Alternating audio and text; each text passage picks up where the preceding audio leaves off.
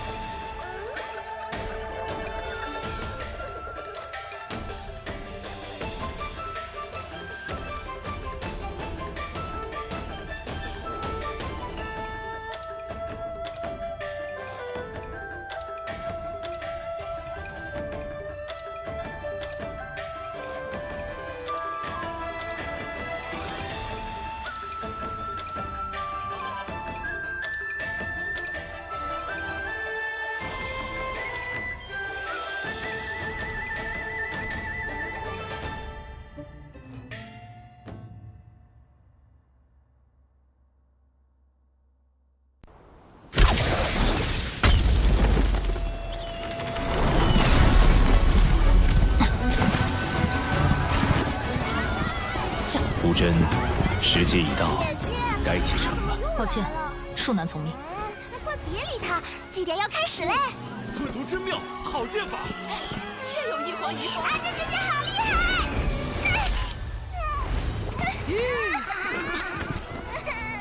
别怕，看阿姐射他下来，为你报仇。阿珍，你要去哪里啊？骑慢点儿！真是长大了。混沌真气乃救世关键，你绝不该安居一隅。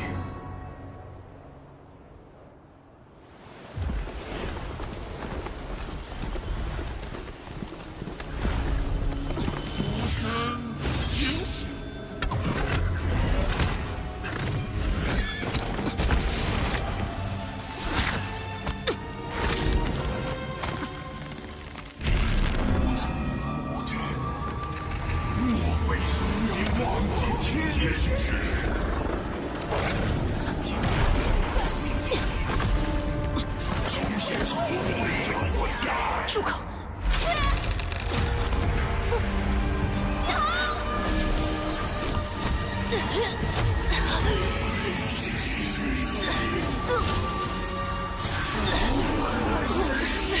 别说了！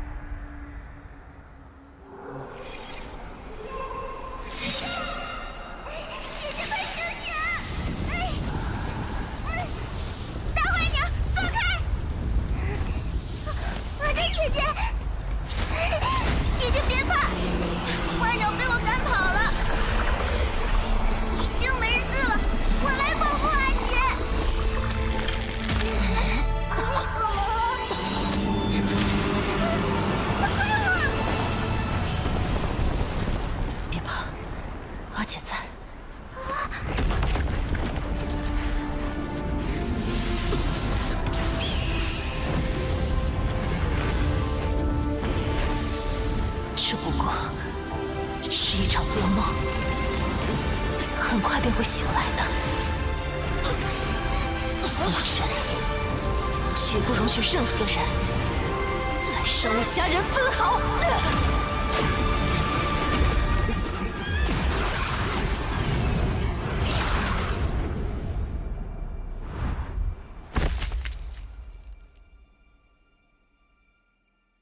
不是说要留守家中，心意已决。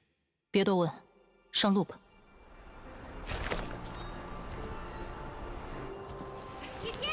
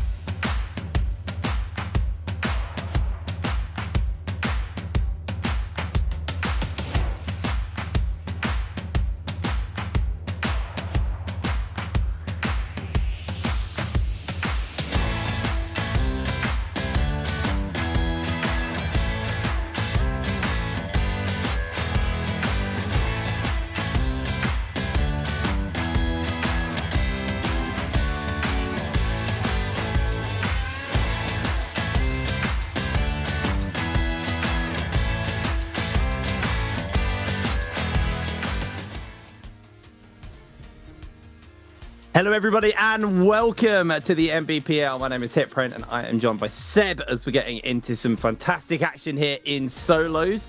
The first round is done. We've had that all wrapped up, and I've already forgotten who won because I've opened my book on the wrong page. I've got all my information.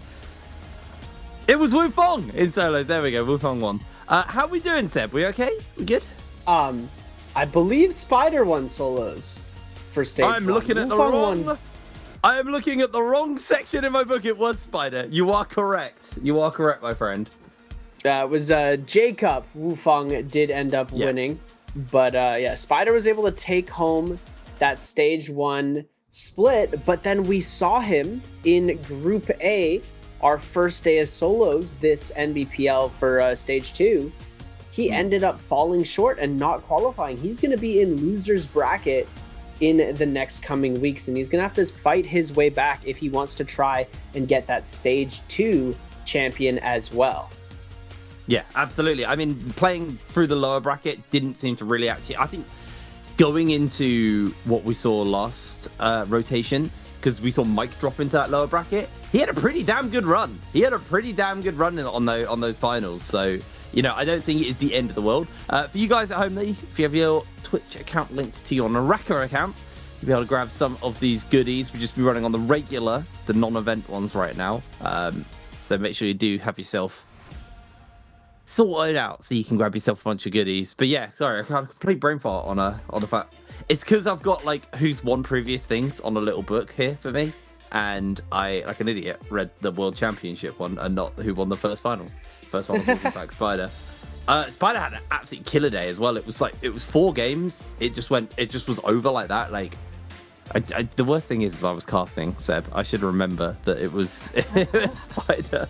I don't know what brain just not turned on yet. We're still waking up. But yeah, no, it was really, really exciting finals just because of how quick it was. Because there was a world where, you know, we were sitting there going, this might just go the distance, you know. These guys are all playing really well. And then Spider was like, nah, not happening. Not under my watch. And he just pulled it off. Beautiful victory for him there. And yeah, here we are into our second rotation of this double elimination bracket style instead of the bi-weekly finals. Now we've had a full lap of it. I'm loving it personally. I always like double elim though.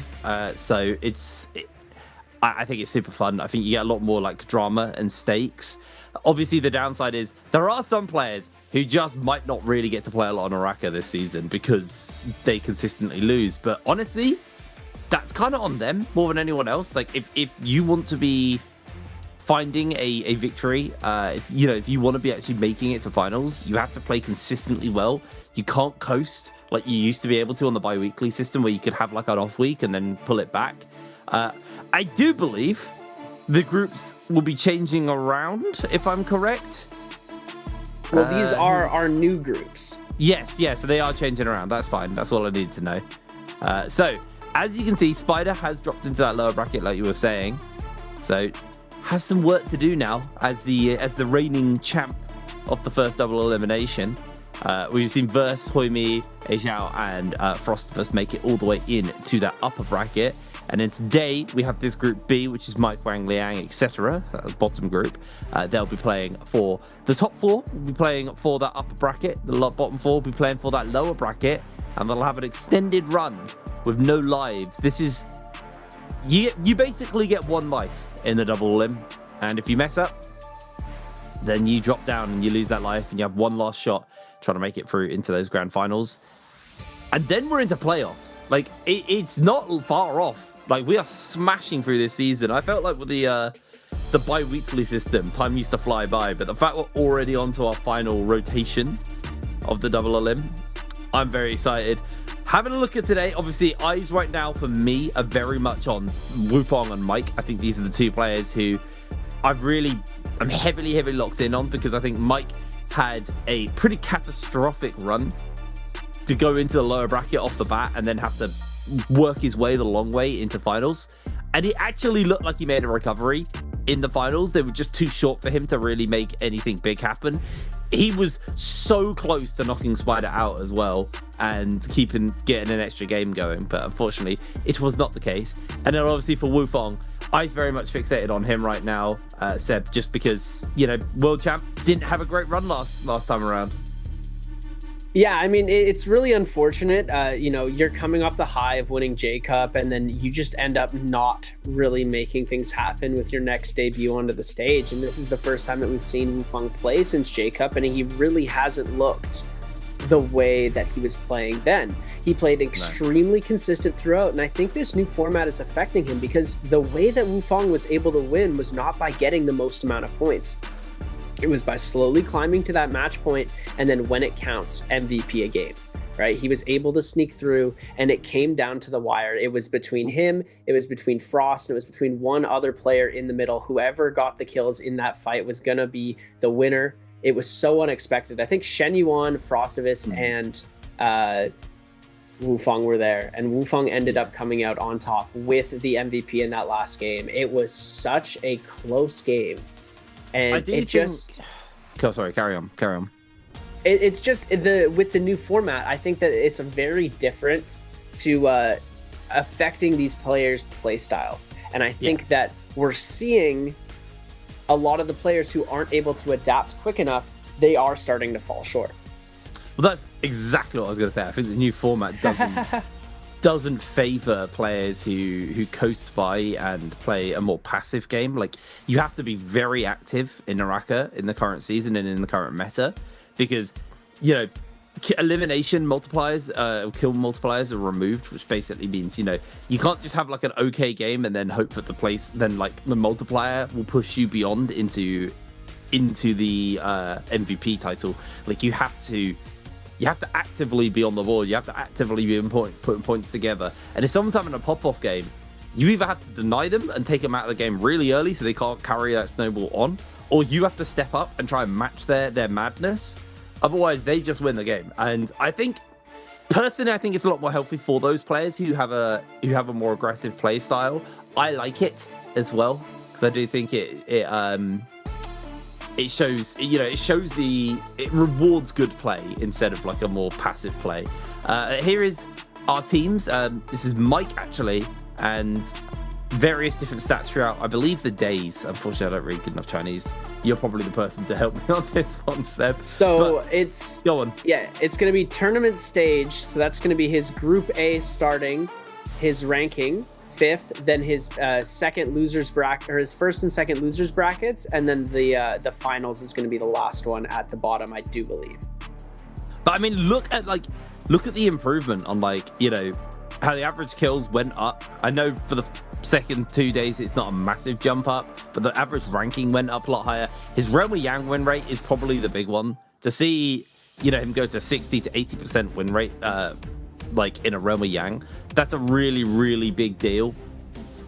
Because I think, again, kind of hitting on how the meta is very, very aggressive, and it rewards players who actively look and seek out aggression. Realm of Yang is the safest way to do that, because if you lose the Realm of Yang, you get another chance. But if you win the Realm of Yang, you get that scaling snowballing going, where you get golden weapons, eventually golden armor in the second rotation of it. So to see Mike recognize, okay, I need to start actually getting my head together on these Realm of Yangs and stop coin flipping them, because Mike is such a fantastic player when put in a 1v1. And there was, you know, there were talks about him potentially retiring going into this year, but I think not getting that J-Cup title on the way out probably steered his hand towards hanging around. Obviously switched orgs with him and Spider. They just handshaked as they walked past one another. So maybe having a new org behind him gave him a little bit of a new lease on life. And, you know, Mike at this point is a serious veteran player. Like, he's been here since the beginning of the Nbpl. You know, Spider came in a little bit later than him, still has a veteran status, but, you know, Mike has been kicking around for a while now. He's got J-Cup titles under his belt. He's got Nbpl titles under his belt. I think he's looking to just go out on a bang.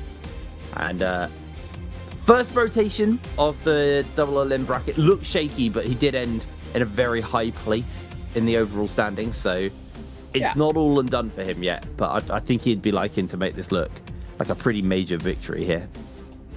Yeah, and I definitely think that, you know, this is going to be, we're not going to see much more from Mike and Spider after this rotation into J-Cup. I think that this is going to be one of the last years, if not the last year, that we are going to get to see them just so dominant as they are, as we are seeing so many players catch up to their skill level. They're starting to lose a little bit of interest in the competition. You can tell it's started to kind of back off. They've passed the their prime moment. They're still going crazy, right? We saw Spider win stage 1, right? They're by no means falling off in any ways, but I think that the drive and their motivation is just a little bit less.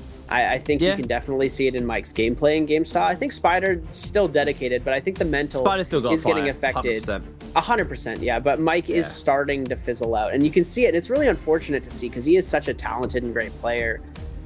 It is so crazy to see the journey that they've been on through since 2021 all the way to 2026, how they have grown and progressed.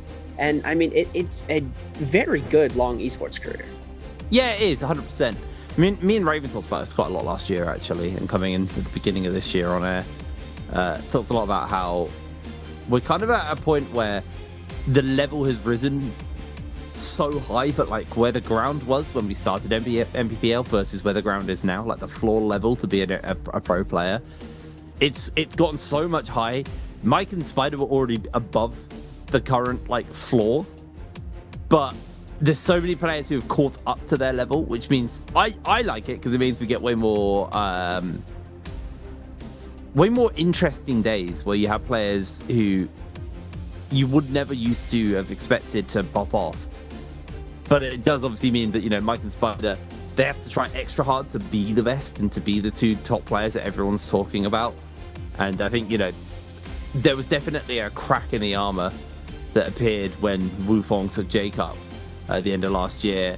You know, when Mike in the first week back didn't even make it into the upper bracket and had to play through the lower bracket. There's so many ways in which these guys have been exposed, and I know we're very heavily fixated on Mike in this pre-game, but you know, I think it is a very important talking point. Now, as we move on from Mike and as we get ready to go into our martial arts tournament at the beginning of the day, I think there's quite a few interesting players kicking about here. I think Paste has been a player who's been really interesting to watch because they've been so swingy in their performances over the years. I really want to see a lock-in of consistency from this guy. And I mentioned it earlier, but consistency in the current tournament is so important. Yeah. You can't rely on one good game to carry you through the rest of the day. It's all about stepping up for all this. And off the bat, we're going to have the Ferrier Dagger Tech. We saw, not Ferrier Dagger Tech, sorry, Justina Dagger Tech.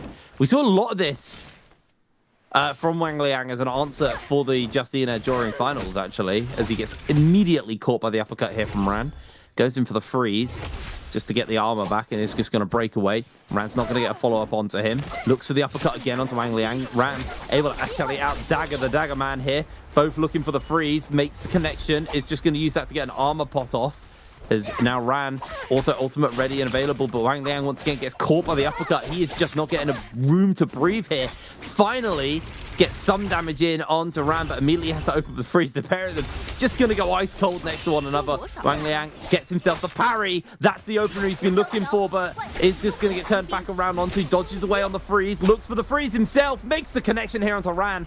Isn't going to follow up though, as the freeze wall's going to do a good enough job just to block Wang Liang away. Both of them looking for those focus attacks and potential parries and just to tap dodge away. Scale rush coming out from Wang Liang. Note cancels it out, actually. Goes in for the freeze as he realized he wasn't going to dodge that focus attack in time.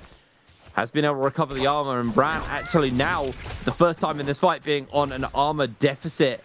As Scale Rush is looking to get charged up. And can he time it right? Nope. Goes aerial. Was scared about a potential parry coming through. As now Ran looking to see if an opening is gifted to him. These freezes have been so big. There's the opener, and he's going to catch him with the uppercut. Wang Liang starting to feel the hurt, but once again, freeze comes off cooldown. Has been able to recover some of that armor. He's going to quickly tap dodge away once again. It's crazy we're getting a Justina Dagger off the bat here. as both of the players on relatively similar HP. We may see a tome actually coming up. Another 8 seconds until we do see Wang Liang gets his freeze back and available. Looks to try and get it down. Tome getting started up here. Wang Liang looks for the scale rush on to Ran. It's going to just continue to hold onto the tome here. Wants to keep it. It's got the freeze. So the contest is breaking out from Ran. Who's going to be able to get this tome? I think that's going to be the difference maker for this fight here. As Wang Liang backs off once again, Clan comes out, not in for the parry, tried to go for the jump there, didn't get a connection. There's the uppercut onto Wang Liang. He's now in some serious danger, no freeze available for him. Looks to try and throw the ult out, is able to make the connection. It's just going to go for a pot and keeps himself going for the moment. Looks to the uppercut, not going to make his way through, has the freeze available. He's getting close as we're about to time out here, but Wang Liang, I think he's lost on the damage front. This should just be Ran's round. They're really playing the long game in these martial artists. This is my first time doing solos, and they've really found the ways to min-max out the timer there. As we're gonna take a look at round number 2, it's gonna be Feria versus Temi. Fist blades for both of them. This is sure to be a bit quicker of a match, but we've got Feria Mech coming into play. It's gonna be a pretty long. Lots of resets coming out here. They're really using the full 3 minutes every single round. As we are gonna already gonna see that pillar drop coming through from Wolves' Ran. Wang Liang trying to make something happen with the fist blades. He's gonna be able to get the 1.0 charge through. Tries to see if he can swing another one. Turns the last little frame of the blue to avoid any sort of parry potential. Big catch off of the F ability into the jump LMB spam. Green focus available, but the 1.0 release from Ran going to be good. And now we're gonna see that ultimate coming through. Goes into the turret form. Is gonna be able to snag a shot before Wang Liang is going to be able to dodge. We see the Goomba Stomp coming in, knocking Wang Liang up into the air, but the Temi Wisps going to save him from a lot of this ranged pressure. Ran now going for the heal while continuing to keep pressure on Wang Liang, as we are going to see the shots coming through now from the turret. As we take to the skies, drop back down. Ult is going to come out, and now Wang Liang with the amount of time could hit the infinite here, but it's not going to connect as the F ability from Ran is going to come out. Wang Liang just going to use this time to go for the heal.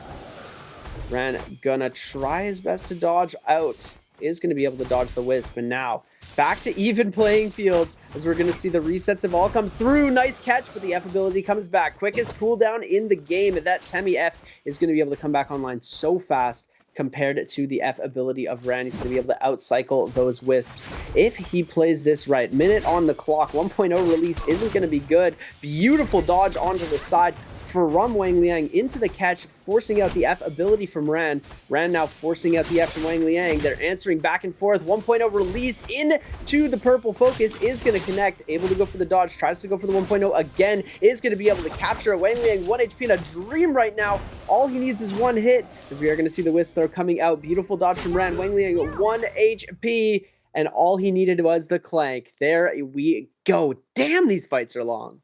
Yeah, I don't expect them to be quick, especially with the Ferias are in the match. And mostly, the Wang Liang Justina tech is like an answer to the Feria. So it was very cool that they kind of called the bluff on that, and they had the Justina versus Justina. But now, expect a lot of Feria in the first rotation. I was amazed it wasn't a Feria staff. It's typically been the go-to for Ferias, like Lipo's running here. But it is... Feria versus Feria does go a little bit long. To be fair, typically when you don't have Justinas and Ferias, so once you get into like round 2, 3s, they can go a little bit quicker because it's not quite as stall heavy. But still sitting in a bit of the stall world here. Wufong gets caught by the parry here. It's going to get followed up onto. Nice from the Lipo. Actually able to get through a lot of that armor. If you can stop him from getting to the pillar, he's going to be A-okay. But Wufong actually catches Lipo against the edge here and answers back out. But there's the F broken out from Wufong. Can just jump towards that pillar if he needs to, but they are playing a very, very long game here. Just waiting to see if he's going to get hit. He can quickly jump into the mech as so. And now Lipo will probably wait to jump into his mech. Just going to stall this out, although taking that cannon shot is going to suck. Time and time again, we do see him just try and get above the head of the Feria, try and play away from the mech, but no, they're both just going to mech up, run in circles, and shoot cannon at each other while trying to heal up, as this is just a break the mech angle now. Going aerial just to try and get away from the overhead, dropping down now. The Goomba Stomp could come through. Lipo joins up in the sky for Wufong here. Looks for the cannon shot. Wufong's able to evade away from that shot. If Lipo hits a single cannon shot here, that's going to make Wufong horrible for the D-Mech, but no, not going to be the case. They're pretty much equal on HP right now. Starts doing a fair amount of damage here to Wufong. Wufong losing most of that armor, most of that health as well, in a real dangerous position. He's just going to get finalized up here. It's not going to take much, although Wufong actually does run a little turnaround, strips away the armor, but like you said, it's 1 HP in a dream.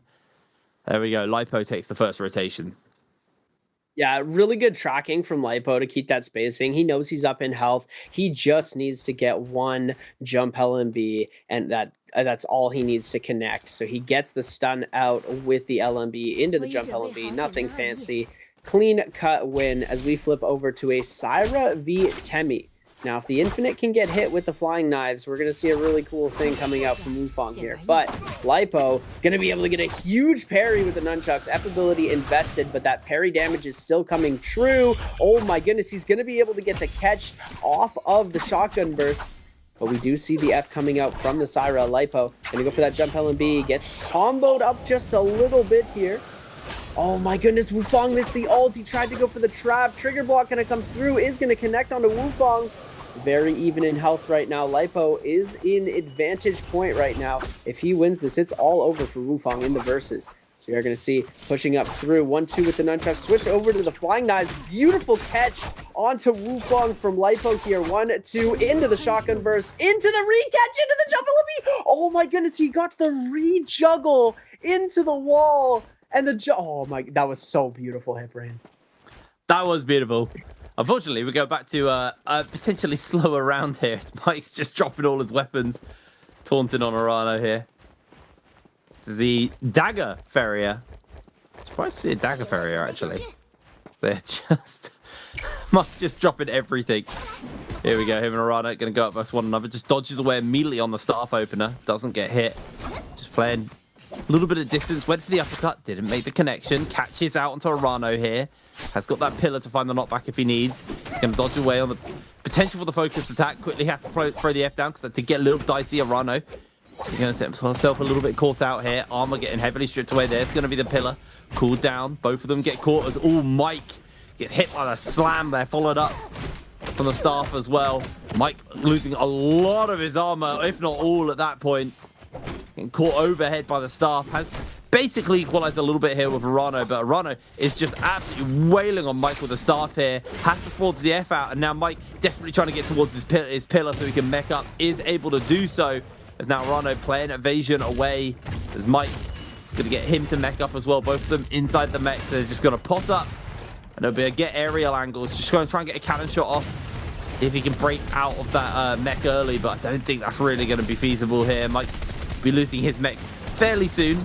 So it's going to have to go aerial at some point, but for now, just wants to actually go for the cannon shots. Decided not to go aerial, interestingly, which now means he can get followed up onto. Has to throw the F out, but he is getting absolutely wailed on by the cannon shots.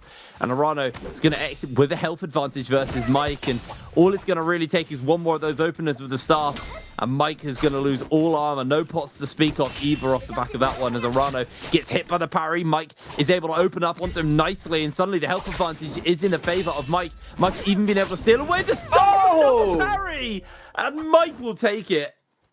Arano tried to go for the sneaky, you won't throw that blue again. You won't try to parry that again, right? But Mike was there to answer the call. Arano had some really good spacing earlier into that fight, dodging. He had a double jump bomb dodge backwards to avoid one of those LMBs. He was in the air, and then he pressed his crouch button, was able to drop through. But now we're going to jump in. Fist Blades on the ACOS versus another Fist Blades on the ACOS. Oh my goodness, double charge attack gonna come straight out of the gates from Mike.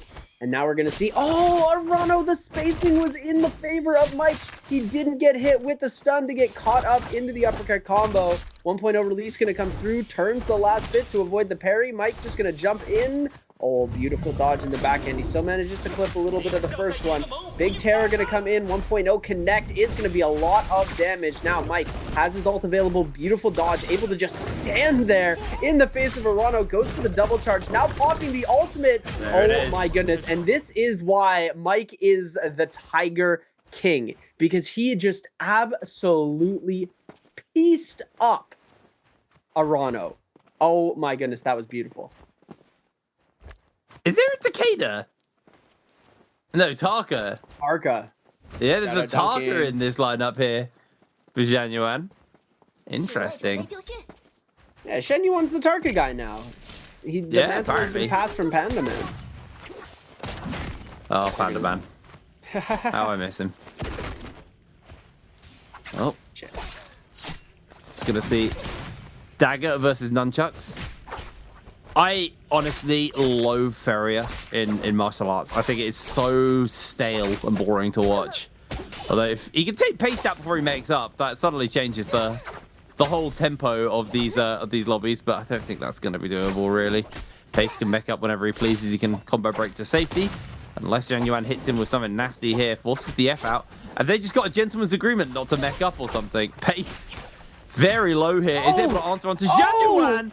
Able to maybe take him. Zhang Yuan mechs up in time. Damn, that was close. If you haven't noticed as well, Paste. Oh my goodness! He's able to get the pick out of the mech. The shot comes through before the heal does, and Paste is gonna take the first round. Oh my goodness, that was insane. Shen Yuan now needing a pick here. He's got Fireball Tarka under his belt. This is gonna be a crazy one. Paste on the Akos. Tarka. Akos being named the better Tarka in some instances. Ult's going to be coming out right away. This isn't the greatest for Shen Yuan. We have the combo breaker ult available from Pace 2. Already no Stam. We're going to see Fireballs available, but now we've got the Tarka ult and the Akos ult out. First pounce isn't going to do too much. He's able to get the elbow in. He's got the knee available now and the combo break ready if he needs to send it through. 5% on that ultimate available. Combo break's going to come out at the last second. Fireball going to come through, forcing the dodge out. Jump LMB's just going to chip away damage. Beautiful spacing to avoid. Whipsword going to come out, but Pace is 1 HP. He goes for the F to line up the stun, but doesn't let it go in time, and Shen Yuan comes away with the equalizer. There we are. First time ever. We're going to have a go to 3 in today's matchups anyway, as Temi versus Temi matchup. Zhang Yuan just getting the emotes out onto Pace here. Just going to step back, both running the start here. Nice parry to open up here from Zhang Yuan. Pace has lost most of his armor straight off the bat here. Does have the F there. It comes out from Pace. Catches him in the aerial though, over the top of the start as Pace is getting absolutely schooled here in this fight. Zhang Yuan gonna just play inside the sandstorm, jumps through into the pocket. Pace hasn't been able to give him the opportunity to get the F off, and that's the parry, that's the follow-up, and that was disgusting how quick that went.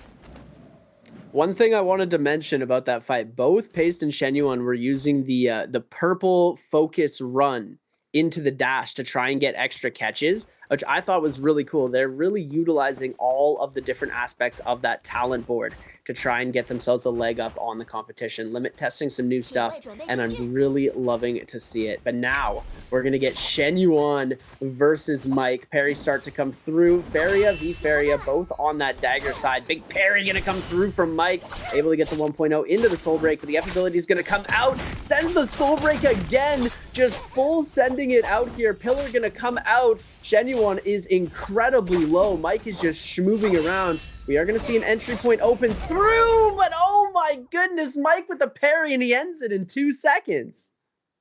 How have the Feria matches been going so quick? We're in uncharted territory here. Akos versus the Tarka. Obviously, it's going to be Zhang Yuan on the Tarka here. Let's see if he can get the damage off on the Mike, but Mike obviously on his signature pick here, the Akos. Already throws the fireball down. Mike able to get a couple of hits in with the fist weapon. Getting spaced a little bit here. Mike's throwing the ultimate out, but ultimate also being committed here from Zhang Yuan. Needs to be a little bit careful for that Tiger. Goes over the head, able to dodge away on that first one. These are two very hyper mobile, very quick characters. Just full-on ADHDing around the fight here. There's the Tiger catching onto Zhang Yuan, able to get through a lot of that armor. Mike may actually just get caught in an infinite here against the edge of the wall. Zhang Yuan able to do a lot of work in response, but he is going to get hit in response. And there's a return infinite onto him. Mike just 2 O's.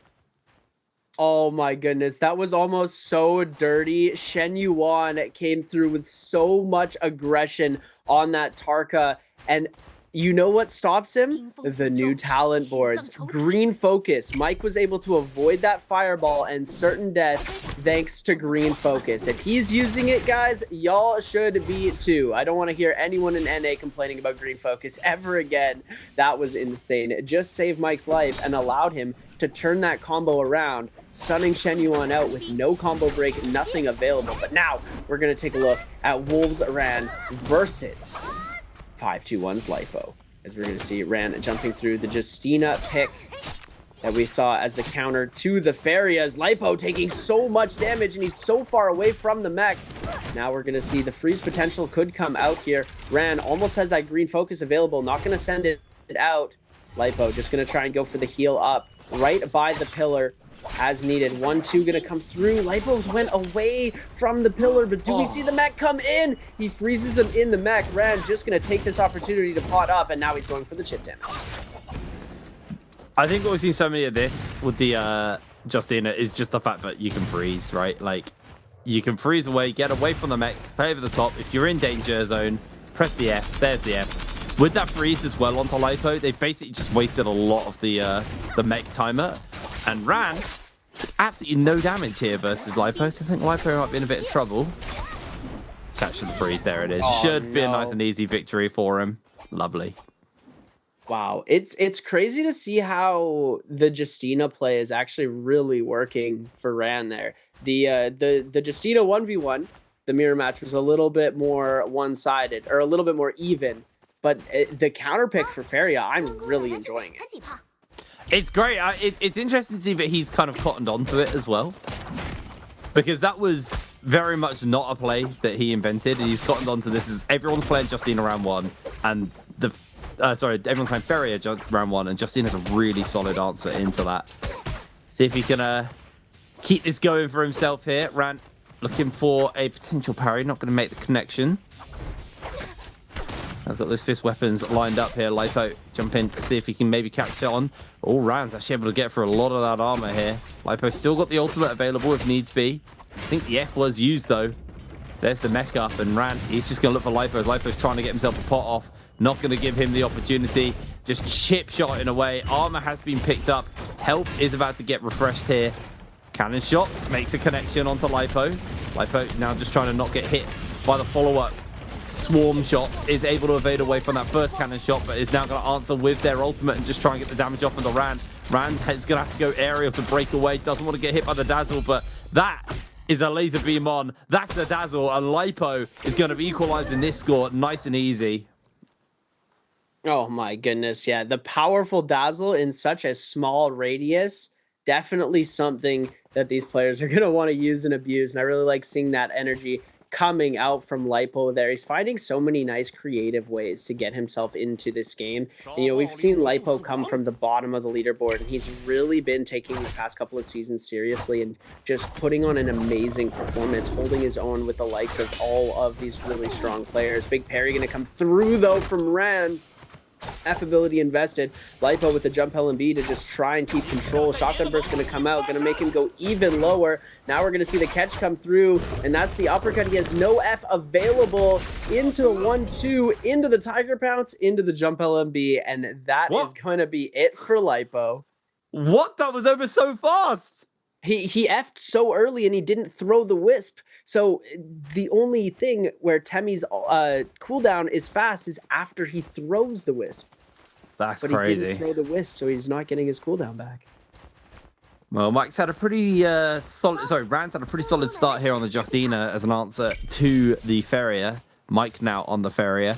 Both running daggers. Mike's really been favoring the dagger on Feria recently. It's interesting to see. A lot of people have been opting for the staff as their go-to or fist weapons as a backup. But already Mike lost half of his armor. Eats a parry here from Ran. Ran's going to catch him. There's the F coming out from Mike. Does not want to get caught with the follow-up. Catches the uppercut here onto Ran. Catches him against the edge as well, so he's able to do a fair amount of work. That's going to be the freeze thrown down. Mike is going to use it as an opportunity to get himself an armor pot off, though. Ran still with the health advantage over Mike. Feeling pretty comfortable. There's the mech pillar getting cooled down, so Mike has a backup if he needs to. Ran able to get a fair amount of damage off onto Mike. Mike, uppercut once again. They're able to do a lot of work to Ran. Ran's going to look for the freeze, but a great dodge out from Mike. Rand's just going to go for a cheeky pot off. Heals up somewhat. 1-2 gonna come out. F ability has been invested. Getting that extra little bit of shield back, just gonna be so beneficial to Ren in the long run. Mike, one of the very good players at getting that chip damage in, as we're gonna see the soul break full combo come out there.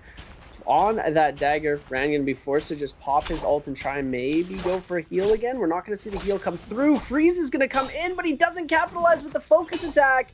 He's gonna get 2 lights in. Mike is getting very low, but we have Pillar available one more time. Pillar drop's gonna come in, and that could seal the that might be enough. Mike there. F is gonna come back. We're running so much cooldown. Oh my goodness.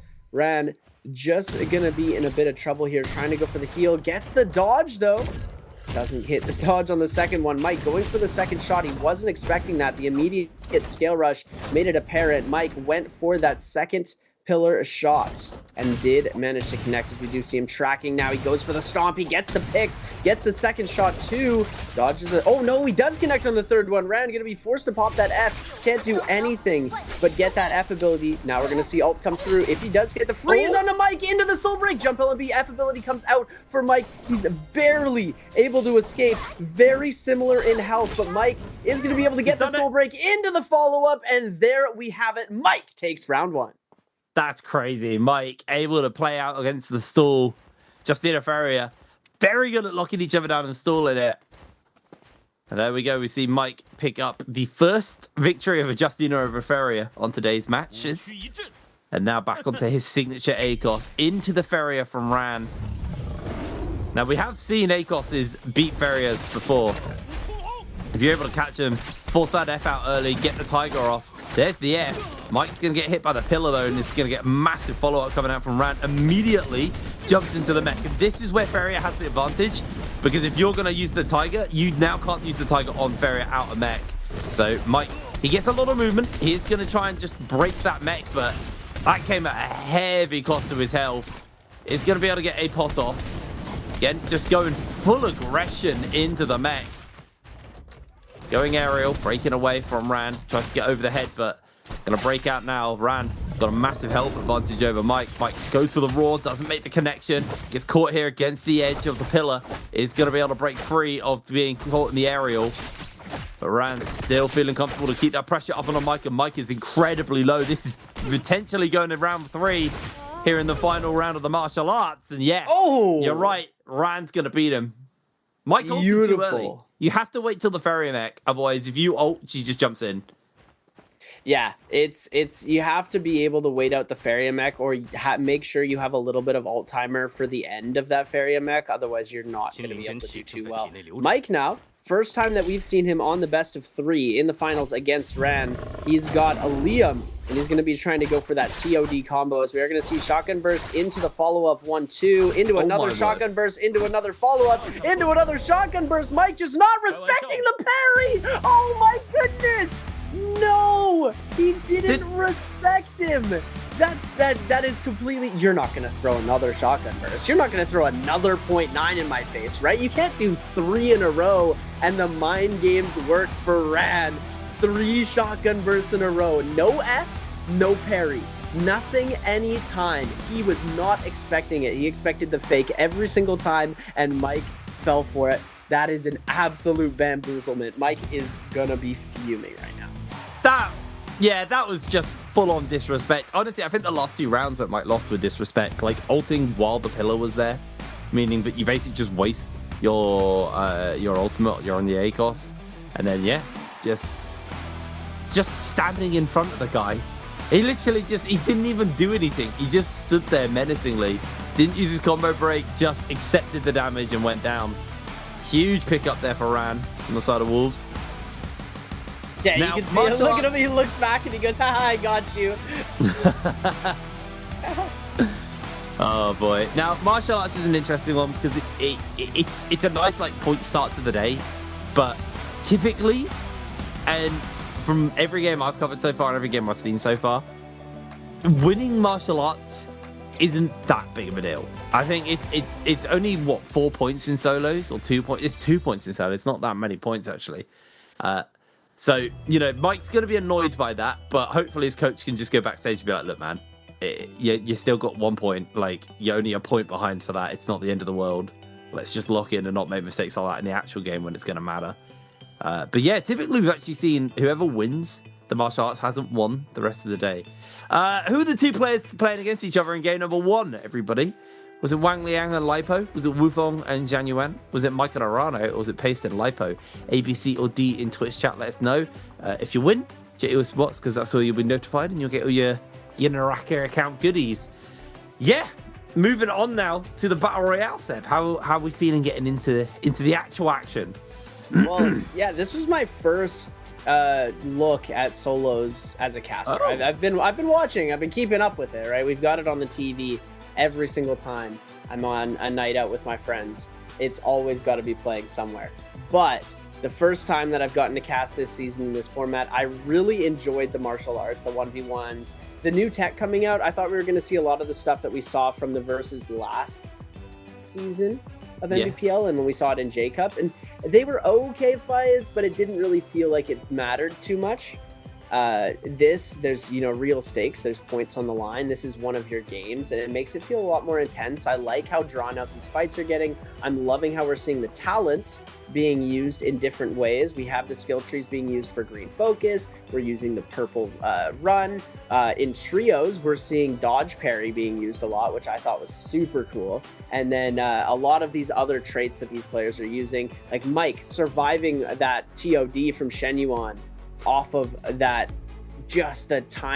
green focus to avoid the fireball. No burn damage came out onto him, and he was able to come through and win.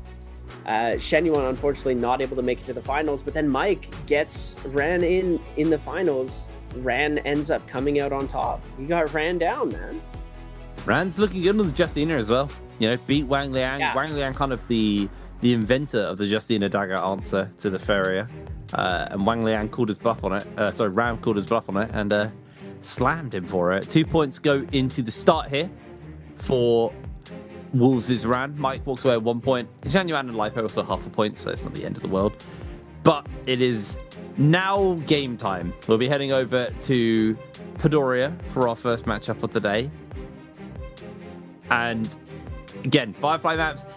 I know you've been watching, you haven't been casting solos. I've actually done quite a lot of solos this season, which is a surprise to me. I'm normally the trios guy. But switch places. Solos is great fun at the moment, and it's very quick. It's very, very quick. To be fair, so is trios. Trios is incredibly fast as well.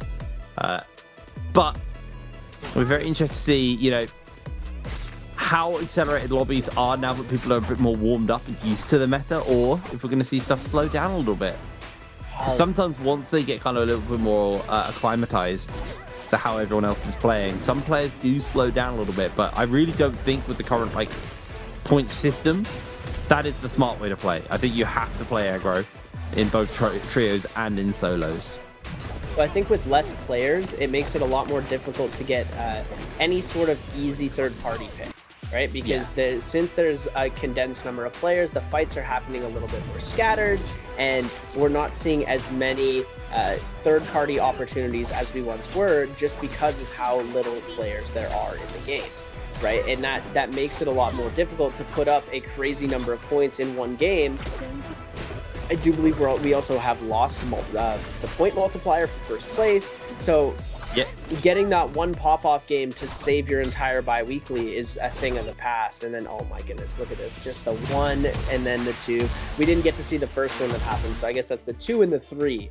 But absolute insanity. And then we saw there, I just wanted to touch one thing from those highlight replays. We saw the Temi, instead of trying to go for the dodge, he tries to activate, Wufong tries to activate the green focus by pressing space, but since he hit the ground first and he was already instant wake up into a new combo, but he hit the ground first, his green focus went away. So when he went to jump, he got caught in midair from the flying knives 1-2. And that's how he ended up getting rejuggled. It's just like, it's an unfortunate, you press the spacebar, you're trying to green focus out of the combo, you're mashing that as hard as possible, but it looked like he almost canceled it because he was trying to dodge out at the same time. It's an unfortunate circumstance, but it makes for a really fun play. Yeah, no, I mean, it made for a very interesting fight. A lot of quick fights. I think what really caught me off guard, especially towards the end, was how fast those rounds were going, considering they were playing on pretty stalling characters. Like, the Fairy and Justine are both very good at stalling out and longing out the opponent. And that kind of just didn't matter. It was just full aggro, very, very quick rounds towards the end there. So it was interesting to see if some people have figured out how to blow up a Feria before she can mech. I do think that is actually the answer to Feria, is not match the Feria.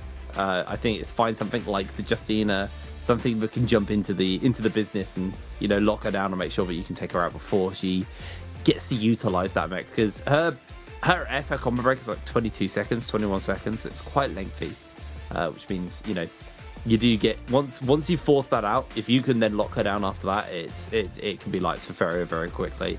But yeah. Moving into Hero Select for this first actual matchup, heading on to normal Battle Royale, returning to some normalcy. One of the things that I've seen quite a lot of is a varying opinion on Hero Select. Now, ACOS is the go-to #1 pick guy, but beyond that, what we have seen is sometimes like Alani is second pick, sometimes it's 8th pick. It feels like a pick which is, some people really still prioritize various different heroes, and Lani was just one of my examples. There's plenty of heroes right now who some people will pick as their second pick, who someone else would not even think about picking second. They don't rate it. So it's interesting to see, you know, for certain characters have this ebb and flow outside of the ACOS first pick. Although I can't remember who it was last week, but someone last week actually picked Lien first instead of the ACOS, and it was only one time, and then everyone else just picked ACOS for the rest of the day in first. But it does mean our mirror matchups always ACOS, which is super fun because ACOS offs are incredibly exciting. Actually, what? So guess who was at the mirror match for Group A? Oh, was it not ACOS? Take a wild guess. Somebody, because it's the most amount of points, right? Somebody played a specific hero. I thought it was the most first picked. No, it's the hero that gets the most amount of points at the end of the day. Yes. I thought it was the highest priority pick. No, so one person played this hero. Then? Nope. One person played this hero, had a crazy pop-off game, and beat out the amount of points by just a little bit. And now we have some predictions that this might happen again with another character. But just guess. Take one more guess. I'm gonna say, it can't be Temi. Is it Takeda? Nope, Enor. Oh, get out! Yeah, we had an Enor mirror match on every time we've seen Enor in solos, he sucks as well recently. We had who had a good game on Enor? I can't remember exactly who it was. Someone in the chat can remind me.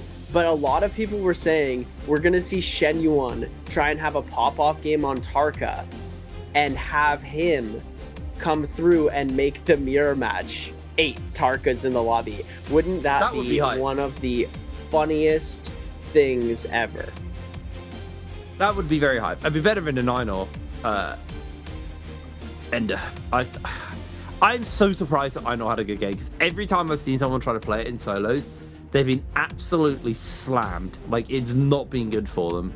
So interesting to see that some people, I know we do have some players kicking around who still favor the character. I can't for the life of me remember who that is, but we do see some people put a lot of favor on to the Einor. But regardless, as you can see, ACOS, and then it's kind of like ACOS plus other. It's like 90% of these players like cards and seeing what they kind of prioritize in that secondary position. She's Yuan. Average kills, average damage, average ranking points. We're not going to see his heroes, maybe. There we go.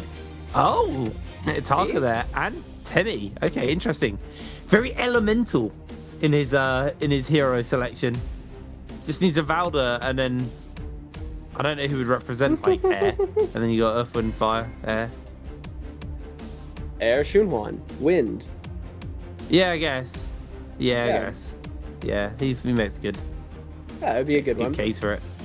But yeah, one thing that wait, surely Wu Shen, he puts wind walls. Oh yeah, Wu Chen too. Yeah, Wu but Chen, I think definitely. Wu Chen's more Tai Chi. Xunhuan is more like, you know, he's walking on air. But, you know, that's neither here nor there, bars, as we're going to get a look into our first draft. Ran with the first pick, Wang Liang in second, Lipo in third, fourth is going to go to Wufang, Mike taking fifth, Arana with sixth, Shenyuan in seventh, and Paste going to be bringing up that 8th place spot in the pick rotation. And it's so interesting how Mike can place in second, but drops all the way down to that 5th place in the selections. Alrighty, well, let's see what these guys have got cooked up and ready for this game number 2 of the day, the first of the Battle Royales. It's going to be Junhan Lee getting locked in for Ran. Well, he's thinking about it. He's going to lock that one in. Interesting. Everyone's faith in ACOS has been wavered, maybe only briefly, as Wang Liang is going to immediately pick up the ACOS. Okay, I think Hypernova, shout out Hypernova, he said it in the chat. He said it's the first played hero, the first played hero that gets the most picked. But if it's a different hero every game, then it's the highest average points. Ah, I see. Okay. That makes sense. It was Ajao on Enor. Thank you, Hypernova. WMAS, shout out. Yeah, I thought I was going crazy there because I felt like it'd always been the most picked. But there we are. Interesting to see that it was a bit more of a flexible day on what was getting picked up. Yeah, I enjoyed it. I was watch partying, and I thought that it was a really interesting day because it was the first time I had really sat down and actually analyzed and watched what the players were doing, what the different metas and strategies were happening, and yeah, it looked incredibly diverse with the lineups and the hero picks. Everything was in different areas than it usually was. So I thought the change was good, and I really enjoyed it. Hopefully we'll get to see something similar coming out today. I don't know if it's going to be a little bit different, just given that it's different players, they favor different things. But I would love to see a Tarka mirror match, as we are already getting. Oh no. No Tarka first pick. 7th pick going to be coming out for Shenyuan with the Liam. And then Paste, our last player to pick today for game number 2. Our first Battle Royale of the day. Kylan dropping all the way to 8th is absolutely insane. I mean, he's got an entire rounds about being picked in the current solos. He's kind of fallen off a little bit in his power ranking. Some people do still play him, but a lot of players have kind of ditched him in favor of other characters. I think the Yoto's been interesting to see, like the kind of recovery of Yoto. I think it was it Wang Liang? I can't remember who it is now. I'm having a complete brain fart on who it is. But there is a player who pulls out the Yoto and they just full send it, and it is so good for them. Like, it's such a solid pick. They just ult on Yoto and they just W. They don't care. They just swing. Don't play it even like with a remote bit of thought, and it's actually been working really well just to go full aggro Yoto. Other than that, we've seen a bit of mixed results on her. Really annoy me. I can't remember who it is now. I think it's RW's player. I think. Anyway, that's a redundant point at this point. As we get ourselves loaded up, heading into Midoriya, Firefly map as well, so ults be coming online nice and quick. The real question is, where are the drop spots going to be? Are we going to see any hot drops? Which has been the typical go-to. I do think we'll probably see quite a few people contesting the Volpine Essence, because they're really going to want that. Oh yeah, we love to see those skirmishes right off the bat. Everybody going to collect the coins, one player managing to get away with some of them and getting themselves that Volpine Essence is just going to be a huge advantage into the rest of the fight, especially if you're able to take it into that late game. You know, oftentimes we see players losing it in the Realm of Yang, but you know, in solos it's a little bit different than the trios, where if you pop that Volpine Essence in solos, you're usually going to be able to come back and win the game, or win that fight. But taking a look at our forecast for where these players are dropping, we've got Wolves and Alliance spawning near Imperium.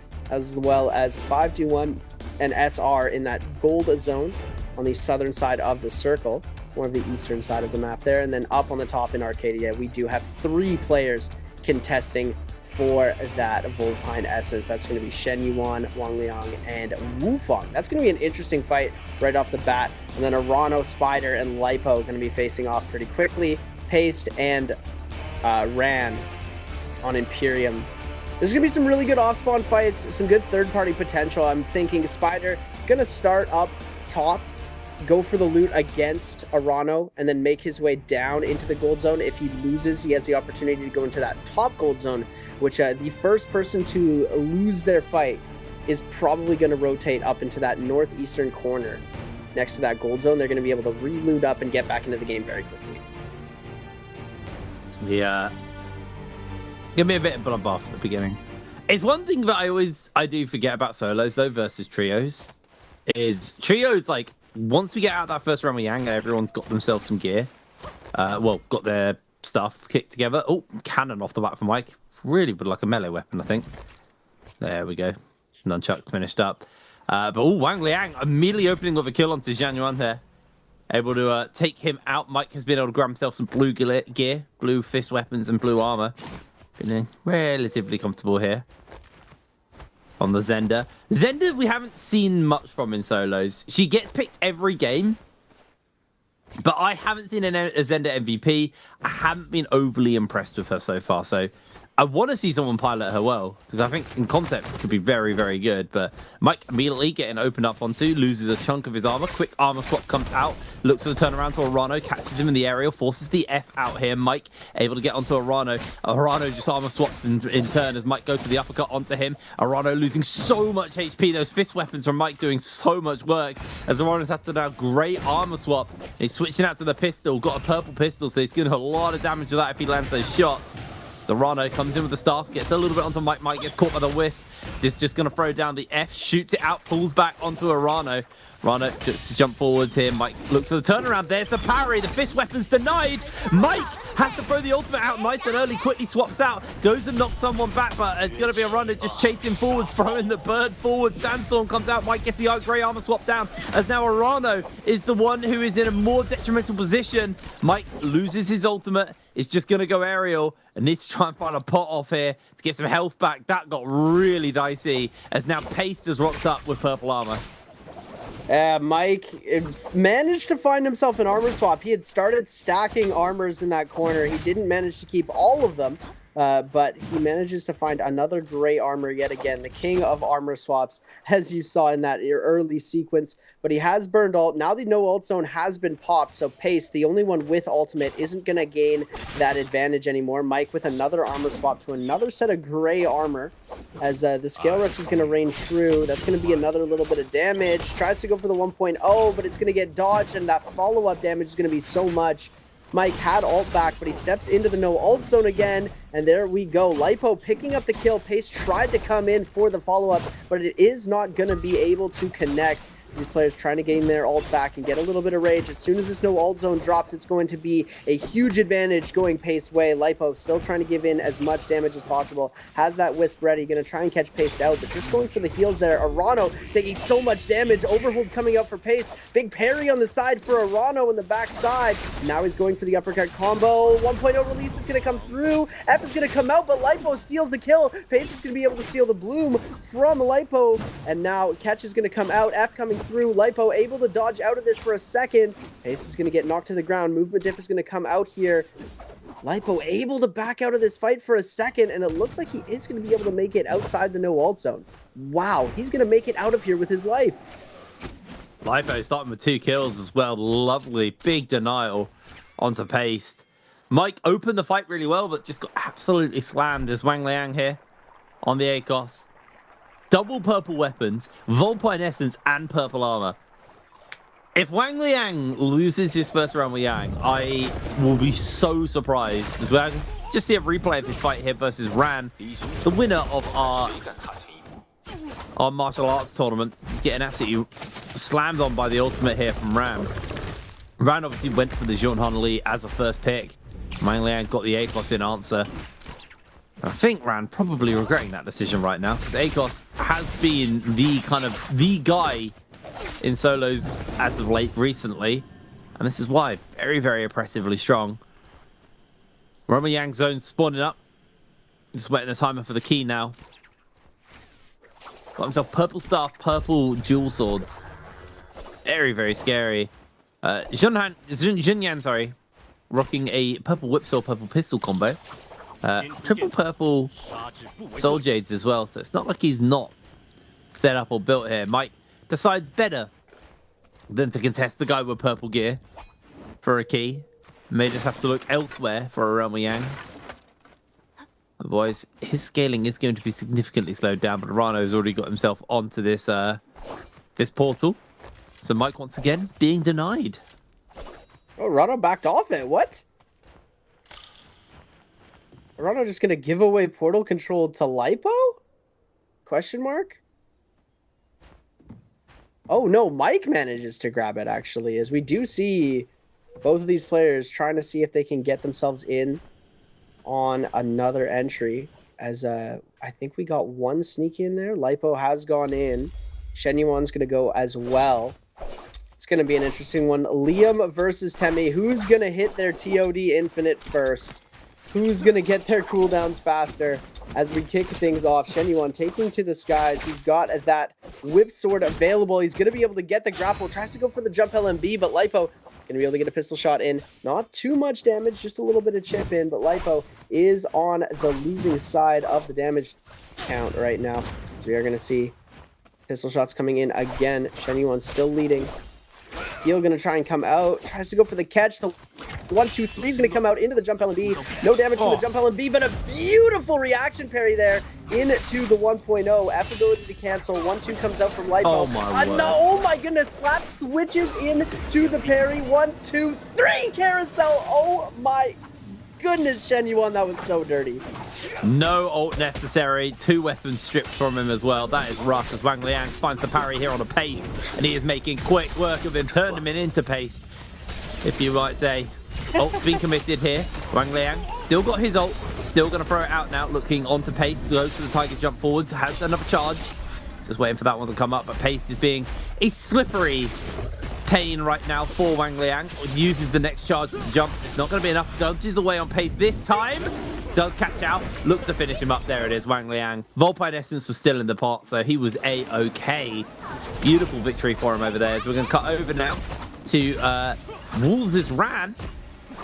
He's got himself in a fight with Arano on the edge of the zone. Arano has been able to get a pot off as Ran's been caught by the ball. Into the zone he goes. It's not too much damage at this point in the game. And they are just going to back off one another. Decide not to call it. Not to go full ham. Ran only with grey armor though. Very, very exposed. Wants to try and find something, which means he's going to be somewhat tankier. As now it's Mike and Wu Feng. The last two inside their Roma Yang with only 15 seconds left on the clock. Are they both going to time out here? There is a very good chance that happens. There's 6 seconds left. 5. Oh my goodness. Mike with the parry. They're timing out. Ability. They're timing out. They're timing out. Mike with the parry to stick the timeout was absolutely insane. If the parry punish damage would have come through there, Wufeng would have been done. But now an extra player on Yang Depletion means so much more aggression from these Yang Depletion players. And since they're going to be spawning out right now, they're going to be able to have the opportunity to catch third parties off of fights like this, where 2 of our players with that are only 2 players actually with the or no, he's not buffed. Shenyuan's the only player that has buff because Wang Liang took White Tigers instead of Vermilion Birdmite. Why did he take that? I guess like you lose the extra life, but what you gain is a big combat buff. And I guess that's the mindset that like the headspace he's in for it. I do find that very interesting, but he decided not to go Birdsmite. Only 1 Birdsmite player. That means in the absolute worst case scenario, for like, well, best case scenario for the players, for the viewers, we want people going out. We want excitement. We want drama. but in the absolute, minimum, we're losing 3 players here. No, we're losing 4 because Mike and Wufang. Yeah, that's what I'm saying. But if they kill the Birdmite player, yes. actually they could take each other out. It's like 2. Oh. It's like 2 is the minimum, really. Oh my goodness, Shen Yuan stole the bloom away from Mike. He also stole the kill, and now the ultimate from the Temi. Going to be holding them both in this zone. Now Mike becoming the target of the lobby. All these players are going to start to focus onto him quickly. The Zenda, not the most optimal pick in this situation too, as we're going to see in the back end. It looks like Wang Liang is going to take out Wolves' Ran. That is a non-Yang depletion player going out as well. That's Lipo and Ran, both eliminated from the game so quickly here, as now Mike, Pace, and Wufang needing to get that cleanse. Pace now trying to see if he can get the elimination onto Wufang. The Yodohime ultimate going to come out, but the Kylan ultimate is going to be doing so much damage in this exact scenario. It does end up beating out that Yodo ultimate, as we are going to see, but Arano gets the kill. Who's going to steal the bloom? Mike takes it. Beautiful parry for Mike. Punish damage going to be coming out onto Wang Liang. Wang Liang locked into a corner now as Pace ultimate is going to go down, but now he's getting shot up. Arano going to be coming through with beautiful scale rush tech to be able to just knock Pace down. The scale rush comes through at the end from Arano. Arano manages to grab the bloom. Pace is eliminated, and now there's only 4 players that remain, and we're not even in second Yang. What is this? How are we at 4 players? Like, we can literally have all of the players jump into the next rotation of Royale Yang and then just go down to 2 at the end. That is absolutely crazy. Shen Yuan going to get himself onto the portal and get himself situated and ready to go. This is one of the most accelerated games I've ever seen. I want to see if Wang Liang's still got his Volpine Essence. I don't know if he has been able to grab it or not, but they're scared of him. Everyone knows he right now is kind of king of the... Yeah, he does. That's why he grabbed White Tigers. Duh. Oh my goodness. That does actually make a lot of sense. That makes so much sense. It was right in front of our faces the whole time. He doesn't need Vermilions when he has Volpine. It's absolutely useless to him having Volpine and Vermilion at the same time because he wants to die. So he's grabbing White Tigers. That's actually so smart from Wang Liang. Yeah, I like that. I like that. Well, we're going to get to see him inside this Royale Yang. See if he can hold on to that Volpine to the end of the game is the real question. Going aerial, catches out onto the grapple here. Just staying aerial right now. Is going to get caught off briefly. Has the tiger form, but he is stuck in the aerial. Throws out the roar. Does make a connection. It's going to look to try and get some damage off in response, but that opener was pretty rough for him. He got completely trapped on the aerial side. Goes for the uppercut here. Is able to get something off, but gets hit back. Is going to try and get a pot off, but the chip from the pistol shots are going to be causing him a bit of a nuisance. Has been able to armor up a little bit. That's going to be a full reset from Wang Liang. So all of that start that Shen Yuan did has been somewhat dissuaded, as they're just playing range from each other, pistol shotting and trying to exchange it out here. Wang Liang throws out the F, instantly throws out a response ultimate though, catches him inside the ball here from Junyun. Junyun able to get the first ball off against the wall, doesn't get too much damage done. That, I feel like ulting while the Liam's got ult is a total waste here, but he just wants to evade away on the ball capture. Has still got another charge for that jump. Is going to throw nothing out. Just gets himself a little bit off. Trying to go get himself the tiger. Here we go. The charge comes through. A lot of damage landing onto Shen Yuan off the back of that one. And finally, this ult is actually doing a lot of work here for Wang Liang. Catches with the uppercut. Grapple tech. Breaks away with the combo breaker. Gets the roar back off once again. Catches him with the whip sword here. As Wang Liang loses about half of his armor. Again, another charge with the whip sword. 2 focus attacks just making the connection. Doesn't want to let the pot break off though. Doesn't want to let the heal come out. But there's going to be another catch with the whip sword, and Wang Liang is in some serious danger. Remember that Volpine Essence still hasn't been procced yet. As he's waiting, baiting it out. Only 8 seconds left on the timer. Wang Liang goes for the uppercut. Catches him against the pillar here. That's going to almost be the kill. It's a 1 hit here. 1 second. Oh! And again, they time each other out. What is going on?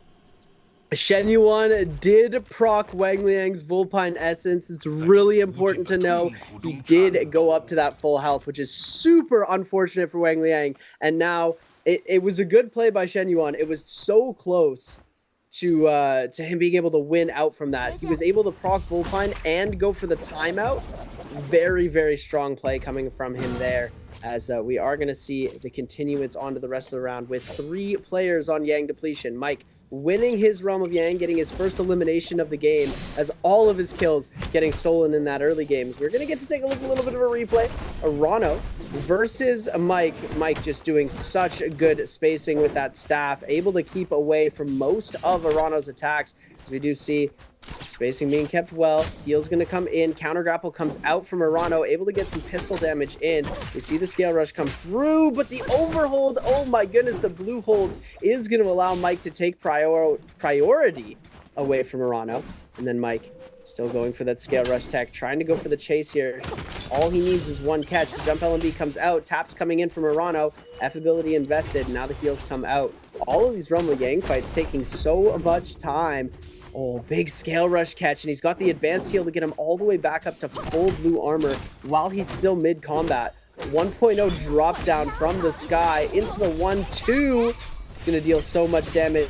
Now the ults are getting popped, and he just needs one confirmation. There's one. Goalie stance going to save him from that damage reduction, but the lockdown isn't going to reign true. Just one shot left. F ability to dodge. Arano's doing everything he can to stay alive into this fight. But the tech chase is going to come out Mike's way, as he does manage to claim the victory in the Realm of Yang. And Mike just has like ultimate control now. Everyone's on depletion but him. And he would have seen the kill board. He would have seen it. Oh my goodness. You're so right. Yeah, he's literally the only player without depletion. He's geared up finally. Are we going to see the first Zender MVP? That would be crazy. I mean, Wang Liang through placement points has actually done okay at this point. He'd have to see Wang Liang go out first, and maybe might pick up a kill or two. But I've not been impressed with the Zender in solos, but the players really rate her. She's 100% pick rate on every day. So I'm interested to see why the players put so much priority on this character, considering her actual performance within the games has been pretty lackluster so far. Mike picking up that Zender, as you can see Arano and Zhang Yuan going in for a fight versus one another. Wang Liang may also come down to join. Zhang Yuan loses a fair chunk of their health, or their armor. They immediately get caught, throws the ult out. I mean, a catch into a Bane's Breath would be absolutely catastrophic for anyone here. So maybe the Liam can find some use through that. But, oh, timing out. The moment he threw that ult out, he just kind of got heavily denied. Threw a ball to see if he can maybe find a cheeky catch. Still has a second ball. Throws it out. Doesn't make a connection. And now Arano is going to jump in onto him. The Bane's Breath is timed out. And we got Spirit World spawning up fairly soon. And I'm pretty sure Mike just gets the free pick in here. Yeah, I think that's the play, as we are going to see these players starting to go for the battle out on that Yang Spirit, while Mike going to go for the contest on the other side, and the 2-2 split is going to be really unoptimal. Genuine realizes that and goes for the Yang Spirit while contest instead, but Mike is really just, Mike is going to be, this is going to be insane. They're all, I don't think they're, the thing is their Yangs ended at different times, so their Yang depletions expire staggered. There's a chance that one of these players is going to be able to min-max this out, but Arano is going to go down. 51 seconds left for Shen Yuan. He's got a little bit more time on the clock. Will he be able to grab Arano's bloom at the very last second? And who is going to be kill credited for all of these Yang depletion kills, as the chip damage is coming out? Wang Liang, Arano, Shen Yuan, all still with the need to cleanse the Yang depletion. Mike has the White Tiger's prowess. All of these players going for it. Mike going to be able to claim and give Yang depletion to all these other players again. 3 seconds left. Arano will be the first to fall. Oh, it's Mike. There's one. Who gets the bloom? Mike gets the bloom and the kill credit. These other two players are going to die instantly. They're going to die instantly. 5, 4, 3, 2. I don't have the timing exactly right, but these players are about to go down, and Mike's going to win on this. the money. They're both so low. I think Mike just gave himself the freest win of the game. Oh! There's no way. That's actually bonkers. That might be one of the most circus level endings I think I've ever seen to an Nbpl game. That was so funny. We saw 2 Realm of Yangs both tie And that just accelerated the game at a phenomenal pace. Mike walks away MVP at the end of that one. I think this is the first time I've seen, well, I know this is the first time I've seen a Zenda get an MVP. Yeah, I mean, I don't think that we've seen very many Zenda MVPs. I think there was 1 or 2 in Group A, but definitely one of the first times that we've seen Mike doing anything really crazy with the Zenda. And, you know, the people might question the pick a little bit, and I definitely think not the strongest hero to have. But if you're running down the list of what does this hero do and what do I need to be successful? So Akos has mobility, he has damage, and he has combo starting potential out of his ultimate, right? So does Zenda, right? They combo starting potential, mobility, and damage, right? Has a good F ability that is a combo break, and it checks all the boxes. And it's just, why would I not play Zenda? Why would I play Takeda and not Zenda, right? Zenda's just the more optimal pick. It's not the most optimal pick, but I think it still deserves a place at the bottom of the meta. No, absolutely. Absolutely. You know, it's like a solid A tier, maybe B tier pick, the Zenda, where, you know, I think like Akos is kind of like the biggest S tier right now. Maybe Jeonhan, like high A, low S.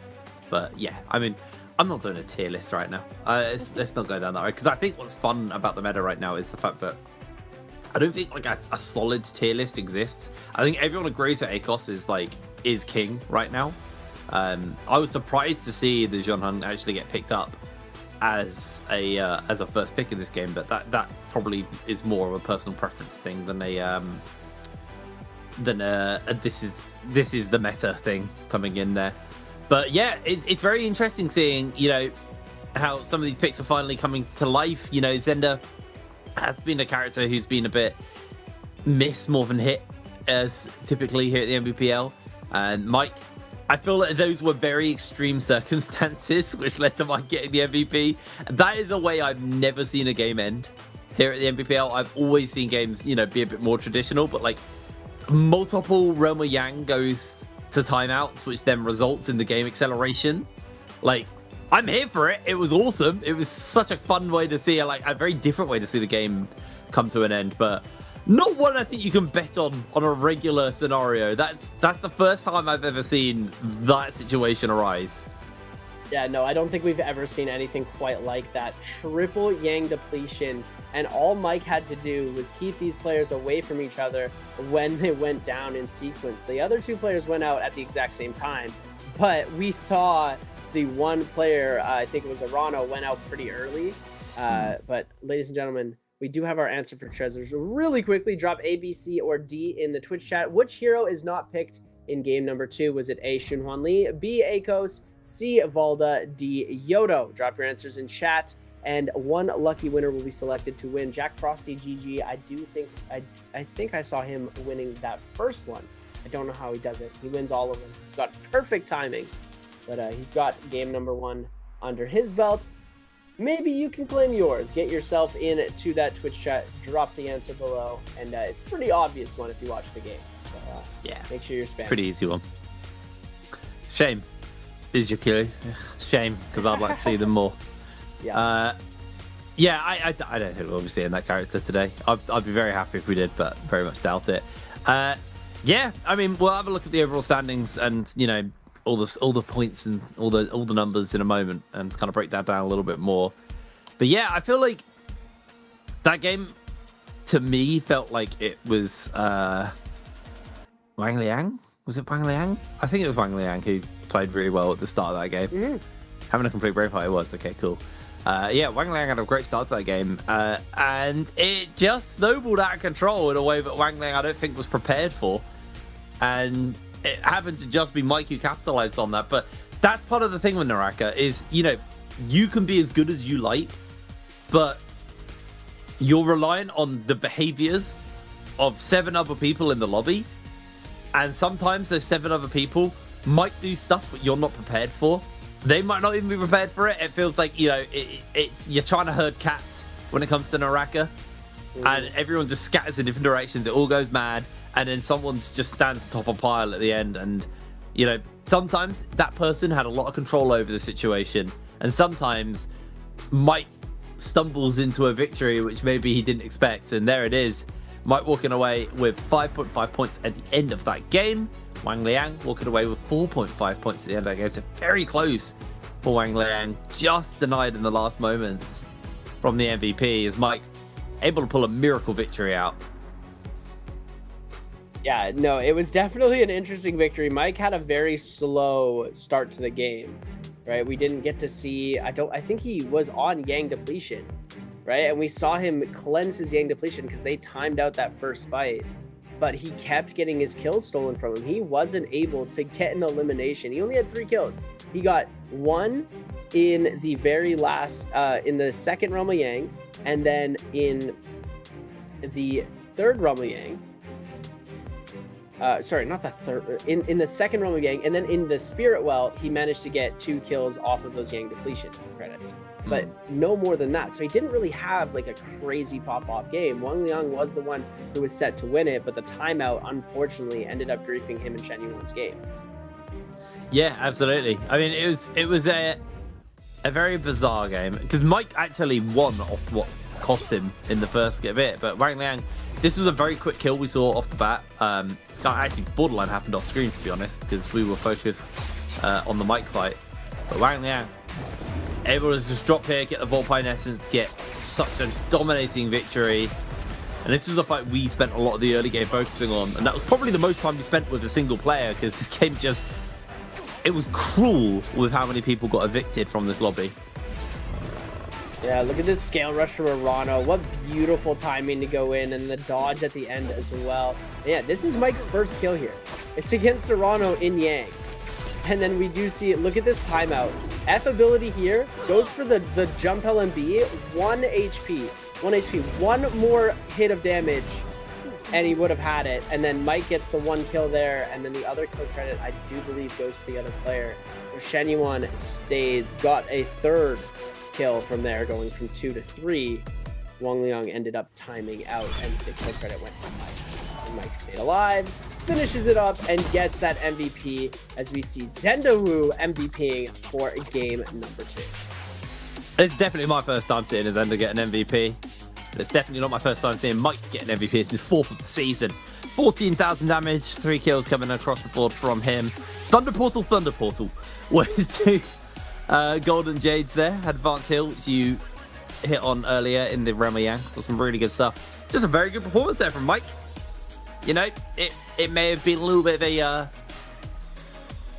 a hard start with him losing the fight, getting denied kills off the bat, and then timing out in his first Realm of Yang, dual timing out, and then winning because someone timed out their second Realm of Yang.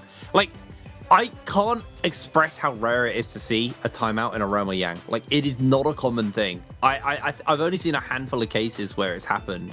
But we did have I say that we did have a meta in trios, but trios is its own beast. But in solos, seeing a timeout in Realm of Yang, that is so rare. And like, to see a timeout when there's not a zipping involved as well is even rarer. Like, they weren't stall characters. That was just like aggressive characters plonking off each other. Anyway, we're going to throw ourselves over to a quick break, and we'll be back with our game number 3. So we'll see you in a moment.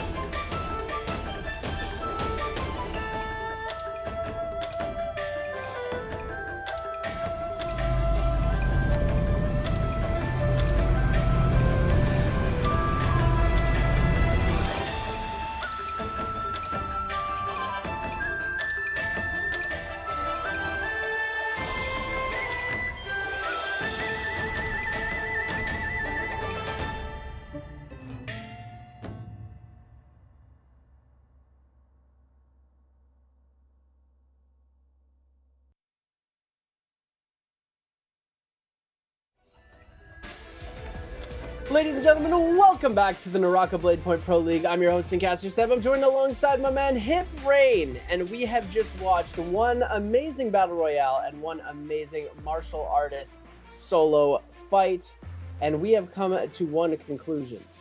That game was incredibly weird.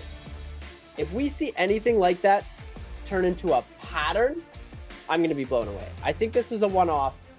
I definitely think that this was a one-off, but I hope... I mean, I was entertained. I was entertained by the fast-paced nature of the scrambling because only one player didn't have Yang depletion in the lobby. Yeah, well, I think NARAKA is at its best when it's hyper-aggressive and very fast-paced. I think that's when the game really shines. It's got a very fun combat system. It's very interesting to watch, and watching people squat in a bush, watching other people fight is the most uninteresting way to play the game. So when everyone gets accelerated, it is a fun game. And like Roma Yang, when it got introduced all those years ago, really sped up the game. And this is the first time where I feel like I've seen Roma Yang actually have an insane impact on the tempo of the game. You know, it's always sped the game up because of the depletion system and like that mechanic, but having it so it just everyone was depleting and just getting knocked out of the lobby. Absolutely fantastic game. I would be surprised to see another game move in that direction. But what we have had a lot of is, we've had a lot of games where, regardless in this meta, we move at a pretty fast tempo. Seeing the Roma Yang Spirit World, that's typically where, like, around those timers is where the game ends. So I'm very interested to see what we got coming forward since this game number 3. Seeing some of the crowd. I wish I could read what they said. I really do.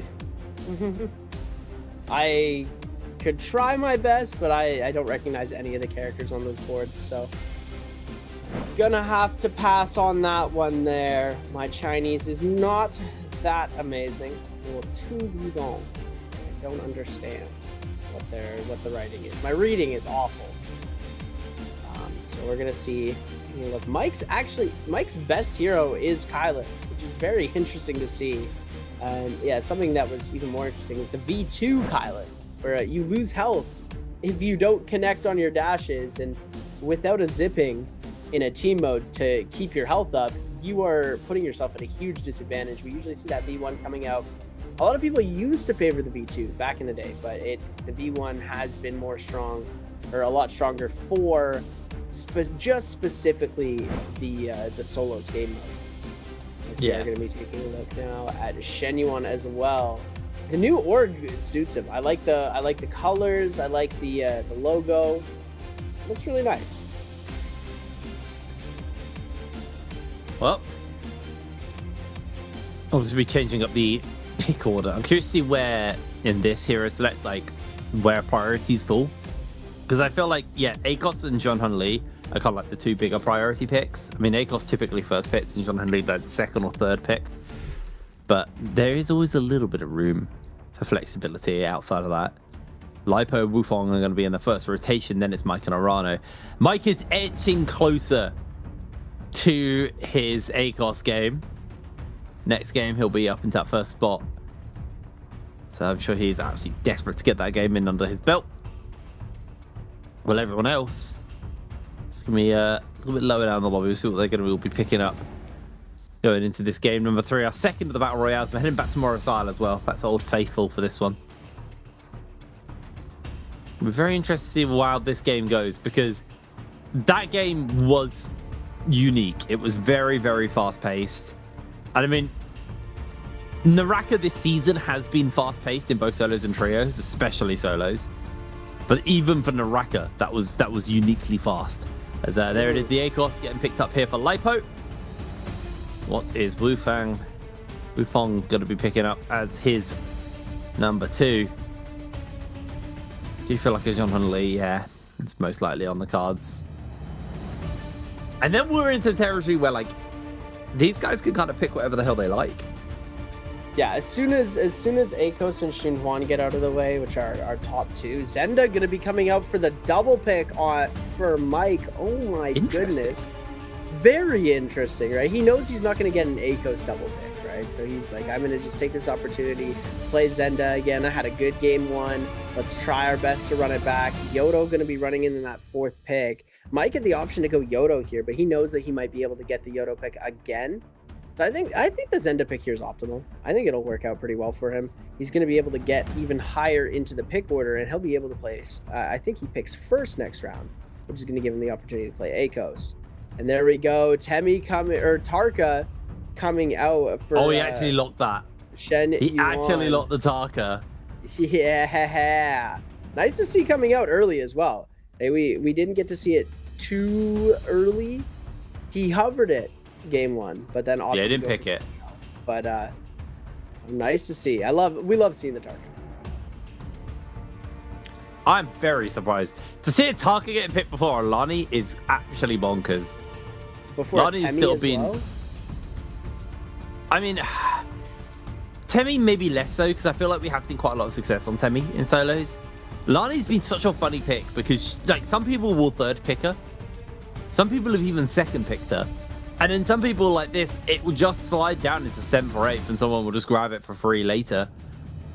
Very, very interesting to see that, you know, in this rotation, Lani really didn't have that much priority. She slipped quite heavily down the overall standings, and went into that 7th rotation.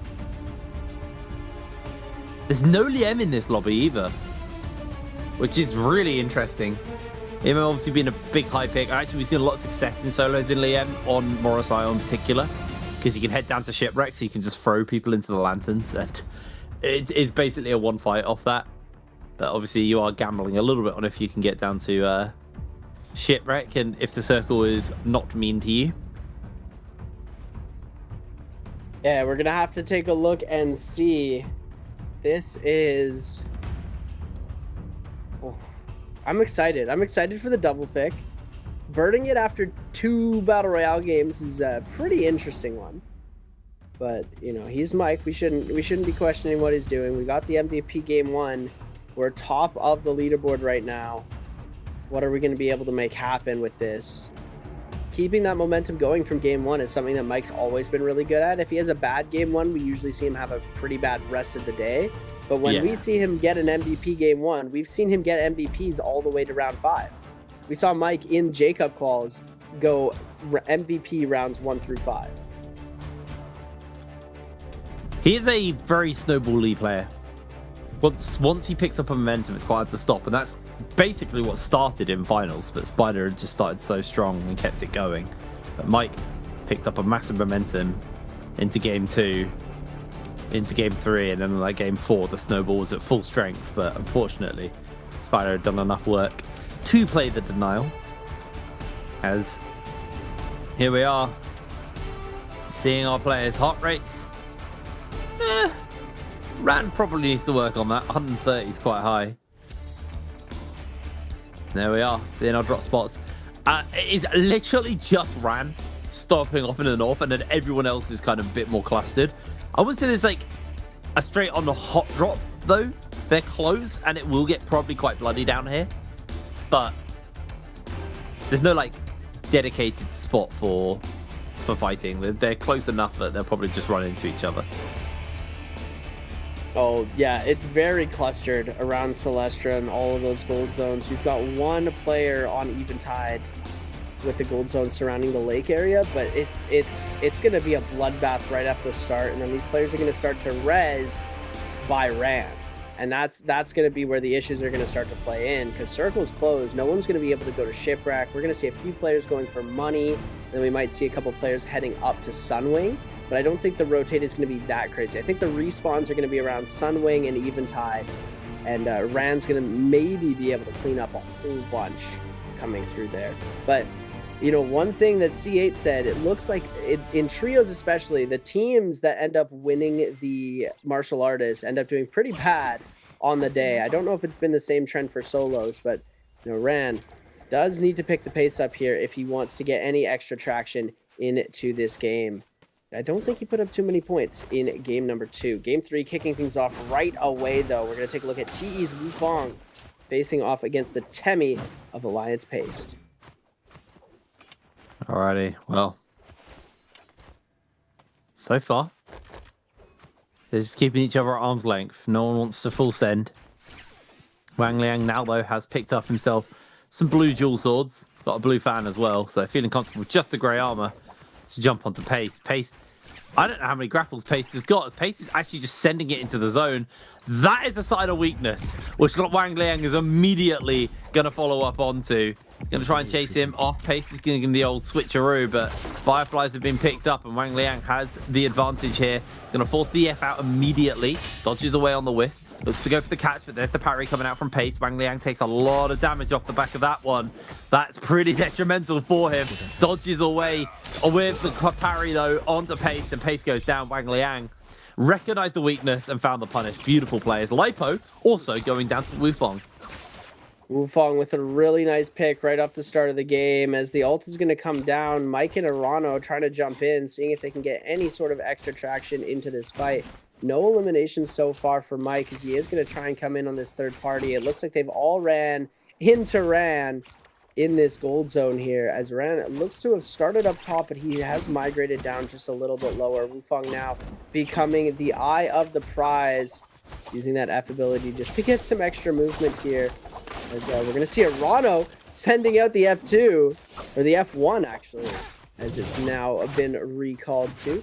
Now we're going to see that combo break ability coming out from the F2 recast. Wufong just goes to the upside. He needs to find a reset really quickly or an armor swap. This is definitely not the ideal situation that he wants to put himself in, but I am confident that he'll be able to make it through. Wukong now finding that blue armor swap, now getting so much damage off onto Arano. F ability invested. He's going to cancel the recast just to jump out and gain some spacing. This is the spot. If you want to kite, you can kite for hours here.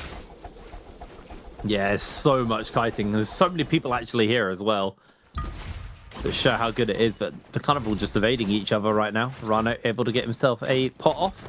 Build that armor back to full. Gets himself onto the roof. Roma Yangs will be spawning up fairly soon, though. Revives will be falling off fairly soon as well, so I think we will start to see some people start to scatter over to those areas.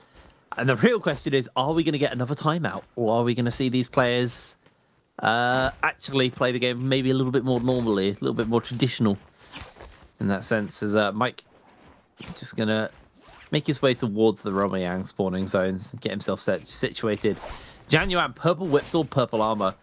Looking genuinely quite scary on the Taka. Yeah, Shenyuan, he could have a really crazy game here. It really depends on how his fights are going to go.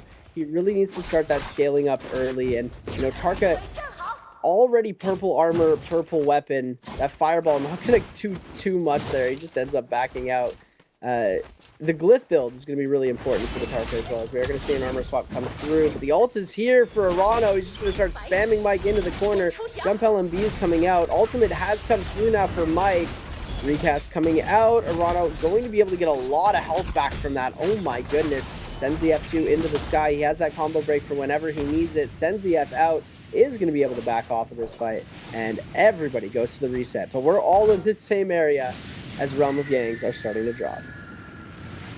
Yeah, it's going to be a big one. Mike, though, being down on that grey armor for Roma Yang, not the most optimal setup for him. So Rhino being hunted here by Januan. Januan feeling comfortable to chase, but I mean, it's such a hard place to chase. There's so many buildings, so many scale rush opportunities, and just kind of windows they can slide through.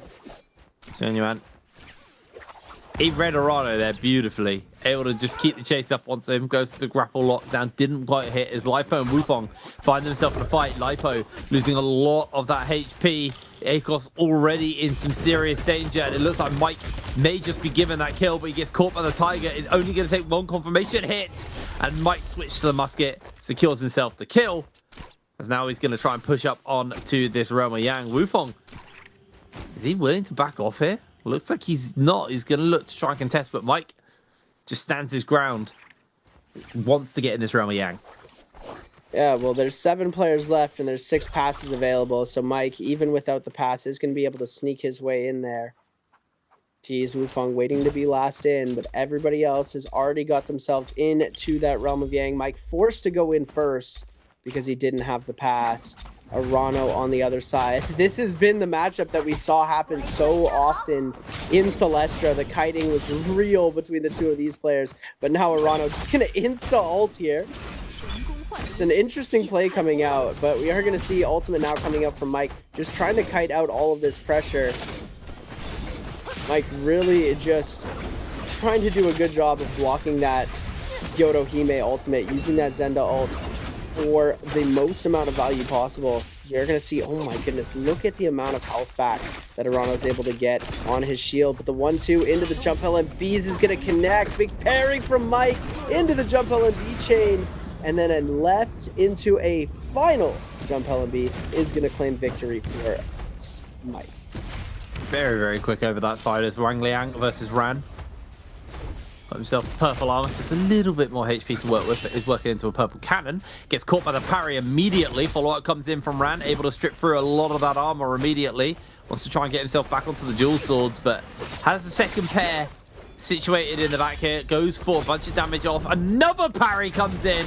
Wang Liang has to throw the combo breaker out and now has committed that ultimate as he's going to try and get the damage off from the Ran here. Ran has the ball to work with. Wang Liang continues to go for those charges. Can he make the connection? Is going to make this one hit on to the Lani, but gets hit by the ball in response to some of that crowd control. It's just going to work to cancel out on the ultimate as Wang Liang exit ult, and he is just too low. The Lani ball connects, and Ran takes the Realm of Yang. What a beautiful play from Ran coming out there to finish off Wang Liang. Going to get himself some purple armor. That golden staff going to do him a lot of good. The staff Lani combos are really fun to watch, and yeah, even with the green focus in here, he might be able to gain some extra traction coming through.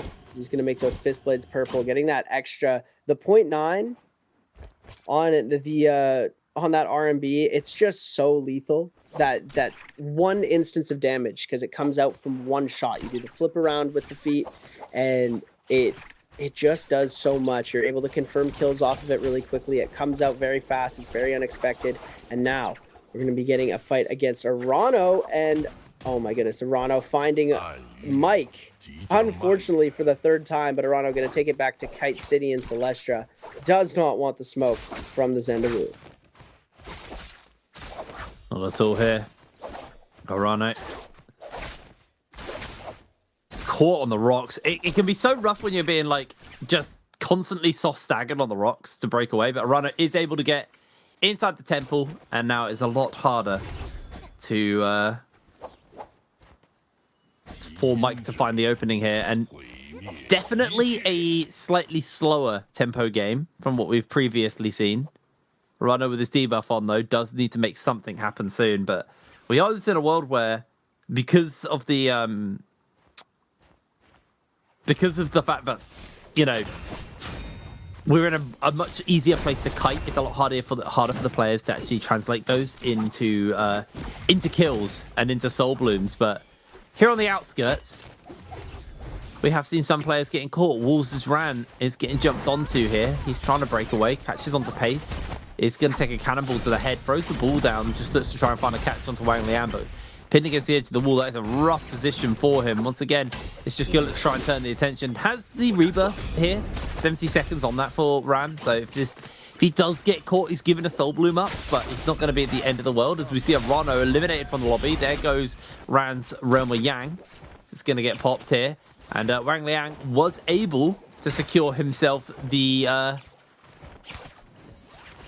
soul bloom. So he's now just playing full escape as the ult times out, and Pace is just going to keep the pressure up onto Wang Liang. Pace managing to get the kill credit, but Wang Liang still managed to snag out that bloom, and now he's just playing the kiting game as it looks like Pace just found himself a new plaything on the outside. Wufang looking like he wants to tango, trying to get away from everybody else so he can hold a very good location, avoiding the third parties. But here we go, there's the infinite. That's done.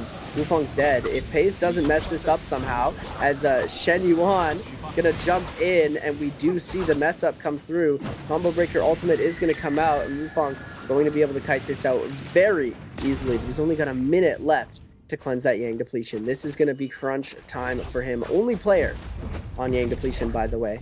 Jump C going to come out. The attempt comes through, but we don't get to see any connection off of it. 53 seconds still on that Yang depletion. We're going to see the catch coming through into Ran. F ability invested.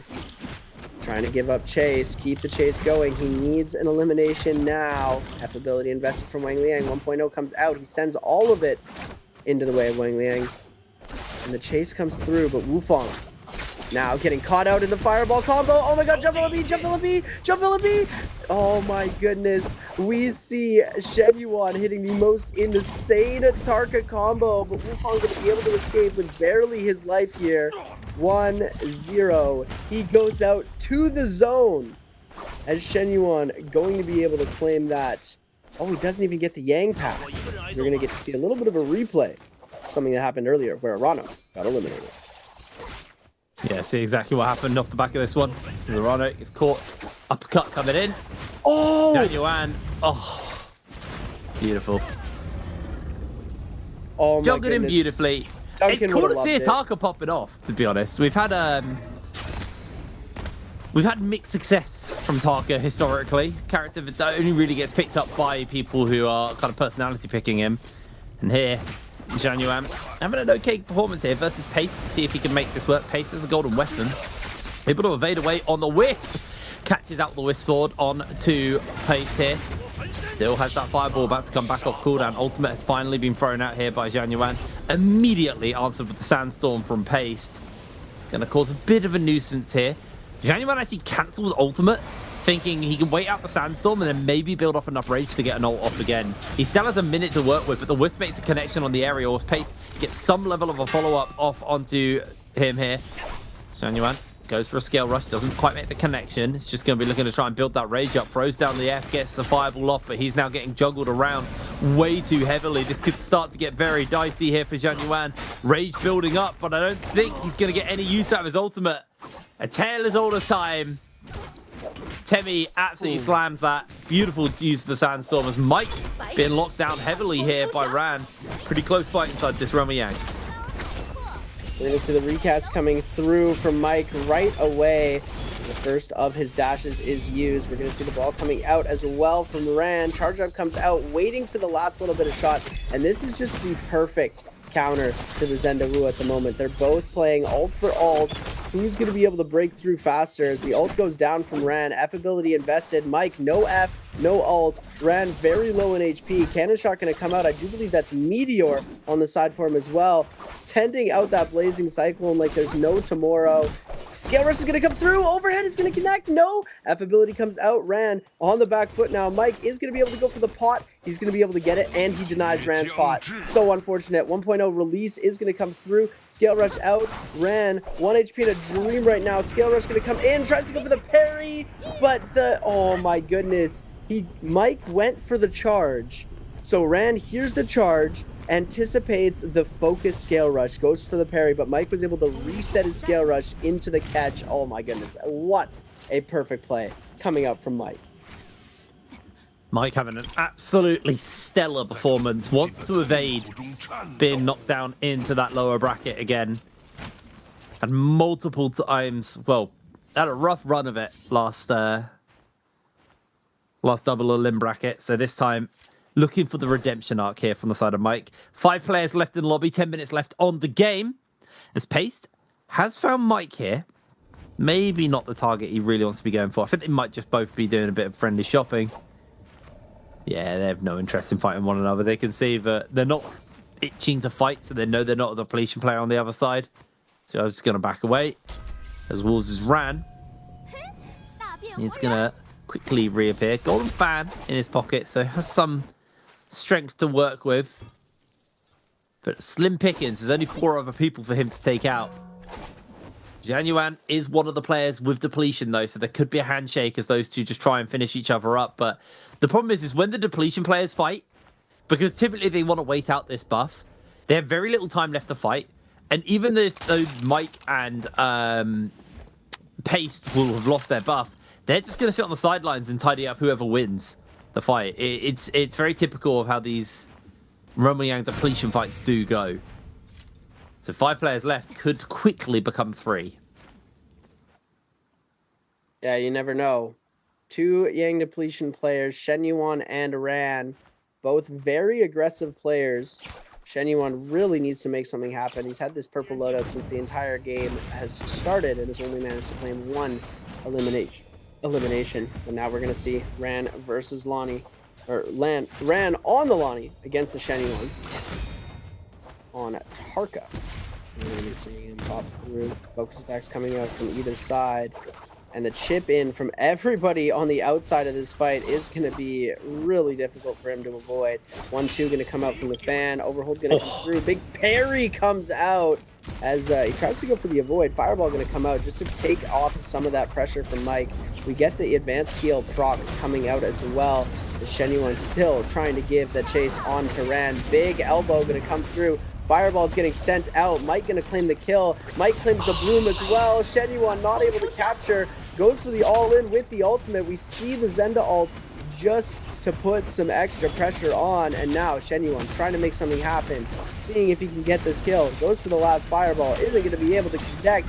Now in the back of the hut, everyone sees them. Dragon's Rush into the Neja's Might. Wang Liang with the cannon shot from downtown steals the kill from base. Oh my goodness, the 1-2 coming out. And now we're down to 3 players. Wang Liang going for the 1. The charge attack almost worked off of that overhold, but the spacing from Pace was there to avoid the damage. Wang Liang holding up on the high. We see, oh my goodness, Cyan Fang coming out from Pace as well. Will he be able to make his way back into this game? He has his F up, ult is available. Will he burn it to get himself out of this situation? But it looks like we're going Bane surfing, ladies and gentlemen. Well, he's going to throw the Sandstorm down, tries to break away so low. Is going to be able to get a pot off. No, they don't like the pot through. Wang Liang's going to just put more pressure on the Pace. Pace tries to find the wisp, but Mike secures the kill. And now it's the 1v1 to close it out. Mike opens with the parry onto Wang Liang, strips away that armor. Wang Liang does have ultimate available, and he's going to look to go for the F immediately. Doesn't prop the ultimate off the bat, but here we go. Ultimate thrown down by Wang Liang, but Mike is just going to keep him in the aerial. As are we going to see a second Zenda victory? Dash comes out from Wang Liang, is able to get another slash through onto Mike, but the ultimate has been committed by Mike as well, and he is just looking for the charges on to Wang Liang, who is on a sliver of HP. The ultimate is timed out, and Mike, he's done it. Back-to-back victories.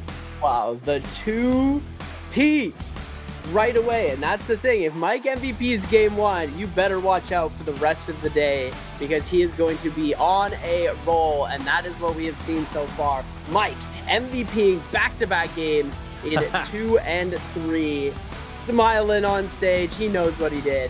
He knows what he did. The double Zenda pick for the 2 Zenda MVPs. This is going to increase the Zenda stat line so much. 1 for him, and 2, it's just going to make it so that the pick rate for Zenda is going to just go through the roof.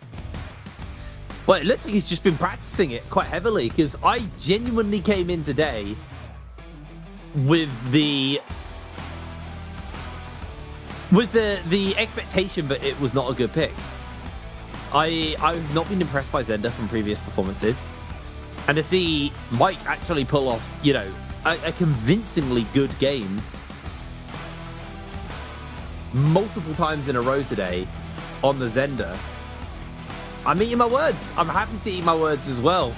Really, really impressive stuff coming in from Mike, and I'm excited to see what he's got left up, because that is his double pick now done.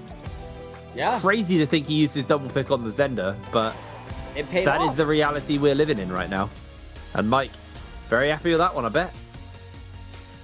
Yeah, I mean, 100%. It paid off in the end. The double pick, he's able to do so much. That parry really just, Wang Liang was lost. He was getting caught over and over again. It didn't really look like he was doing too much. Mike let him get ult. He could have been able to go through with the uppercut combo there off of that second catch, but it looks like his spacing was kind of just muscle memory trained to wait for that Kylan F ability, and it looks like he was trying to space that out a second time there.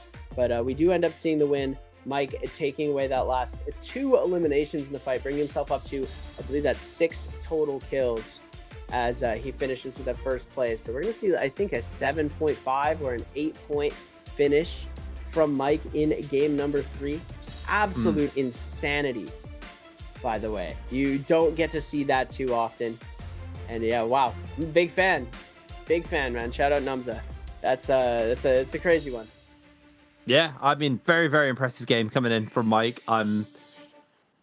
It's interesting because I also felt like we saw a pretty decent Tarka game coming in from Wang Liang as well. Was it Wang Liang? No, it wasn't. It was, it'll come to me in a moment. But really genuinely impressive Tarka game. It wasn't enough to really translate into anything major, but like Genuine. to see, thank you, Genuine. To see someone actually pull out a very niche pick, a big personality pick, and actually not look horrendous on it, because I feel like it's one of those things where probably 60% of the caster base who cover Nbpl are like massive Tarka fans, and you guys do nothing but gas this character up, and then every time he gets played in pro play, it's cheeks. Like every time it's cheeks, man. No, but he's just too broken for pro play. That's exactly what it is. Tarka's that's definitely it, man. In the game. Yeah, definitely, bro. Definitely. Keep coping, so man. hard to Keep beat. He's coping. so good that these players are not picking him out of respect. I see, yeah. Yeah. Shen Yuan hasn't mastered Tarka yet, so he's still a lot. No, I'm absolutely joking. I see. Tarka's broken. He's not, people. Unfortunately, for a lot of the casters. Don't worry, I'm with you. Valda doesn't get played. And even when Valda gets played, it's like the boring Valda. Like, I will tide away Valda. That's the best version of her. 100%. Look at that. The 8.5. It's a good game. He's got a pretty substantial lead. Points. Still got 3 games to go. He's got double Wang Liang's points, double second place. And he's leagues ahead of everybody else. He's 14 points ahead of Wufang. That's absolutely insane. Wufang, the J-Cup champion with 1 point on the board. Very unfortunate to see. Lipo with a 2.5, not really having the greatest day either. Arano as well with 2.5 and 6th. Ram, he had those 2 points in game number 1 with the winning the martial artist, but no points in game 2 and only 1 in game 3. Pace with a 3.5, 0-0 in the first 2, 3.5 in the third game. Shen Yuan, the pretty consistent scoreline. He's got the 3.5, the 1.5, the 0.5. At least he's putting points up every single game, but I think he needs to do just a little bit more if he wants to pass over that threshold. But keep in mind, ladies and gentlemen, it is top 4. We're going to be qualifying for our next stage of winner's bracket. Oh my goodness, Shen Yuan cut signed at the start and nobody capitalized on that. Insane. Beautiful musket shot from Mike there. Beautiful parry from Mike there in the realm of Yang. Amazing tracking from him to be able to catch that. And oh my goodness, the fact that we saw this in a Pro League match is absolutely insane. He lets him drop too. He's adapting the combo for green focus, which I think is absolutely insane. Absolutely crazy performance there, Tim Wang Liang. Again, just shooting the shots in, man.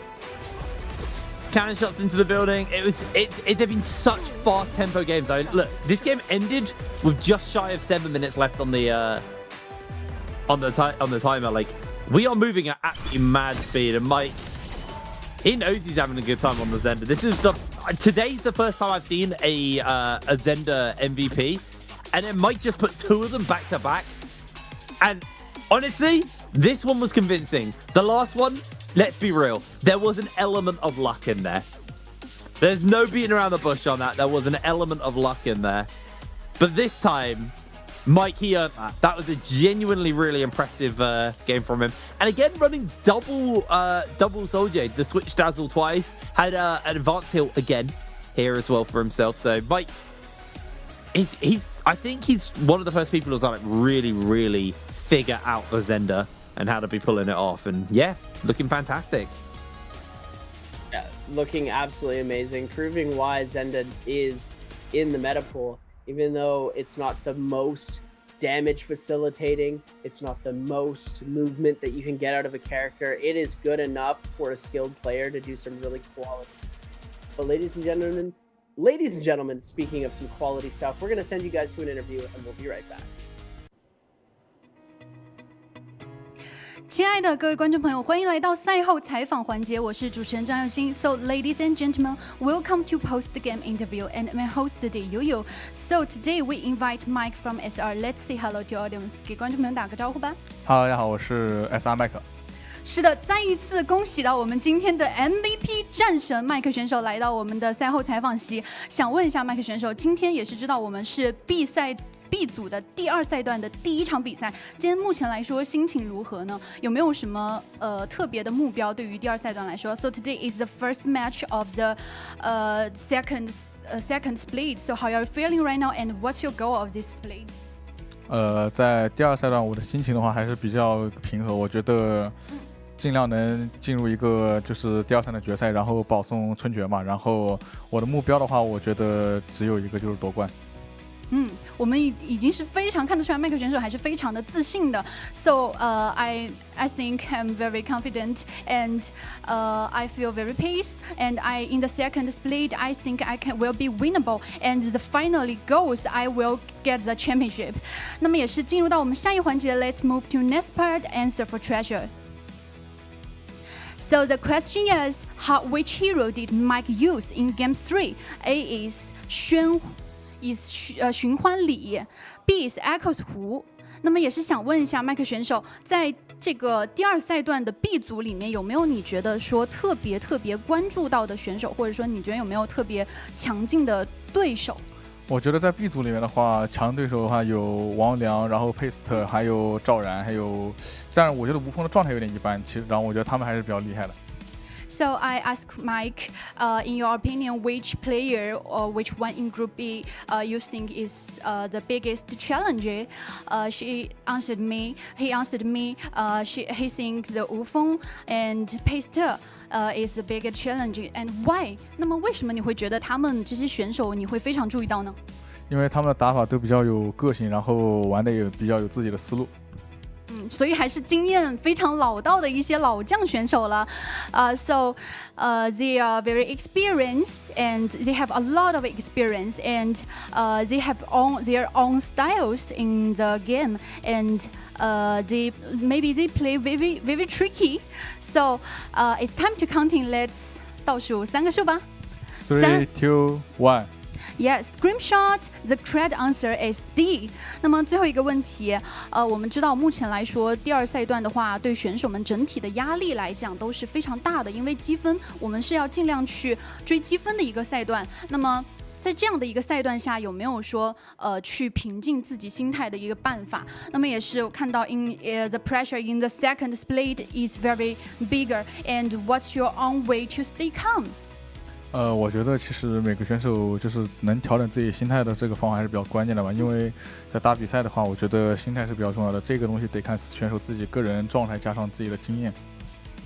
所以其实我们经验累积到一定程度之后，在比赛上才会有更多的应对场上的一些突发情况。比如说我看到你第2局的时候，我们去进入到了2次阳虚的一个状态，这个情况也是非常危急了。当时心里在想什么？我觉得吧，因为现在第1个回阳界的阳虚是比较好解的，只要你不急的话，我觉得还是比较有机会的。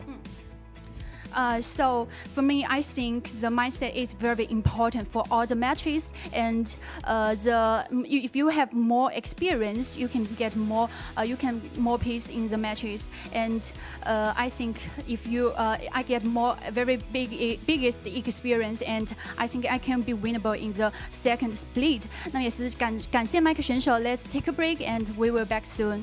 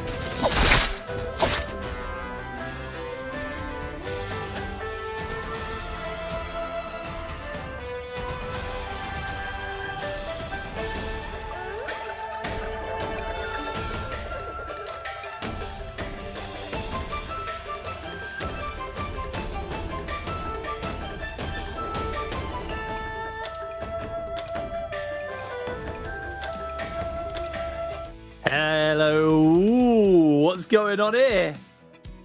We've disappeared. Oh! Oh! No! Well, if you ever forgot what our logo looked like. Here we are. Oh, hello. Stinger. Hello, we're back on camera. Welcome back to the Nbpl.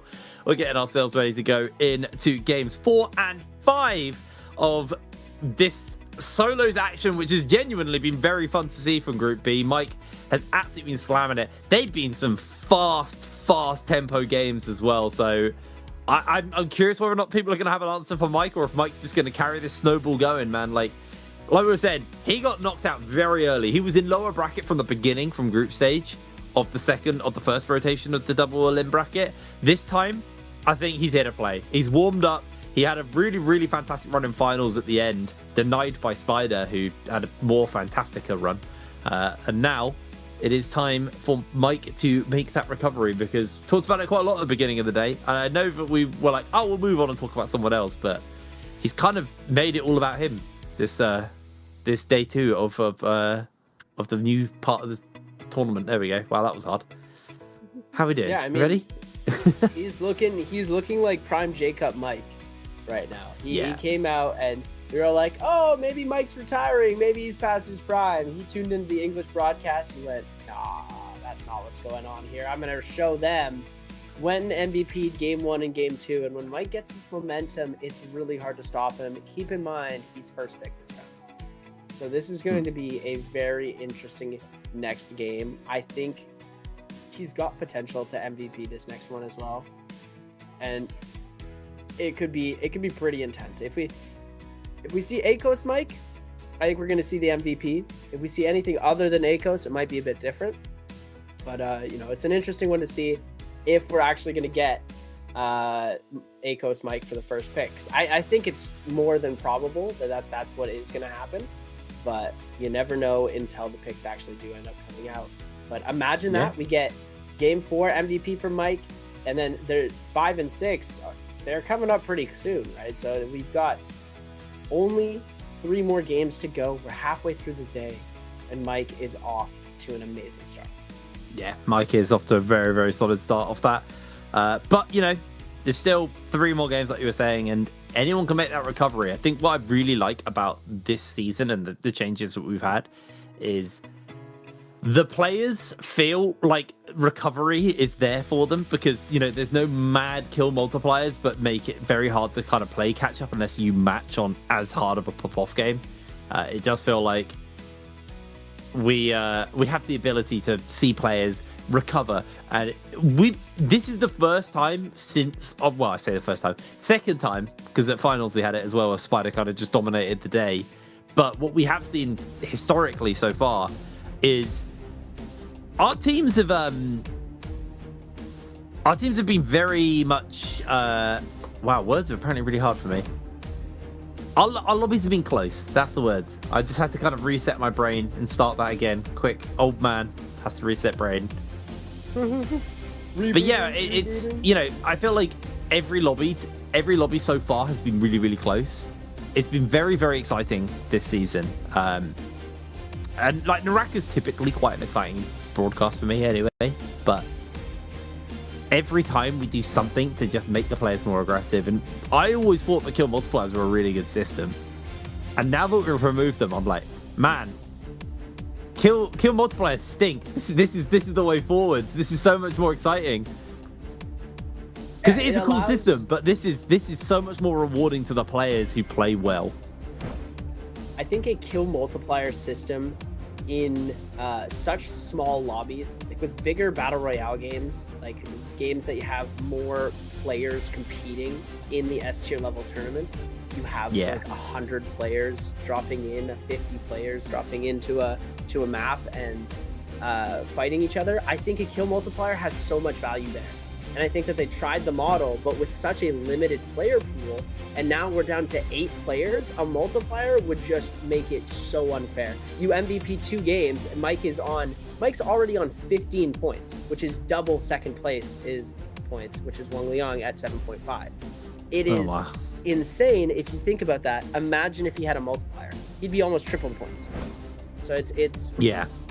And it makes catching up so much more daunting. I think it's a lot easier for for the players to calculate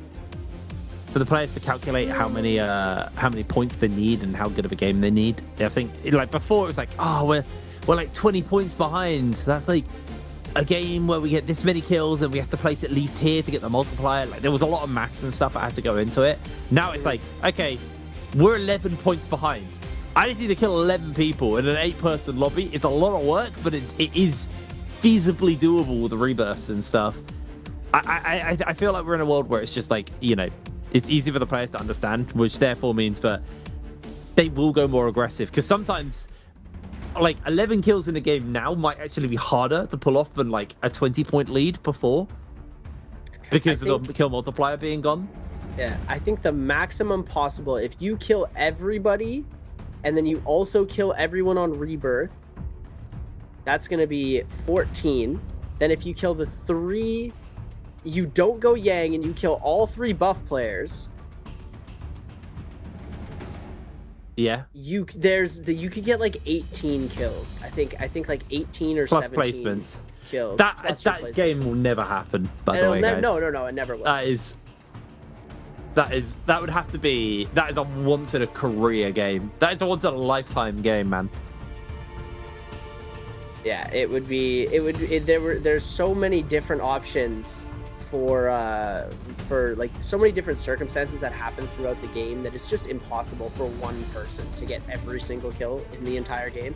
It would require everybody else to die to him, right? So it's definitely not going. And look at that, Zenda now jumping up to 2nd pick after Mike dominates with 2 back-to-back MVPs on that hero. Now we're going to see the Akos pick coming up from Mike. Shen Yuan bringing back the Temi.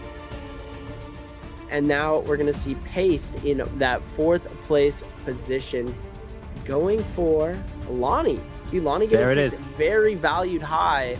Nope. With Paste. Oh, the Shunhuan pick. I think the Shunhuan is more optimal here. This top 4 it's and then Lonnie 5. I feel like Lonnie is genuinely really slept on still. But I also think the problem is Lonnie slept on, but there's so many good things in the meta. There's so many good characters floating about.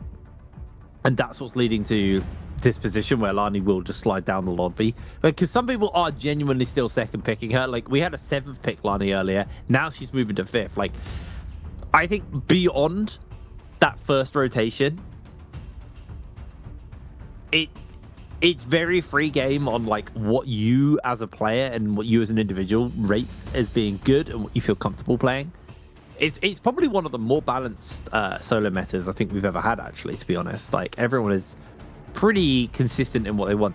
I'm surprised with the amount of Kylin we've had today, actually. I know that he'd been slowly creeping his way back throughout the first rotation. I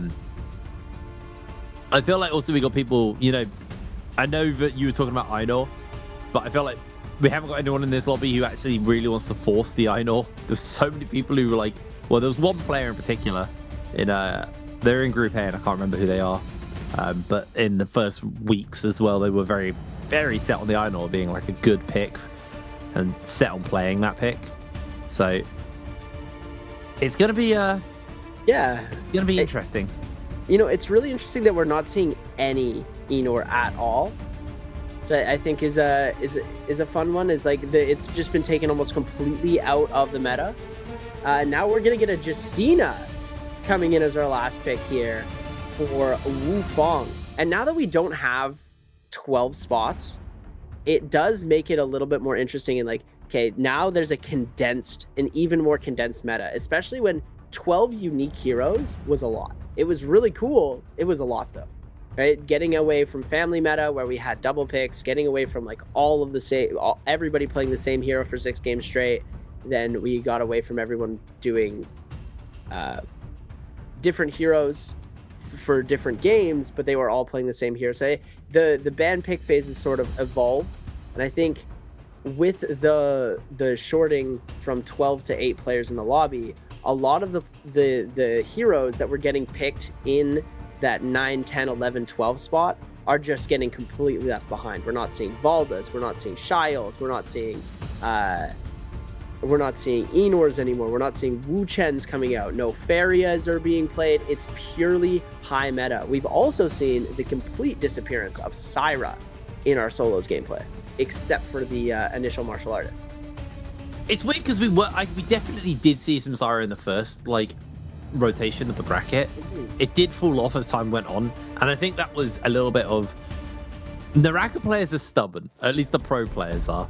They'll stick to something which maybe shouldn't be meta anymore after the meta has passed because they feel comfortable playing it and they take a while to adapt. I think the best players are those who play something different and do adapt to changes in the meta and are ready for those changes. I think case in point is we saw Wang Liang have a very good performance on the Justina as his his answer to the Farrier, and obviously it was Ran who read that and said, wait, this is actually a really good Farrier counter, so then played it better today. But typically we'd actually seen Wang Liang have fantastic performances with the dagger Justina into the Farrier in the martial arts. So heading over to Holoroth. There we go. I'm awake, I promise, guys. Heading over to Holoroth for this game number 4. I think most top players dropping just in the kind of northeast area, just shy of Imperial Village, but obviously circle means that we're not near there. Got ourselves, and that's paced all the way in the south, just chilling down there. Wang Liang and I can't remember who that is with them, just near Plumed and towards the puzzle. I'm sure one of them's going to be happy to move over and grab himself a golden weapon as soon as possible, while everyone else probably just going to be scrapping near the city of Tang and the areas around there. It's going to be Shen Yuan spawning on that side and near puzzle. It's going to be an interesting one. Shen Yuan does love to go for that gold weapon. We saw MTF, former Wolves player, usually the guy to go for all of that, but since we're not seeing him in the league anymore, unfortunately, we don't get to see those crazy plays coming out. Now taking a look, Wufeng trying to go for some of the capture. Now we're going to see the play for the Fireflies right away. Mike already on 96% ultimate charge, has the gray armor. He's got a couple gray weapons under his belt. He's going to try and find a little bit better loot and then get himself ready, dropping both the pole swords. He's got the cannon out, and look at Wufeng. He got the RNG gift, purple armor, or purple weapon and blue armor. Alrighty, well, Shen Yuan trying to see if he can open up onto Wang Liang here.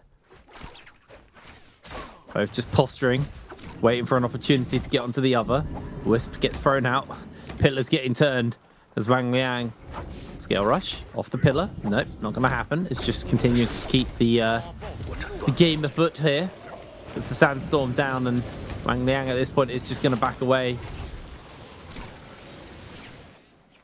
Puzzle's not been solved yet, as they are just backing off. It looks like Shen Yuan, now no ultimate available, is just going to concede the puzzle. Some dashes are coming through onto him here from Wang Liang. Not really got too much damage to work with. Only got the blue weapon. Able to strip away the final part of that armor, though. There's the uppercut onto Wufeng. Wang Liang. That's where Wufeng came from. As Wang Liang losing a lot of HP here. This might just go bright. And there's the turnaround. Beautiful pickup.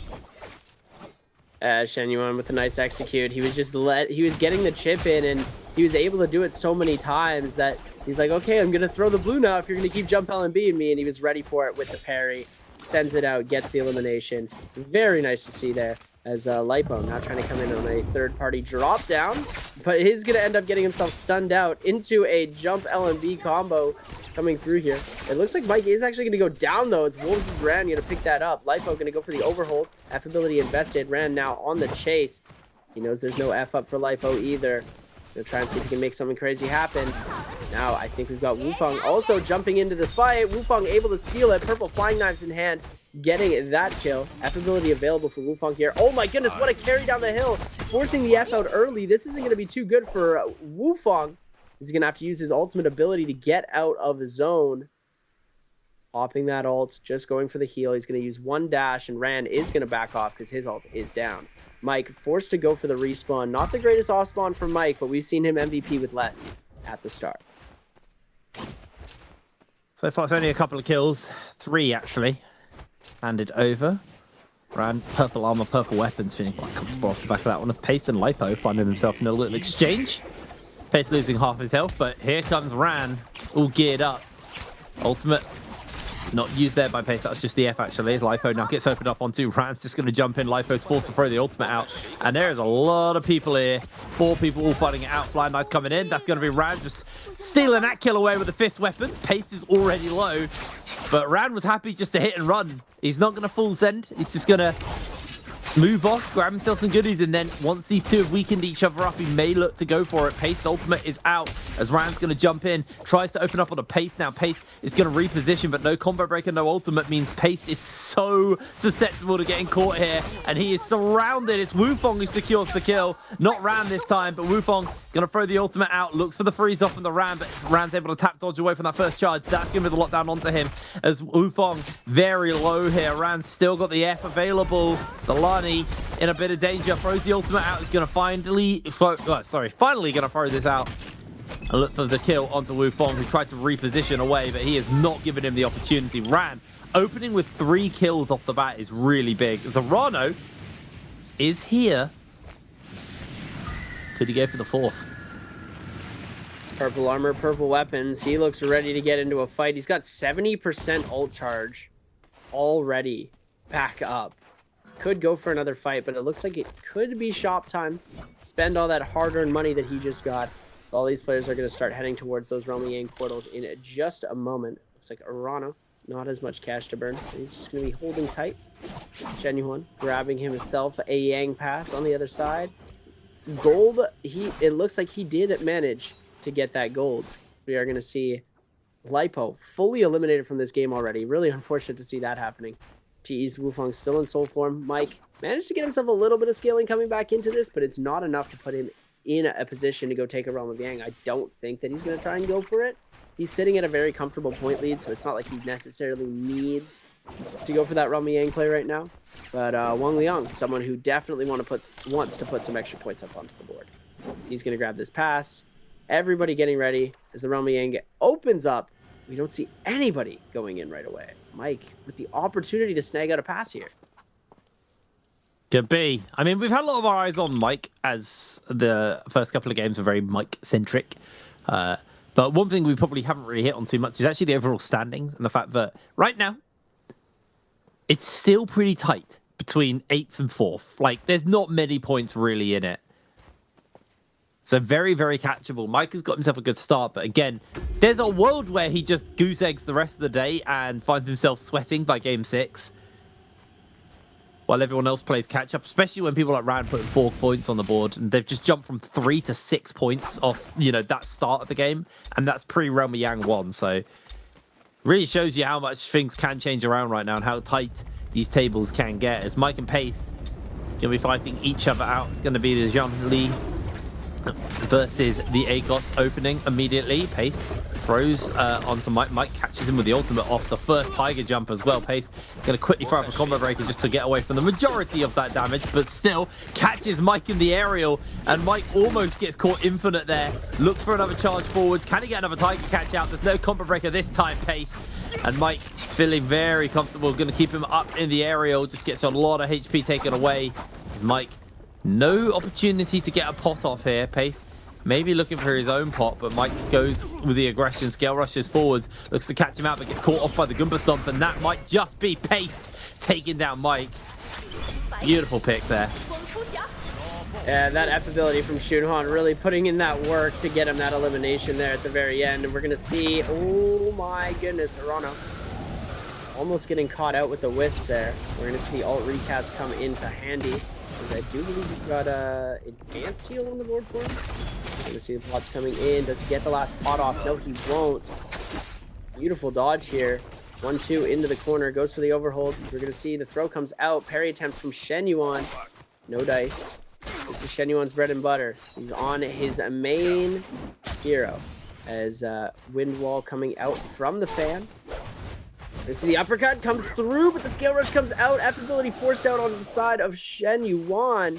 Arano fighting hard to try and keep this fight at an even pace. Tries to get the catch. 1-2 is going to come out. Scale rush into the sky. 10 seconds left. Will he be able to get the connect? Damage coming through, but oh my goodness, the cannon from the other side of the pillar just going to be so much more optimal than the pistol in that specific situation. I thought we were about to get another timeout there, Seb. I thought that was Gonna be another situation where a game accelerates madly, but nope, not gonna be the case.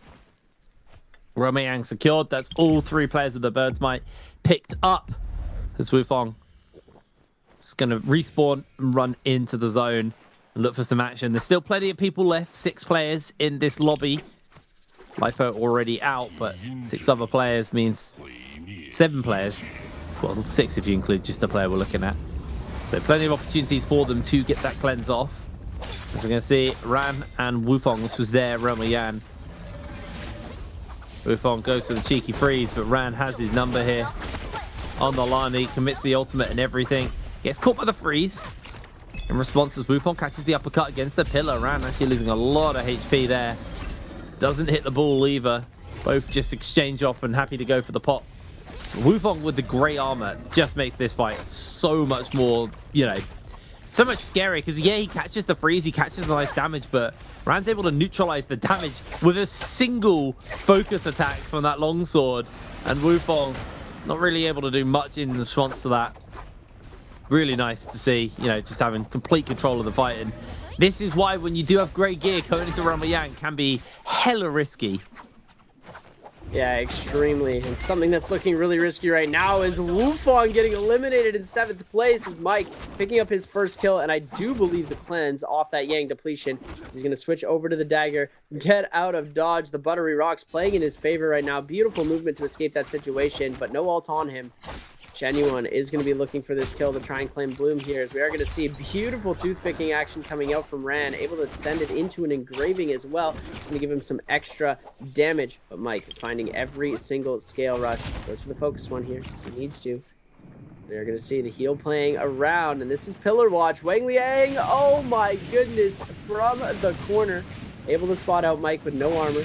Forces the rotate into the other side. First movement error that we've seen from Mike so far. He's been able to get out of the way very fast, sending him into a infinite kite zone. It's going to be difficult for anyone to keep up with him here.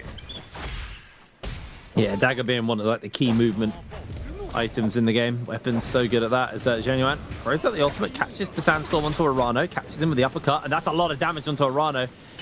Genuine definitely turning the attention away from him off the back of that one, as Arano is going to look for a pot. F comes out, misses, looks for one more F, is able to catch it. The parry comes off screen as Wang Liang able to steal the kill with the bow onto Arano. Genuine did a fantastic job of keeping himself in that, but it came at a pretty heavy cost there. And ultimately, that first Wang Liang only actually resulted in 1 player going out. It was Wufong who got knocked out there. And then everyone else got their cleanses and just walked away happy. Yeah, I mean, when you start getting your cleanses that fast, everyone able to cleanse right away. That was going to be that was Mike and Shenyuan who needed to get their Yang depletion cleanse. So we saw Lipo and Wufong get taken out almost immediately there. Shenyuan emoting a little bit here. I don't know if that's allowed, but he always emotes. He's an emoter. Yeah, but I thought we weren't supposed to have emotes in here. Really nah, it's fine, isn't it? I think it's the like the emote bubbles that aren't allowed. The gestures might be, but as I think gestures are. Shenyuan taking quite a bit of damage right now. Scale Rush going to come in, but it's not going to connect.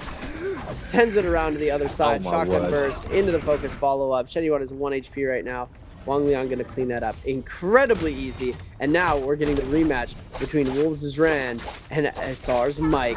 Coming through, jump LMB, jump LMB, jump LMB. Sends the ult to add the extra pressure. Mike able to dodge the first Lonnie ball, but the pressure is still coming crazy with this toothpicking and jump LMB action coming out. Big catch going to come through, but the F ability from that ult just going to do so much. Ran able to get the goalie stance off, tries to send the last ball. Now we're going to see Pryo trying to go the way from Mike. Engraving almost connects, but the Tiger Leap is going to come out. Mike with the parry is going to be able to get the connect into the leap and turns the fight around. Oh my goodness, Ran just got sent back.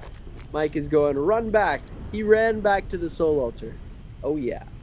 That's nice for Mike. He lost that first Ramayang, but is able to make a recovery here. Gets himself a golden weapon off that. Already had a golden pistol, I think. So now has a golden spear to work with. Mike definitely done a bit of work to refix that scaling issue he had. Now 6 players, 2 of which have depletion, so minimum of 5 players left after this, but maybe only 4 players. They're definitely going to be one of our more drawn-out games for the moment. I say that as Rano's getting absolutely obliterated here. Genuine looking to see if he can hunt him down. Grapple comes in. That's going to be the catch with the spear. A lot of work coming in, and Rano actually able to hold it.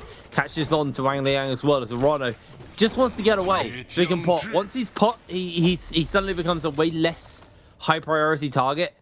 And the good news for Rano is he is sitting in City of Tang. It's a very kiteable position. When you're in towns, when you're in cities in NARAKA, you have a lot of kiting you can do. As Rano, did he get to pot off there? No, I don't think he actually has any pots available. Yeah, because now he's going to get the health pot off, so he's been able to full heal. But he's still being hunted. These two are chasing them down. Rano refusing to go down without a fight. Sandstorm, well, Wisps are loaded up and ready here for Zhang Yuan. Can he make the connection? Looks like the answer is no right now.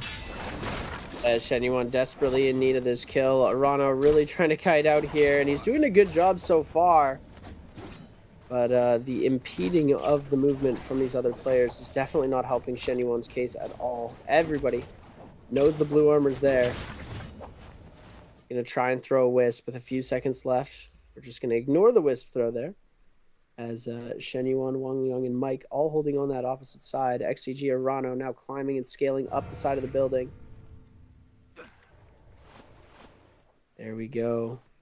Shen Yuan still on the back side of this. He needs to get that cleanse. Where is Ran right now? We need Ran to jump into the mix as well. Try and get some action going, because Rano not going to be a weak target for long. As soon as that ult comes back online, he's doing a very good job of kiting right now.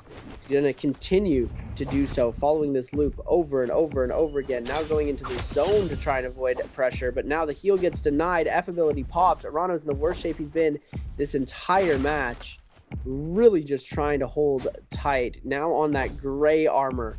This is not looking too good for him here. Well, looks like he's able to get one pot off. But the grey armor is a real detriment here for Arano. Is he just... He's either going the longest way out and he's trying to deny the kill, or he's... Yeah, Zhang Yuan's just going to full send into the zone for him. Arano gets another pot off. Oh, this could be so risky for Zhang Yuan. Like, Arano's taking him such a wild goose chase, but he thinks he can catch him here. Sandstorm's been thrown down. Ultimate's been answered out with... Zhang Yuan needs to go for the pot off, but he gets hit by the spear! His greed, his hubris, it's his downfall! Is able to get a pot with the grievous wounds. The anti-heal from the zone is too damn much. Another connection. Dodges out on that shot, but he is bleeding down. Arano is going to fall as well. And suddenly, there were 3. Wow. The fact that Arano goes out to that 2, no kill credit to anybody. Unfortunate for him, as Ran is also going to get fully eliminated. Shen Yuan fully eliminated. Arano fully eliminated. Paste, Wang Liang, and Mike are remaining 3 members. And this is going to go pretty far, because Wang Liang, he's got Merciless Havoc. He's got another gold stat Jade, and then he's also got the Mortal Defiance in his hand. We've got 2 bow jades. I think that's target lock fire arrows, and then we've got 1 more bow jade. I didn't get to see what that one was, but ready and stacked up to get some third-party bow shots. But since there's only 3 players, it really depends on one person to start up the fighting. It looks like Wang Liang, one of our original aggressors in the first couple of seasons of NARAKA BLADEPOINT. Paste is going to try and answer back. Wang Liang in that F ability. Kylan ultimate is now invested. This is going to be a rough one for Wang Liang. He's now been put on the back foot of this fight as Paste has found himself that armor swap. Xunhuan ult recast coming up from Paste. Wang Liang trying to make something happen, but oh my goodness. Guess who's in the lead for kills? It's Mike once again. And Mike right now is the one not being focused, as he's probably just picking himself up the spirit well. Yeah, there it is. He's going to give everyone else depletion, make them fight versus one another. So a nice parry comes out from Wang Liang onto Pace. Pace can lose a lot of armor. Did have his golden Hong Sword still available. But oh wow, I think Wang Liang's about to just get a freebie here. Mike gets the Mystic Might. Can Mike get over and steal this kill is the real question. Wang Liang desperately trying to secure himself a kill. There it is. That's his third. And now it's just going to be the 1v1 to close it out. But with the Spirit... with the Mystic Might, sorry. Mike does have a slight advantage. Is just going to throw out the F. Didn't make a real connection, but is going to now use that spear just to keep Wang Liang out of arm's reach. There's going to be another use of the ultimate coming out. Wang Liang gets hit by the parry, and he's just going to unleash the spear. It's going to take one tiger jump forwards for him to secure this kill. Misses that one, as now Wang Liang on the run. Mike. Wrong person, I saw SR. It's just going to keep the chase up here onto Wang Liang. He's able to jump away to safety, catches out inside the corner. There's the tiger. There's the block out. He's just able to hold for a brief second. Can he find the bow shot? No, we can't. Mike getting turned back around onto, but another parry comes out, and there it is. Mike has done it. The three-peat. He's actually nasty. He's actually so nasty. This is insane that we're seeing the three-peat coming out from Mike. He manages that 1v1 that we saw in the last one against Wang Liang. He just made Wang Liang look like a hard-stuck solar player. And then he manages to do the same thing again. Those catches on the spear are so phenomenally timed that he's making Wang Liang look like he doesn't know how to dodge. He's catching every single dodge that he's doing. Anytime Wang Liang was trying to roll away, he procs the Mortal Defiance. He's not able to dodge any of the Akos pounces. He's timing everything amazing, and you can tell that he knows he's fighting Mike, and it's affecting his mental. Every single time he goes up against him, he's nervous, and it's not working for the Invictus Gaming solo player today. Well, it's working for Mike. Had he not lost to Ran, he'd be on his four streak right now. But as far as the Battle Royale's going, Mike holding himself in 2 games to go. Can a miracle happen here for Mike? Did very, very good of himself off the back of that one. I'm going to be heading back 100%. To Padoria after this for Game 5. Yeah, we're going to be looking good going into Padoria. Oh my goodness, I'm just watching the fight back. It's just crazy. We try to see him go for the focus uppercut with the hung sword, and it almost works. But Mike he has ult. Ult is ready. Ult is ready to go. Wang Liang just doesn't have ult ready. He's not able to compete with Mike, and Mike taking the 3-peat back to back to back, and he still plays second in the martial artists as well. So he got himself the almost the most amount of points. He got half of the top amount of points, so he got 1. But yeah, Mike winning that game number 4 is absolutely insane. He's got 2 games left. Can he win them all? Well, it's an easy question for you guys at home. Who is leading in total points right now? Is it Mike, Wang Liang, Ran, or Zhang Yuan? If you've been paying even a minuscule level of attention, you should know the answer to this. A, B, C, or D, guys, in Twitch chat, let us know who you think has taken this, who's right at the top of the tables. We'll be answering that shortly anyway with the scoreboard. But, I mean, it's a pretty easy question, let's be real. And it's hard to spoil without carrying on about our topic of how today has been absolutely crushed by Mike. We call him Michael over here because we know him like that. But no, he's been having a really, really good day so far. And I feel to me what this is Mike saw what happened in the first rotation of the double elim bracket, and that just lit a fire under him. Like, he was not happy with his performance at all, and how hard he had to play in the finals to even have any level of relevancy to Spider. And this is someone who's come to play today. They are really, really performing amazingly.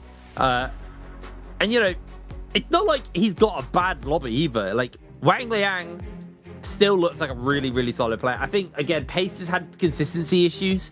Has been a big issue for him. As you can see, 0-0, and then started scoring. But Pace, as a mechanical, is actually a very good player. But Mike, damn, look at the scoreboard. 21 and then 11 for Wang Liang in second place. There is a significant lead for Mike at this point. And, we talk a lot about how consistency is really key for these players, but Mike honestly could goose egg this and he's fine for the rest of the day. But I don't think he wants to. I think he's got that fire in him right now. Yeah, I mean, he's doing a very good job. He doesn't need any more points for the rest of the day. It's not like anybody's going to climb above him, and it's not like 4 people are going to climb above him, right? So he can take the rest of the day to relax, and we know he's not going to do that, but he definitely has the opportunity to do so. You see Lipo getting a few kills early, but does end up going out quickly. Shen Yuan able to get the kill onto Wang Liang. In the early sequence of these games, Wolzron as well had a bunch of kills. He was on 4 eliminations, but he went out extremely early into this sequence. In about 5th place, I do believe he gets eliminated right after this. We do see Wang Liang coming through with a beautiful shotgun burst into the focus follow-up against Shen Yuan, and then he just finds one shot to finish it off. Oh my goodness, the react. That is crazy to see that angle, because we had the above camera view there. That is insane. And then look at this, Mike with the pistol shot to steal that kill there, putting him up. Yes. And then the fight in the zone. This just griefed everybody, right? Like that was the only reason why Mike won. Genuine griefed himself too hard there. Like he knew he had a minute 30, so he had to push then and there. And Arano, I think the headspace was in the right place, but Arano made a mistake of being a bit too far from the zone for that play, which cost him heavily. And it's crazy to see. This is my 3rd MVP of the day, and it's the first one on ACOS. The first 2 were on the Zender, so really, really cool to see. Gets back onto the character he's known best for at the moment. His 6th MVP of the season. That is absolutely crazy. Had a Mortal Defiance in the pocket as well. This guy was set up. 13,000 damage, 4 kills for Mike. And now he will be heading to the bottom of the pick order, if I'm correct, because we go like down to up, so he'll be now going all the way to the bottom. So for the last 2 games, he is going to be a little bit on the lower priority side, but he's not played that much today. He's played ACOS and Zender, that's it. So he's still got so many things up and available. And pick that we did actually see out of Mike, and we haven't seen at all today, has been the Sheol. She's been floating around a little bit, so I'm surprised to see no Sheols kicking about. I feel like the Kylan has kind of taken that Sheol's place in the order and what's been getting picked up. So maybe in game 5, something exciting will come out. I mean, we saw a Tarka game today, so, you know, never say never. Sheol just doesn't fight well into ACOS anymore. Sheol doesn't fight that well into Shunhuan. You can burn Sheol's ult so quickly with the Shunhuan ultimate. The only reason why people were playing Sheol so much was it was really good into Lonnie. It was extremely good into Kylan.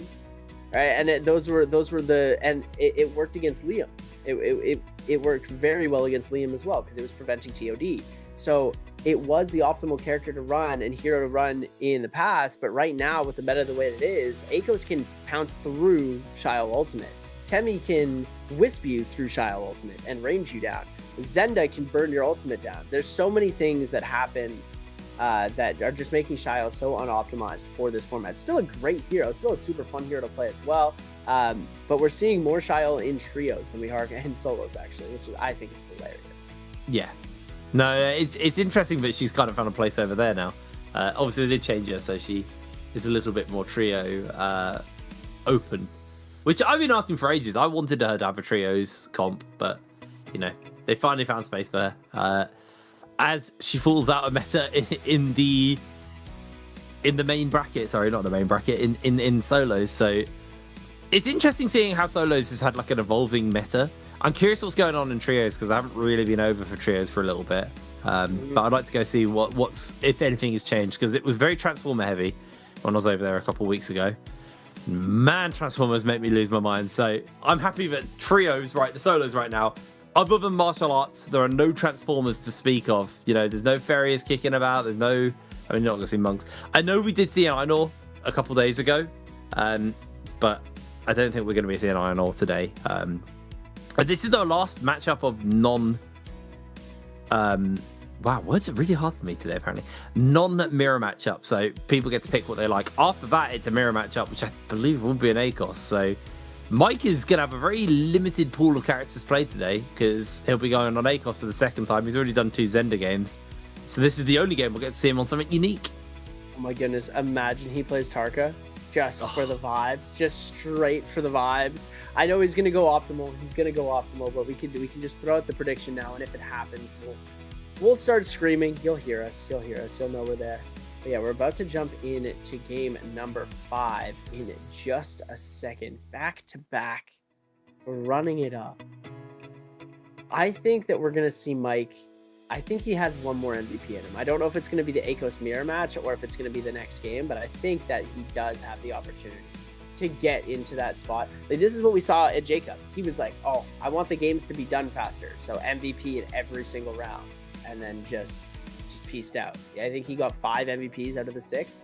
And yeah, it was amazing to watch. We were all very stunned and impressed by the performance that he put on. He was just having fun with it by the end of it, just running people down, having a really good time, playing some crazy combos, and then he would just, when there was 3 people left, instead of leaving them to fight, he just would run people down. And I think Mike is really good on cashing in on other people's mistakes. I think that's like his best strong suit, is he's really good at identifying where these players are going to make mistakes, anticipating the mistake before it happens, and then reacting to it as it's happening instead of reacting to it after it happens. Yeah, no, he's like, one of the things I've always loved about Mike is he's so good at aggression. Like, he's such a W key player, especially in a world where, like, a lot of the players they're not like that. A lot of the players can be quite chill. I mean, the meta right now has forced them to be more aggressive, but that kind of just plays into Mike's hand, because Mike is, like I was saying, the W key player. He's someone who has always, you know, full sent it into situations. And I still think about the first time I saw Mike, when I first started covering Nbpl, in the first day, Mike rocked up, and I remember going, wait, this guy's cracked. And I, at the time, knew very little about NARAKA, because I was very new to the whole scene. And I even then, as someone on the outside who didn't really have a good understanding or grasp on the game, recognized that this guy was very good, because he was different, because he played in a very different play style. In a lobby where there was a lot more people in the lobbies back then as well. And he was just full sending it, and he didn't even do that great on the day, but I just remember recognizing that, like, this guy had some potential. And right now I feel like the meta is the most suited to him. Now, I do think we have overglazed Mike quite a lot today, and it's hard not to, because of the performance he's had. Right, the Mike glaze is always welcome and allowed. I think that it is one of the nicest. I think it's a really, like, you know, he's one of the GOATs, right? I get that, you know, he's starting to fade a little bit, but when he has these days and when he pops off like this, it's just so much fun and so entertaining to watch, because he really does know how to put on a show. He's doing such an incredible job out there with everybody. He's competing at such a high level. Just really great to see. Yes, I will say, though, I do feel like, you know, while there's been a lot of attention put on Mike throughout today's broadcast, because, you know, rightfully earned, he's done a lot of work today, I do feel like people like Wang Liang are definitely worth looking at. He's had, you know, a pretty consistently decent day. He's in second place right now in the overall standings, and, you know, Mike has been taking the glory, but this guy has quietly been happily just trailing behind and making sure that he locks in that top 4 spot and evades going into the lower bracket. And there's definitely a fire under Mike, but he's not the only one. And now with 2 games left to go, and this is the last game where they get to kind of pick for themselves and they're not just all on the ACOS, that red line between 4th and 5th is going to be very, very scary to some players, and they're really going to have to step up, because remember, the stakes right now are, if you are not top 4 by the end of game number 6, you'll be dropping down into that lower bracket. You lose that life, and once you're in lower bracket, if you took bottom 4 at all, you're out. And this is the end of the tournament basically for you, because we got playoffs after this, and then we're done. It's a very, very fast moving time, and some players may only get their group stage game and the first rotation of lower bracket, and then that's it for both rotations, and that's 4 games in a season for some players. It would be heartbreaking for them, but it is a world, it is a reality that we're living in right now. Yeah, and it's really crazy to think that it's possible for Mike to get a 5 MVP, another MVP here after doing games 2, 3, and 4. Game 5 draft is about to get underway as these players are getting ready to lock in and jump through. Anyone locked in, absolutely ready to go. He's gonna be very, very intense into this game, because I think Shen Yuan is on that cusp. He's on the bubble. We've been focusing a lot on Mike, but the players we really need to focus on are the people in the bottom 4, because they only have 2 games left to qualify for that winner's bracket. So it's going to be interesting. We're going to have to take a look at that after we see our next scoreboard after the draft. Sometimes I don't think you listen to me, do you? I listen to you sometimes. I literally just said that. That's what I was messing with my microphone settings and stuff. Oh, okay. Yeah. I'll forgive you then. I'll forgive you then. Well, Akos gets picked up there for Zhanyuan. A Temi as the answer coming in. There's the Zenda. Wang Liang can't pick up the Kai Lin. That is a removed hero from him. So what is he going to be looking to pick up here? I mean, the Zunhan Lee's here. Nope, going for the Lani as his answer. As we... Oh, no, there we go. Still hasn't locked in. If the border's glowing... It's not locked. Still not locked in. Yeah, still got time to go. There it is. Now the Zunhan Lee has been locked in. See what they're going to be picking up from number 5 here. Lipo and Wu Fong picking up. And then after that, it'll be Mike and... I can't remember who Mike's in a group with. But regardless, Lani being hovered here by Lipo.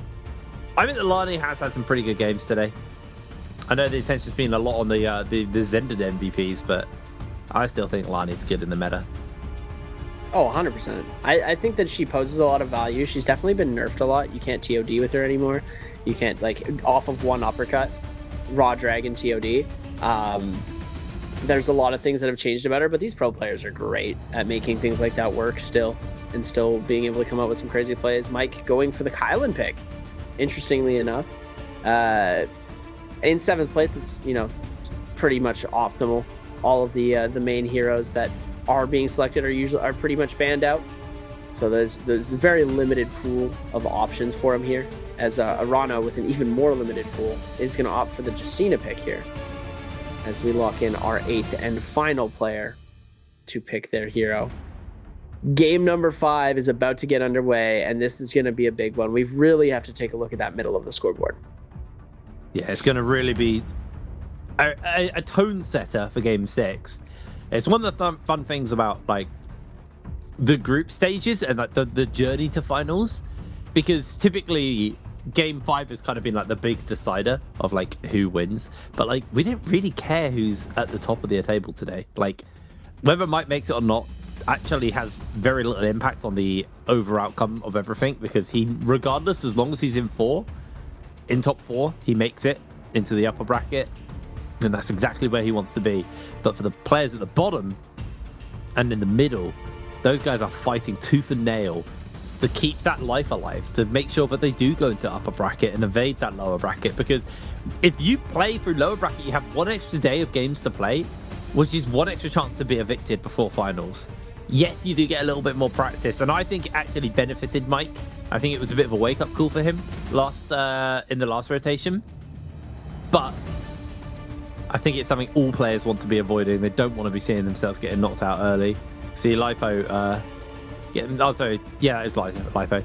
Getting himself a big old lecture on what to be doing as he's getting himself locked and loaded for this game number 5. The final game where they're all playing something a little bit different. And we move into game 6, and it becomes a lot harder to target players when everyone's on the same hero. Right now, they know roughly who's on what, so they'll be able to handle it, but... yeah. Mike averaging 6 points with the Kylin is actually bonkers. Yeah, it is... Do you think we see the Kylin MVP? I doubt it, but, you know, if there's a Mike, there's a way. Let's just say that much, because he is he's locked in, ready to go. His heart rate hasn't even jumped over 100, I don't think, in a while. He's been just casually running it up, getting ready to go. We're gonna be taking a look at our total scoreboard. 21.5 for Spider, or for Mike. Wang Liang with 11.5.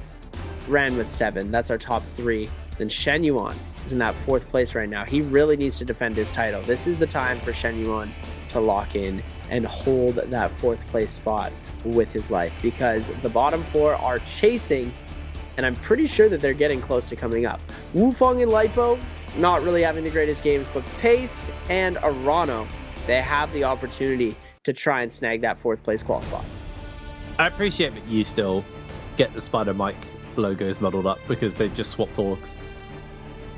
It still catches me. I did it in the last game. I saw SR and went, oh, it's Spider. No, not anymore. OUG's Spider now. Mike, former team, now onto SR. Still catches me to this day. Is here we go. Headed over to Padoria. Our last Firefly map as well, which is another thing to keep your minds on.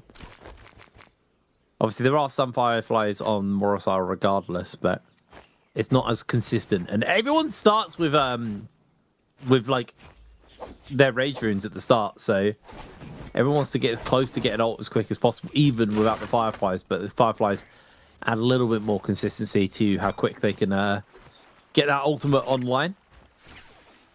So far, everyone is just doing a bit of the old looting. Not going to be going for any fights. Just grab himself some goodies. Genuine hasn't really been able to find himself a decent armor yet. He's obviously down trying to grab himself enough coins to get that Vulpine Essence. Well, Arano got himself a good weapon, but no armor. Wufong also got himself a good weapon, the purple staff, and got himself some blue armor. So somewhat geared up as Mike running around with Grays. I'm so surprised how controlled everyone is playing right now. Very, very slow off spawn. This is something that these players are just trying to hold out for as long as possible before engaging. As we are going to see our first engagement, actually. Genuine going to get knocked up into the air. Pace going to be able to get the double uppercut into the Whip Sword 1.0. Green Focus going to come out there. Oh my goodness, but he's able to get the catch off of the Green Focus reset. Genuine 1 HP to Dream right now as Pace going to try and follow through. F ability invested to kite out the big meow from Shen Yuan, but he makes space and he breaks ankles. Oh my goodness. If Pace lets this kill go, he's never going to forgive himself. This is we're going to see the pot come through. He gets one. Trigger block's going to come out, tries to go for the catch, is going to be able to get the uppercut into the carousel, into the wall. Now we're going to see both ultimates coming out here as the Akos gets ready for the scale rush into the Tiger Leap away. Trying to see if he can get the defense off. Getting a bit of a heal. Reset coming in. He manages to get a pot. Oh my goodness. Pace, please don't sell, man. You had this kill in the bag. And this is the kill he needs to jump ahead of Shenyuan as Arano and Pace 1.5 points behind WFG Shenyuan. I mean, it's crazy that Pace let Shenyuan just get a full reset off, and now the tables have turned. He can hit this F. It could be a bit of a game changer here for Pace. He's still got the Wisp lined up, but he's going to get caught in the uppercut. It's going to be now or never for Pace. Throws out the Wisp. Went wide. What a fumble. What a fumble there from Pace. Generational fumble.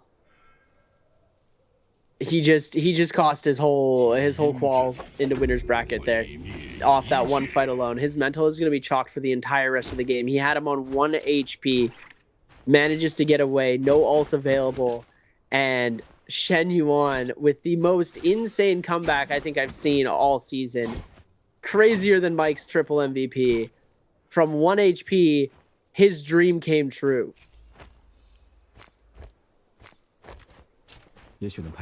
Normally, I just feel like they're kind of a wrap, the kills. You know, they're locked in when you're at that point, but just beautiful playing from Januan there. And I wonder if that's the Vulpine Essence for him. It is. The fact he got the kill and now he gets the Vulpine Essence for that feels borderline illegal, to be honest. I can't believe he got away with that. Beautiful start for Januan and him on the Akos. Going to be nice and set up for the Realm of Yangs that are spawning up right now as Wufong has found Wang Liang here. Wang Liang being juggled in the aerial. And, this is why I love the Yoto. He didn't hit the ground. If you just press W on Yoto in ult form and you have a slight slope, it's cooked. That was beautiful. It was beautiful indeed. People getting sent back to the Soul Altar. Reses are going down. We're going to take a look here. Ran. Now on the backside. Just going to back out of this area. It looks like he's not going to allow the contest. Arano trying to get aggro with it, which is interesting. As I think Arano really needing those kills as he's now 2 points behind. Shenyuan going for the aggressive play too. Oh my goodness, Green Focus going to come out there. He's able to track through it. Now, Green Focus really not being that overpowered here in this situation. He's able to get out of the way of the combo and go for a bit of a stam reset. That's kind of the most that he can do, as Lipo, now incredibly low in HP, going to try and kite out the situation by heading to the sky. Skywalking, but he's only allowed to do so a certain amount of times. So he's going to have to drop down to the ground eventually. But he does have 7 seconds before it goes in, so he's just going to be able to hold for as long as possible there. Because he's able to do it. If he sends one of those balls out in between, he's able to reset his skywalk. And that's tournament legal. But just skywalking infinitely, not allowed. Some of these players have figured out ways to stay in the air for the entire game, and NARAKA said no. Because, obviously, right? I'm amazed they haven't put like an actual mechanic in, but just cancels it. To be honest, it's there is a like flight decay. Oh, okay, cool. Is Genuine getting a Renwa Yang for free? That can't be happening, right? No, they're just waiting until the very last second to join in all the other people who've claimed. Oh, round's being sent back. Genuine, 5 seconds, 4 seconds, 3 seconds, 2, 1. Oh, Mike has joined him. He almost got the freebie. Genuine, that's sometimes a little tilting when it's like, oh man, I was just about to get a freebie and then play it chill, but oh well. Gonna have to earn it. He's on the ACOS, going up versus the Kai Lin here. Mike with the fist weapons and the blue armor. See if he can get himself an advantage over Genuine. Has been able to get some damage off the Raw. Actually tap dodged away there briefly. Nunchuck's going to do a bit of work, but Mike doing a fantastic job of handling Genuine here. Genuine still got the ultimate to work with. Going to get through some of Mike's armor. Mike going a little bit low here, playing the tap dodge away again, but now he gets caught by the uppercut, caught by the grapples, keeping in the infinite, and that is going to be enough to force Mike to go for the ultimate. Genuine is going to try and play the evasion game, but the strikes are hitting. There's the ultimate out from Genuine as he looks to try and launch the Tiger forwards, misses the first one, as another hit from Mike is going to make the connection on, and Genuine has suddenly had it turned onto him. The Raw comes out, the Tiger is going to go wide as well. That is heartbreaking here for Genuine, as Mike is so low, but the Volpine Essence is going to heal him up. Misses away on the Raw, tries to get another Tiger Strike off. There's the shots coming in. That Volpine Essence was such a key difference maker there. Well, it was the only difference maker. It's the only reason why Genuine isn't going to the Soul Altar himself right now. Is Mike had the perfect combo, but he wasn't able to finish just based off the health difference alone. Wufong now getting parried out, and Pace with the 1.2 release is going to be able to get himself the kill onto Wufong. Lipo as well, managing to put himself up onto the board as the winner of that Realm of Yang against I forget him. I saw it for a second, but now I immediately forgot who he was up against. As Lipo going up now against Shen Yuan. Beautiful scissor parry there from Shen Yuan into the almost the triple musket shot connect. The double is going to come through into the Tiger Leaf, and any follow-up damage from this scale rush into another Tiger Leaf catch, taking Lipo out immediately. This is the game that Shen Yuan really needed. He needs this pop-off game to come through. And Lipo took out Mike. Or no, Shen Yuan took out Mike. Shen Yuan took out Mike, yeah. Yeah. Sorry. Mike's still in the game.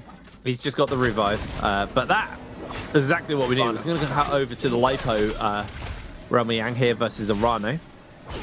Just in a freeze, breaks out.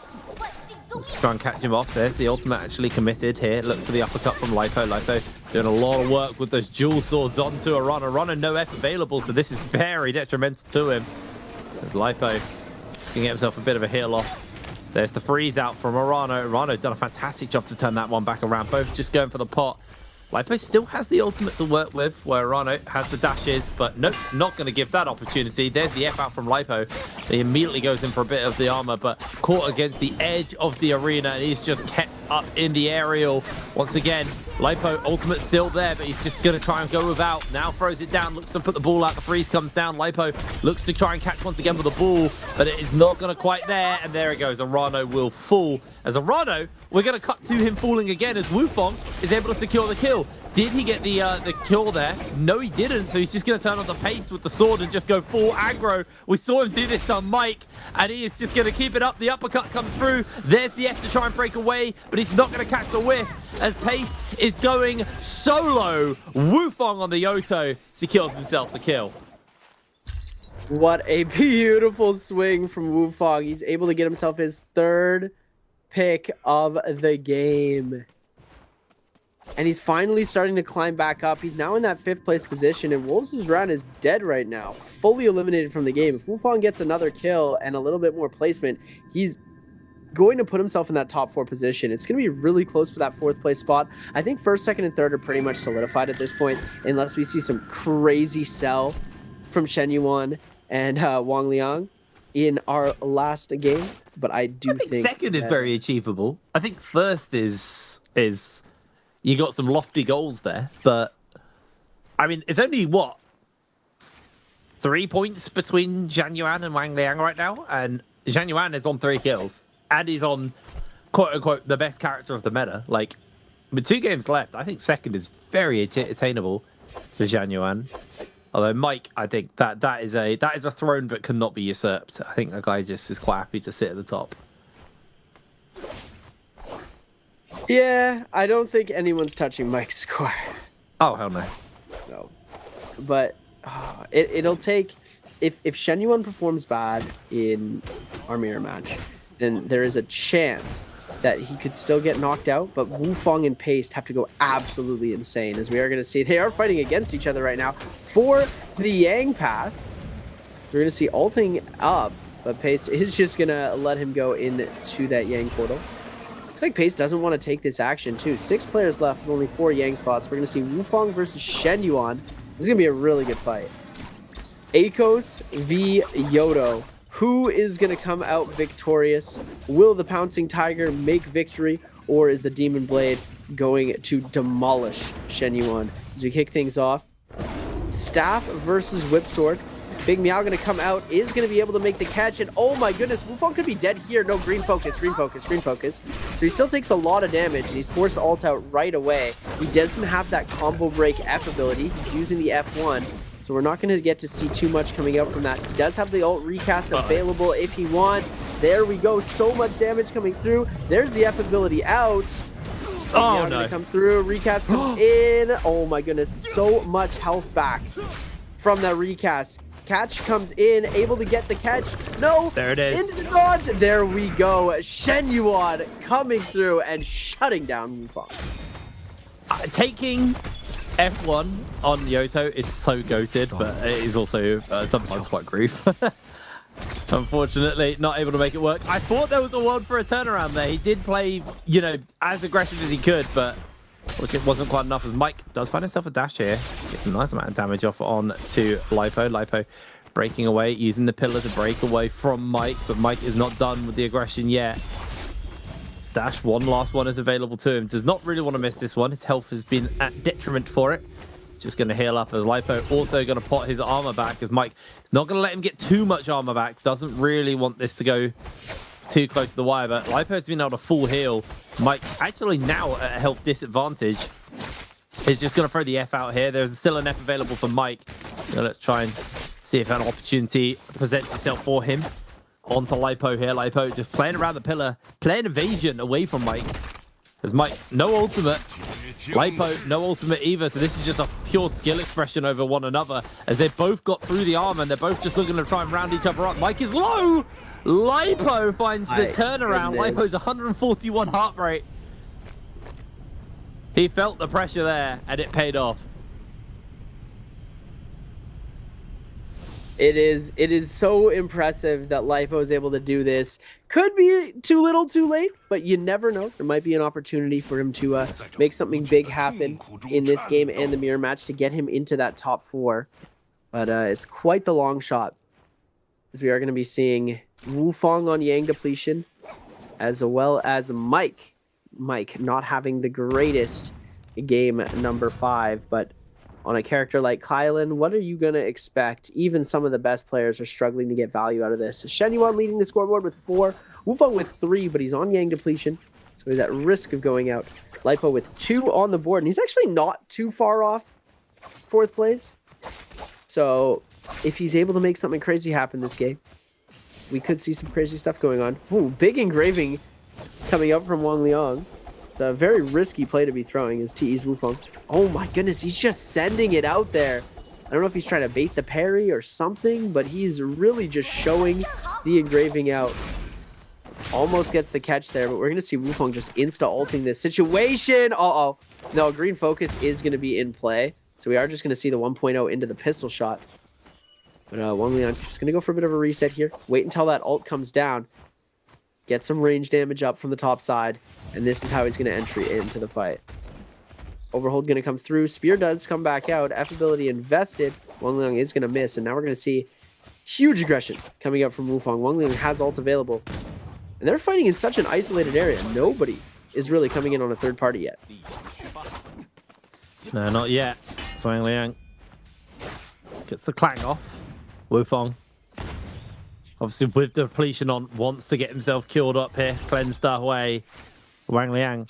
Ultimate timing out is actually just going to head off into the zone and just try and give the slip.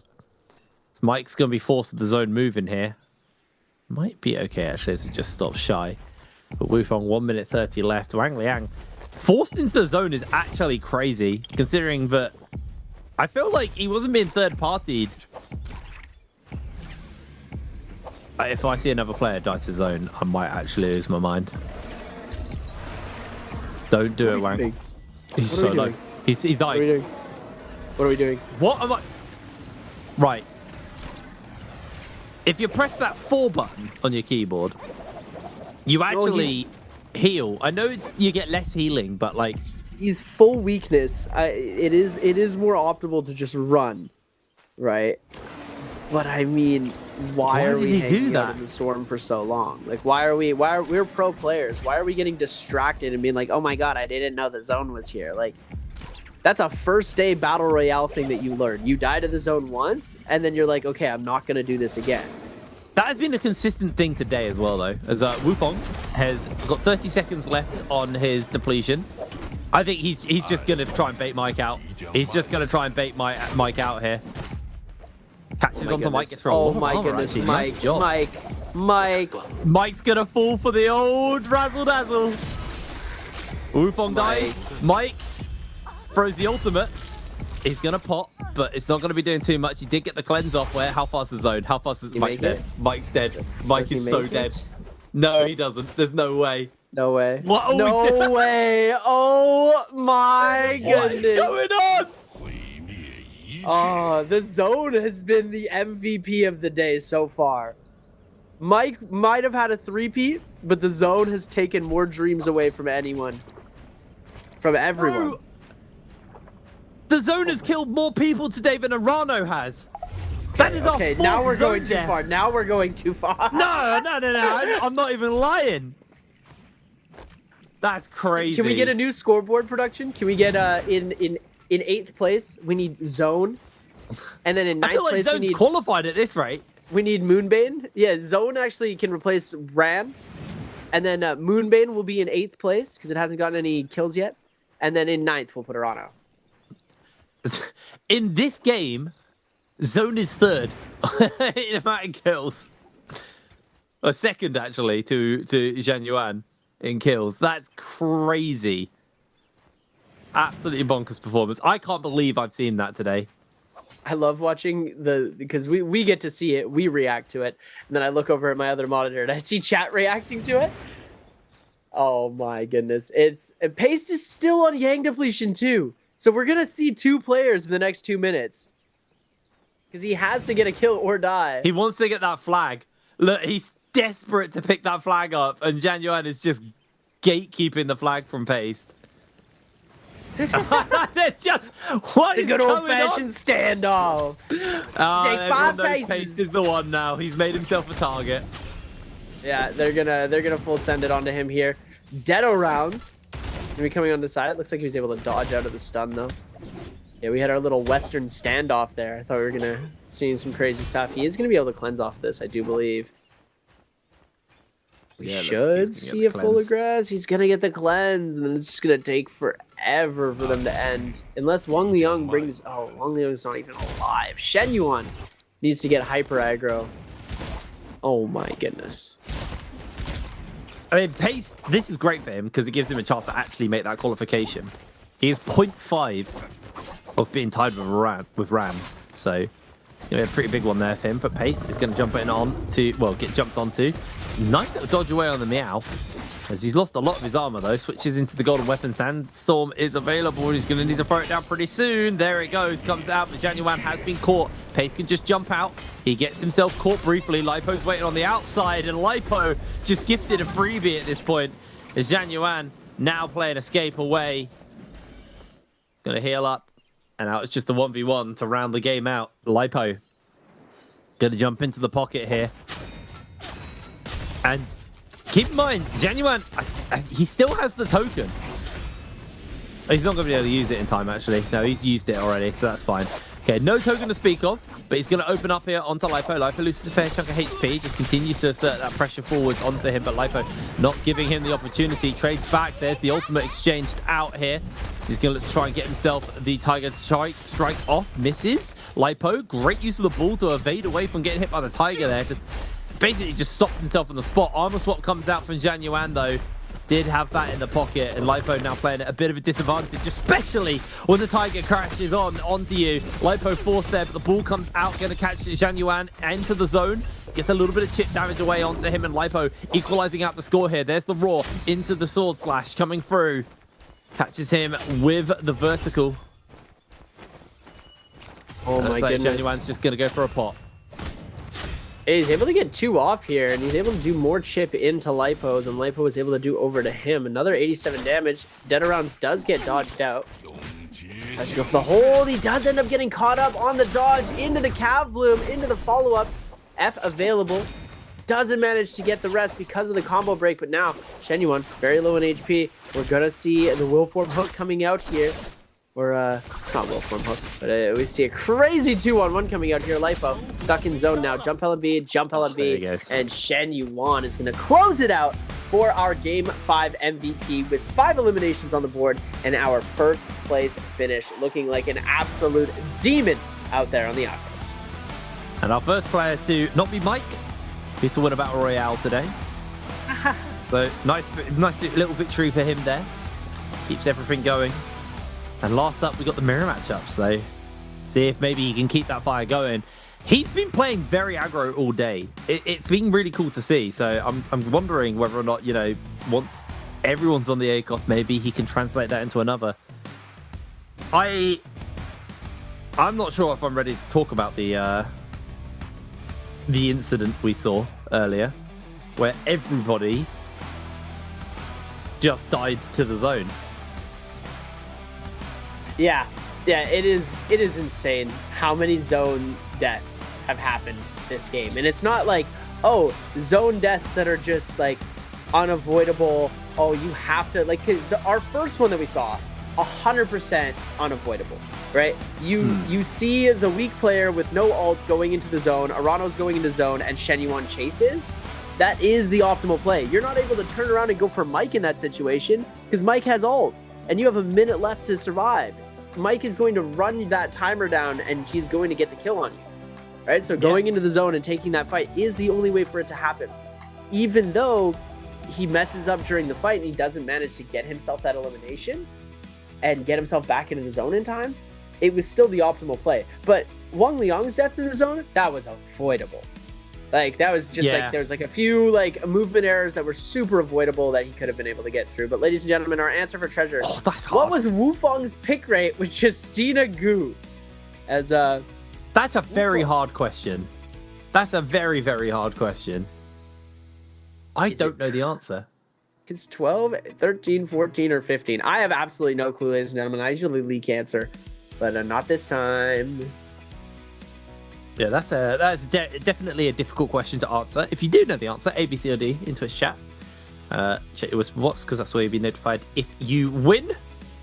There is also a public announcement, but whisper box is where you get your prize and stuff. So make sure you have that all situated and set up. But yeah, going on to game 6 now.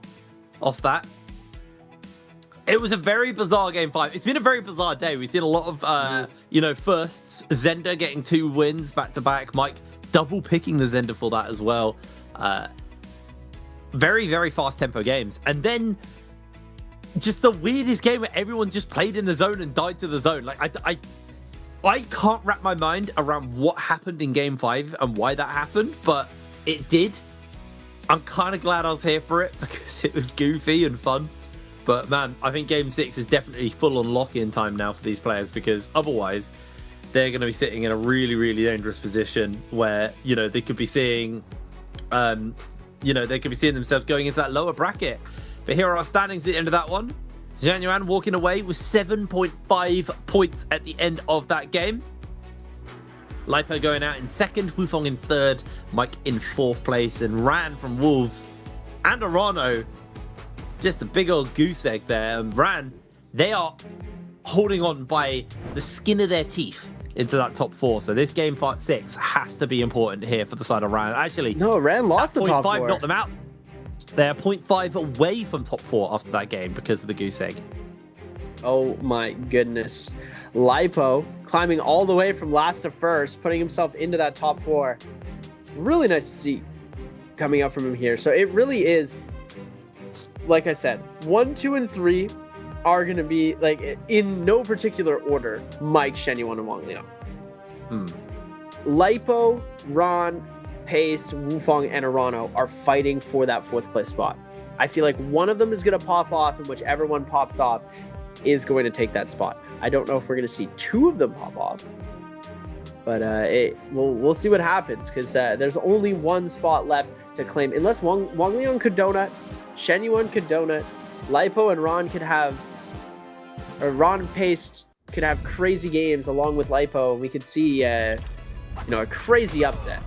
But I'd say it's most likely that we're going to see the Shenyuan, Mike, and oh my goodness, Wufong.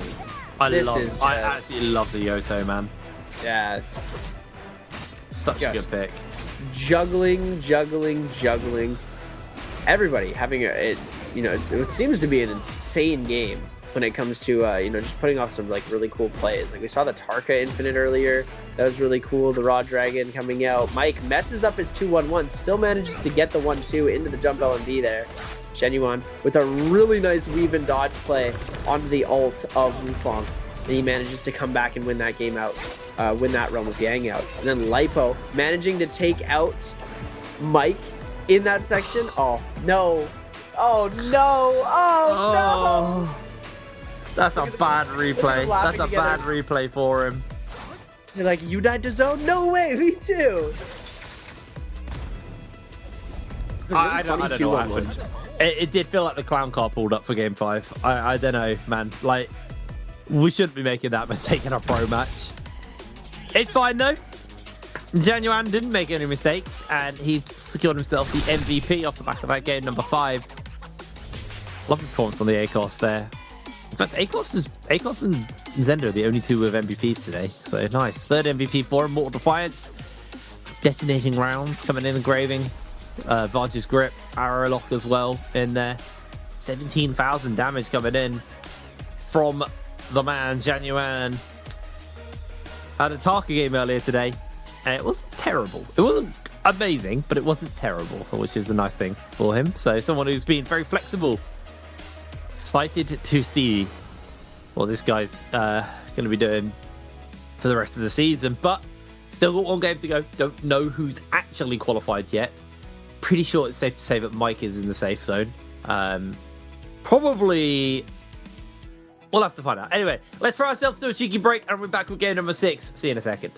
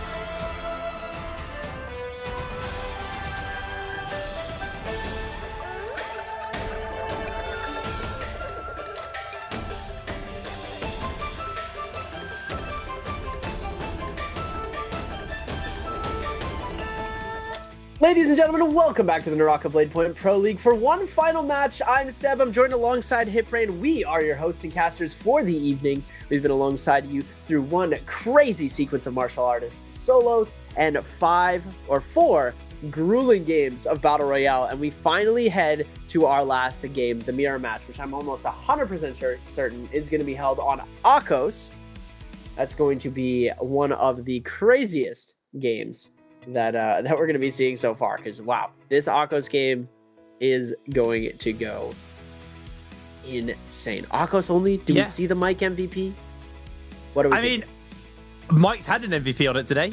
It's kind of one of his go-to picks, but we did just see Zhang Yuan pick up an MVP on it as well, so it's not like he's the only person who's capable of pulling this character off. There's a lot on the line here, obviously. I feel like the Mike story, as exciting as it is possibly the biggest back burner item right now.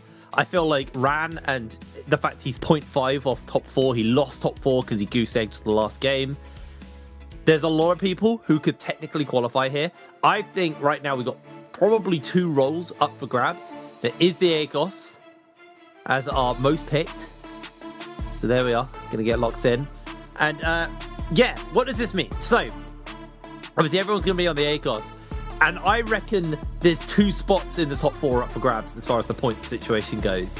So there's basically 6 players fighting for their life right now, all trying to see if they can make it or hold on to their spot in top 4. It's going to be a very, very tight game. And if Mike has a pop-off game, I feel like that's actually worst case scenario for the lower table people, because there's less points for them to potentially grab and make it into that top 4 or secure themselves a comfortable position. So yeah, it's gonna be a very interesting game number 6. I love me the mirror matchups. I used to really dislike them, but over time, like they've massively grown on me. And I think the big reason why, and Raven actually brought this up, and it kind of made click to me why we have these mirror matchups, is mirror matchups mean you can't team, you can't target. If you know that like the person you're contesting with is playing like a Zender, you can go looking for the Zender and look to grief them out of the lobby. Mm-hmm. But if everyone's on Akos, you don't know which Akos is which. It's the Spider-Man meme. Go on.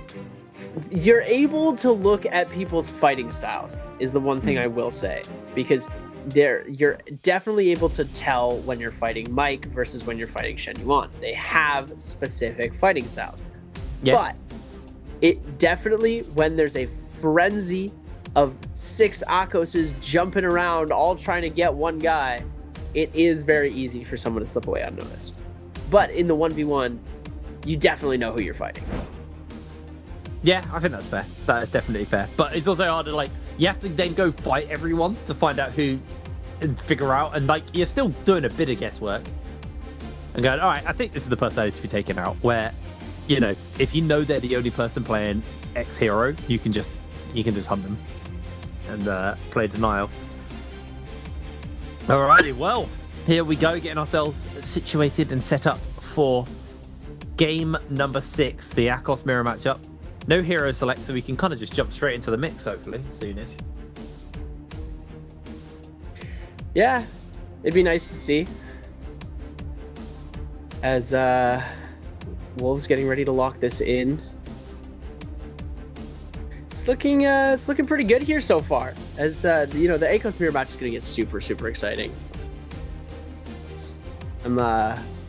I'm really excited to see how everything is going to be turning out with this game coming through here. I'm very excited. It's been a very explosive day. A lot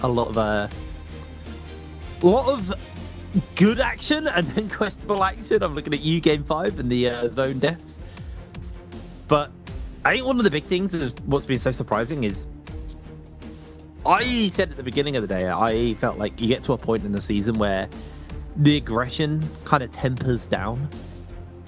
And that was just straight up not the case at all this time around. Like, I feel like coming into this season, or into this rotation of the bracket, it's been more aggressive than ever. Like, it's been a lot more fighty than the last rotation of the lower bracket and the upper brackets and stuff like that, like the double elim bracket. Like, the players have been just full aggro onto each other. And last game was like probably the slowest game we've seen, and it was still very, very fast tempo. And yeah, I feel like some of what encourages the speed of the lobby is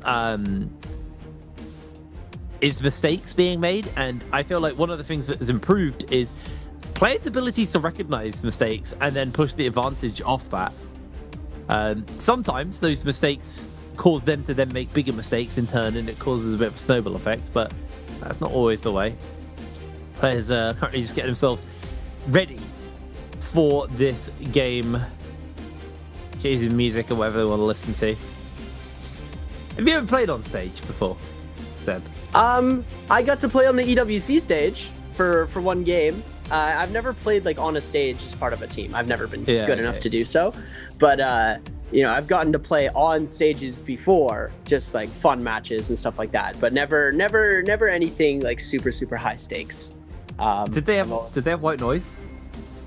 Because every state they have white noise constantly in their ears right now. They always play white noise, so you can't hear anything being said, whether that's the casters in the room or the crowd or anything. You literally just go into a hyperbolic chamber of white noise and NARAKA, and then like you can have music and stuff playing, but there is always like white noise being pumped into your ears. It's such a weird thing where it's like you don't think about it, but the one time I did play on stage, well, the two times I did play on stage, and I had that white noise in my ear, it's so weird. And it's something where like I feel like some players get really used to it, and some people it just really affects their play. Just constantly having like a in your ear the whole time. Yeah. I think that like I don't know if it's white noise or if it's just noise canceling, those big headphones that they have there. No, so they'll have their noise canceling, but they always pump white noise in. Every esport does it. Okay. It's like a consistent thing. You always have white noise pumping into the ears. It's just like cool. Static, I didn't even know basically. That. Yeah, it's purely because the noise cancelling does so much, but then the white noise basically guarantees that you can't hear the commentators and you can't hear the crowd or anybody. Stuff. Yeah. You need to be completely isolated from everything. I once did a tournament on a different game where, for some reason, the sound guy completely biffed it, and they were pumping the casters into the players instead of the white noise. So one of the teams could hear what we were saying. That was a horrendous situation to be in, because that is a massive tactical. You're just getting free comms. You're literally getting free comms. Oh, nice parry from Pace. Oh my word. Wufong is dead. Well, that was the easiest opener for Pace ever. Well done. Yeah, and that's really good. That's going to put Pace over Lipo into that top 4 as Rand drops to 6th place. Wufong now gonna need to go back to the Soul Altar. Pace looking to get aggro already. Wang Liang trying to back off of this. Doesn't want too much of this aggression. Blue armor is going to be available for him. He might try to get active here. Looks like he's still just backing out. Pace has ult, so it's not the smartest fight to fight into. Wang Liang actually doing a really good job of dodging out here. So we're going to take a look now. Shen Yuan facing off against Mike on the other side. Shen Yuan getting extremely low already. 1.0 release going to come through as he tries to scale rush up the tree. We're going to see them come in as Mike down on the backside. Chase is trying to come through here. Shen Yuan is 1 HP in a dream again. Will the dream come through for the boy? Big Meow gonna come out, dodged perfectly. Shen Yuan still just trying to get another pot in. Dodged, oh my goodness, no way. No way, no way Shen Yuan comes back from this. Oh, Mike with the ult at the very last second, but oh my.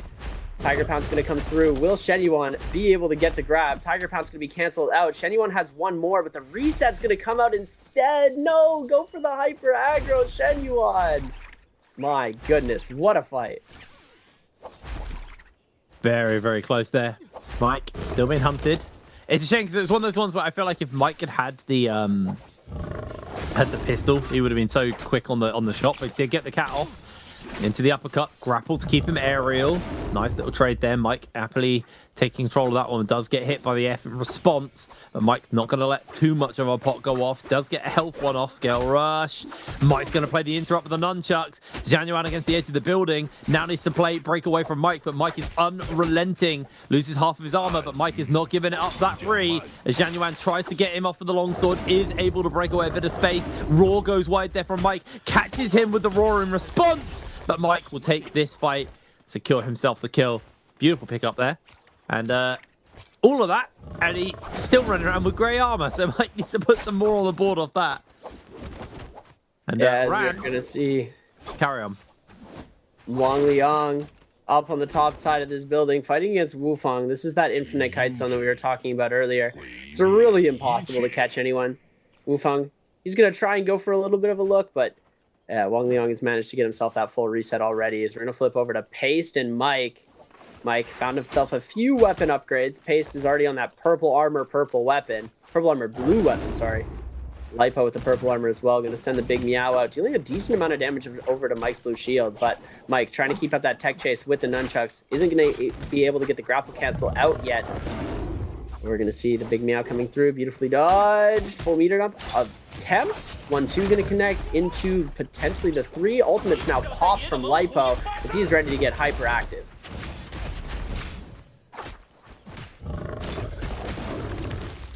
Mike answers though. Tiger makes the connection onto Lipo. Lipo still fairly low here. Has to throw the Tiger out. Gets him aerial, but there are a lot of ACOSs chasing on, and there's a roar from Pace to secure the kills. Pace jumps up into 4th place off that, and he is not done. He's still in ult form. He's happy to look here for Wolves' Ran. Ran able to evade away from getting caught. And the fact Pace has jumped into 4th place and not Ran down into 6th off that kill, that is going to be a heartbreaker. Look how close the scoreboards are. Wang Liang, feasibly catchable. But realistically, it is this 4th spot, which is the one everyone is coveting right now. And there's not much between it. There's 3.5 points between 4th and 8th right now. There is a very, very narrow margin for error in this game, number 6. Yeah, if you make a mistake here and you're below the line, it's pretty much over for you. You're headed to the loser's bracket as Ran has dropped down to that 6th place and hasn't seemed to gain any traction over Paste and Lipo, who are competing for that 4th place spot, currently tied. And we've got Wufang with 6, Arano with 5. Still no kills on the board for Wufang or Arano. They really need to pick something up if they want any chance of getting into that 4th place spot. But it's 5 players competing for 1 spot right now. It's going to be very difficult for them to be able to make that happen, as everyone heading into their realm of Yangs respectively. Pace going to be able to fight against Wufang. This is a huge fight here. Pace v Wufang. Pace needs to win this if he wants to continue into the race, because he can't let Lipo or Ran get any more kills than him. And if he lets Wufang take him out, that is another opponent that he just cannot afford to lose to. Let's see if Pace can do it. Goes for the Raw, doesn't make the connection. Gets rawed onto, doesn't get connected onto either. Dodging away on the longsword, actually cancelled away there from Wufang. Now scale rushes forwards. So you can see Pace gets hit by the parry, loses those fist weapons he's been relying on, switches out to the fan, is going to put the pressure back up, is going to switch back onto his fist weapons. Can he get the pot off? No, not going to be given to him. But then he catches on the aerial here onto Wufang. Wufang is going to break away. Both of them pretty low. There's going to be the Raw coming out. The ultimate is answered in kind by both of them. Who catches who probably determines the victor here. Pace waiting for that window. Catches onto Wufang against the edge. And now he just gets to put a bit more pressure down. Tiger gets dodged away there by Pace. And now the health advantage is in his favor. But he's used his last leap. And now he just needs to evade getting caught himself. But he's caught in the aerial against the edge. Can Pace break away? No, he cannot. Wufang takes that fight. And now Wang Liang hunting here on to Lipo, who is going down and getting out of the lobby. Oh my goodness, Lipo fully eliminated from the game is crazy unfortunate, because he finished below the line, and that is the mistake that I was just talking about. that we were talking and saying that you make a mistake here, you're done. He's going to finish in 6th place. Ran going to be climbing back up into that 4th place spot, because we're going to get a little bit of a replay from this Realm of Yang. It's going to be the big meow coming out at first. Ran is going to get caught by the shotgun burst, but then we have the F. Ult is going to be answered on both sides. Catch is going to come through good on the side of Ran. Gets the 1.0 into the Tiger Grab. Answered back with the Tiger Grab of Verano's own. You're going to see full charge going to come through. Oh my goodness, so much damage into the grab to finish it off. And Wolves is Ran going to take away that Realm of Yang. That was absolutely beautiful to see coming out from him there. Ran keeping himself in the game, in the fight here. Only one player has been eliminated so far, but big takeaway. 3 players, sorry, have depletion. So realistically, you're going to be losing at least 2 players here going forwards. There's a Rano chasing forwards. We actually... Mike took White Tigers. He didn't take Bird's Might from the Realm of Yang, interestingly. Another thing to keep your eye on. Only 2 players with the reset available. And this is a rough position for if you've got depletion on. You are now chasing players around Celestia. Like, it's so hard to catch people here. There's so many windows. You got the obviously right here at the temple at the top, but then the town below. It is absolute kite city. It's going to be a very, very hard angle for them to really push that advantage. But Pace is actually leaving, knowing that the last thing he wants to do is be stuck in a 2-minute chase around a town when he has 1 minute 50 left on his life bar. As he has found Wu Fong here. Wu Fong. No depletion, so this will be a very interesting fight for Wu Fong to take. Wu Fong does have the revive available though. So maybe they're just going to go for the fight. Pace is going to try and push up here onto Wu Fong. Wu Fong breaking away. Golden flying knives, though, going to make his life a little bit harder for Pace, as Pace is just desperately trying to now reposition, seeing that there was a third party involved. But he only has a minute to get that cleanse off, and I don't think that minute is going to really work out for him. As oh, there goes Ran. Ran's out of the lobby. Oh, he had Vermilion. And that could change stuff. The water wheel's finally been unleashed. Not going towards anyone, mind you. As Pace is just playing evasion, but there's so many people hunting onto him. He tiger stances forward, and he just continues to run away to safety. Pace, he's got 50 seconds left on the depletion. He has to find a kill. He has to find a Soul Bloom. But I don't think that opportunity is going to give it to him. No, it's definitely not looking like he's going to be able to do so. And Ran, he was eliminated. Oh my god, Shen Yuan's going to go out too here.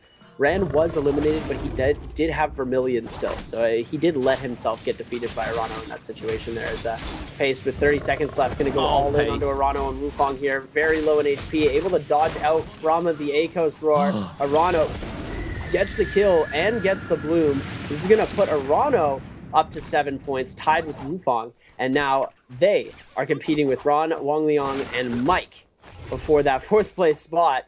Ron, it seems to be having a good game, though, so it's going to be difficult. 2 points away is going to be Wu Fong and Arano. If Ron goes out next, then there's a chance. But if there's 100% a chance here. Yeah. Like, well, this is very tight. I mean, with enough kills, Wu Fong and Ran could overtake Wang Liang if Wang Liang doesn't actually play actively here. If Wang Liang is next out, there's a world where 3rd comes up for grabs. I think 4th is heavily debatable right now between the 3 players on the bottom end of the table left.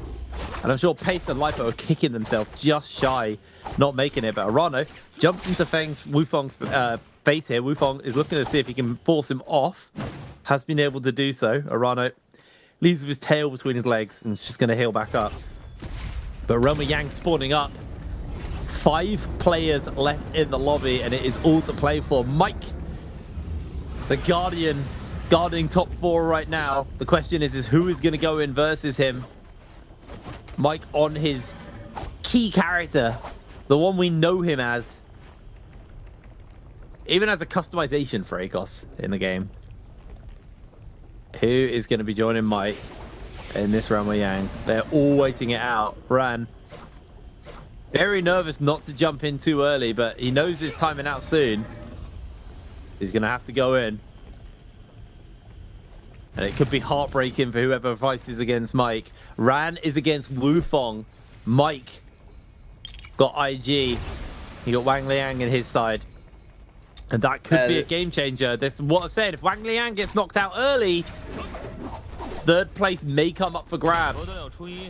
But we got two players starting up. Nice little shot there in the aerial. Beautiful there from Ran. Onto Wufong. Just get onto that with the cannon shot onto him. Wufong losing half of his armor. Golden Dual Sword doing a fair amount of work here. Ran just playing evasion away. Has no roar. So wants to play around that timing frame. But yeah, Wufong is immediately open on the aggression. Tiger Stance is thrown down there. Misses the first leap from the side of Ran, who tries to get another one off him. Misses both of his Tiger leaps. Going to be fairly costly for him. Wufong playing away at the moment. We'll be looking to try and see if he can grab on to him. Not going to make that connection yet as Wufong gets caught in the aerial. Ran doing a fairly good job here versus Wufong. That was disgusting. He just ran him down there at the end. Yeah, really nice catch. Yeah, Mike lost. Wang Liang wins. It's good to see. I think Wang Liang is going to hold his spot on the board. Ron just proved that he can hold his own as well. Wufong is going to be on that Yang depletion. It's really, if Arano or Wufong can really clutch up here, Wufong really needed to win that Roman Yang. It was super important. Now he's on that Yang depletion, and he's also now 3 points behind qualifying. Also, Wang Yang getting that one extra kill just moves that bar a little bit harder for like a third spot being actually open. So great job there for Wang Liang. Just keeps his hopes of remaining in the top 4 alive. Not completely smoked for him, but does hold up as you see him versus Mike. Beating Mike on an ACOS off is actually very impressive. He was definitely kind of my second guy to watch today. I'm happy to see he's been performing well. You know, he's had his moments. He's not been the most consistent. It's really been the Mike day, but when it's time to really knuckle down, Wang Liang has been able to do so here.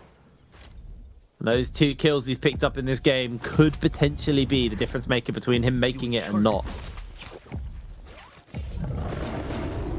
Yang depletion is going to be rough here. 3 minutes and 34 seconds. Mike's going to try it and cleanse as well. The winner of this fight is going to be able to move on into the rest of the game. Big shotgun burst coming through. Ult is going to get invested now from Wufong. Mike, 1 HP. Wait, Mike's dead. Not going to be great for him. There he goes. Oh my goodness. Wufong now on 8 points. He's got himself up to 5th now with the 8.5. He's 2.5 points behind Ron. A victory from Arano or Wufong would mean qualification, but Ron is the kill leader at the moment. This is really going to come down to the wire. We've got 9 minutes and 40 seconds left. Spirit Wells are going to start to spawn pretty soon. This is Wufong getting himself back into this game. Gold flying knives in hand. He's got a decently stacked loadout to get himself further into this game, but he really needs a couple more kills. He sees Arano. Well, the good news there for Wang Liang is because Mike died, the placement points shifted up, and now I believe Wang Liang is very, very unlikely, if not 100% certain, to not be surpassed. He should be pretty comfortable down there. Jin Yan, on the other hand, 14 points isn't unachievable for Wufong. If Wufong wins this game, him and Ran might just be able to jump into 3rd and 4th. Which would be absolutely heartbreaking for Jin Yan, especially after he won game number 5. But getting a goose egg here has potentially cost him a spot at the top. But it's still, you know, a lot needs to go right. Everyone's playing very patiently right now because the depletion buffs were just traded at the beginning. So got 4 players left in the lobby, and I think we might be actually seeing our first circle close of the entire day. Here we go. Wang Liang and Ran doing a little bit of shopping.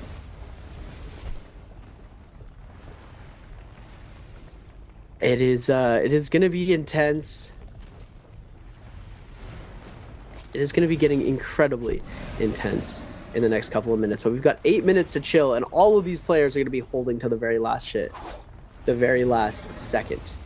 Well, we do have the Spirit Well, at least. So there's a world where we see, you know, the Spirit Well's obviously going to put depletion onto 3 of them. So that could cause an issue, but we have also seen a lot of contests on Spirit Wells. as well to deny that big that depletion going on to everyone and deny someone from getting the token. So maybe it's just a waiting game, waiting out the Bane's Breath. This is definitely the most lower tempo game we've had all day today, and also it's probably the most tense game we've had all day. I mean, it's been Mike just absolutely slamming lobbies all day, and now finally here in Game 6, Mike's out of the lobby, and there is a lot on the line. There is a lot on the line indeed. As Ran with the Palm Lightning is just sending a message: "Don't come near me." Both Spirit Wolves spawned right next to each other, actually. Swoofong goes for the Raw, catches onto Wang Liang, throws out the flying knives.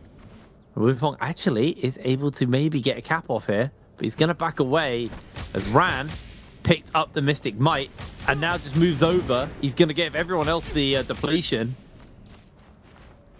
He can't get the buff, right? Because you can't have 2 buffs.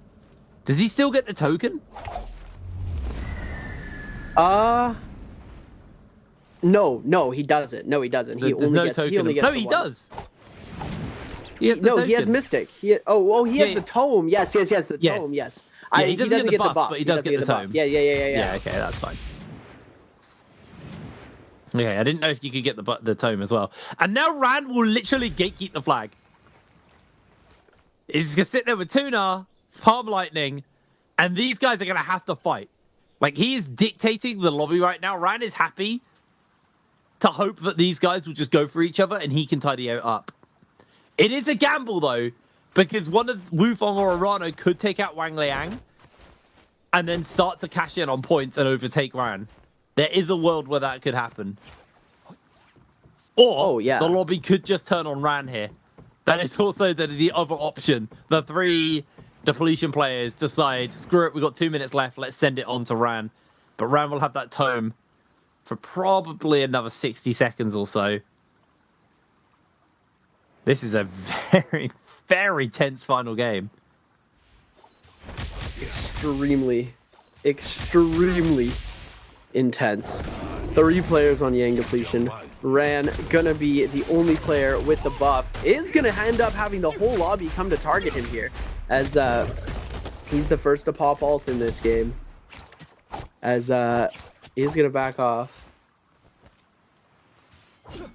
Nobody going for the extra chase. 28% still on that ultimate, so he's going to be able to get that back in just a second, as all of these players desperately are trying to cleanse that Yang depletion. Wang Liang does have the flag now. Arano getting aggressed onto. Ultimate's out for him now. He's going to get caught out. Double charge coming through. Very low on HP. Needs to get a heal off quickly. Grab going to come through. It does end up missing. Perfectly dodged out. He's going to try and go for that blue armor swap. The shotgun burst going to come in. He's got his F available. Ult available for the recast as well. Oh no. Count's going to come in. Arano gets eliminated. That's Ran with the kill. Wufong needs to get this kill on the Wang Liang if he wants any chance of qualifying. He needs both kills and the MVP. Wufong trying his best to get out here. Doesn't look like too much is going on. It's getting so intense. The Palm Lightning coming out. Wufong forcing to ult now. Great Storm Tome in the back end. Wang Liang able to find his armor swap. This is going so crazy. And Wufong inches away from qualifying in the toughest spot of his life. Yeah, this is incredibly hard for him, but he has to kill both of them if he wants to qualify. He has to make this work. Gets the Tiger Stranch off on to Wang Liang, catches him, gets the Roar off as well, throws a cannon shot in for good measure. Wang Liang's very low here as Wolves Ran with the Palm Lightning is looking to secure the kill. That should just be it! Ran secured the kill. I think he's just locked himself the spot, eliminating one more. Wufong trying his hardest to secure that top 4, but he is going into the lower bracket. One last Tiger for good measure, and there it is. Ran MVP's game number 6 and locks himself a spot in that upper bracket. Wow. We start and end on a Ran win, man. Yeah, MVP of the last game. Very nice to see. I don't know. It's it's interesting. Ran able to pull it back there. I thought for a second we'd get Wufong or Lipo or Pace to, you know, come through and bring some of that extra energy in, but it was just not enough at the end there. They really started to come through in game number 5, but game 6, that ACOS mirror match, really, the Titans just shone through. And, you know, game 1, game 6, MVP for Ran. Wolves coming out on top, making their way into that winner's bracket, looking absolutely phenomenal right now. It's really great to see them being able to put so much onto the board and stay consistent in getting into the top. Very, very big victory there for Ran. A needed victory as well, just to stay in the running. But man, what a day. Mike absolutely smashing it in the middle of the day. And then in the ACOS mirror matchup, kind of fumbled it a little bit. I mean, Mike made a couple of mistakes towards the end of the day. That game 5 and game 6 were definitely not his greatest showings, but he still did work even in his bad games. And Ran, who I started to count out, that victory at the beginning of the day, those 4 points he picked up, 2 points he picked up there, genuinely were the difference maker. Like, that was enough for him to make the qualification. If he had gone out early in the fight, like he took on Wang Liang on the Justina and beat him on the Justina tech. Had he lost that first round to Wang Liang, we'd be talking about Wufong, who just made it to the top 4. Like, it shows you how kind of it genuinely turns into a battle of inches at the end there. It's always 100%. Very, very tight. It's very exciting stuff. Yeah, it is looking absolutely amazing for him right there. He's able to persevere through, and you know, he didn't have the greatest games 1 through 4, but 5 and 6 he really started to pick up the pace, and he was doing good, keeping consistent, right? Like, he was never popping off until the last game where he did get his MVP. But you know, games 1 through 4 he was, you know, middle of the pack, but he was able to stay above the opposition, and he was able to stay above the players that he needed to get into the qualifications. He made the top 4 in the end. He managed to get Wufong and Lipo out. He manages to get paced out as well. It's really nice to see the perseverance from Ran with a big 8.5 game score in that last game, getting him to that first place. Wufong in second with 3 game score, Wang Liang with the third and 2.5, Arana with 2.5, Mike and Pace with 2, Lipo with 1, and Shen Yuan with the donut for game 8, which doesn't even matter. He's still qualified for that winner's bracket next week. As we're going to take a look at the overall standings.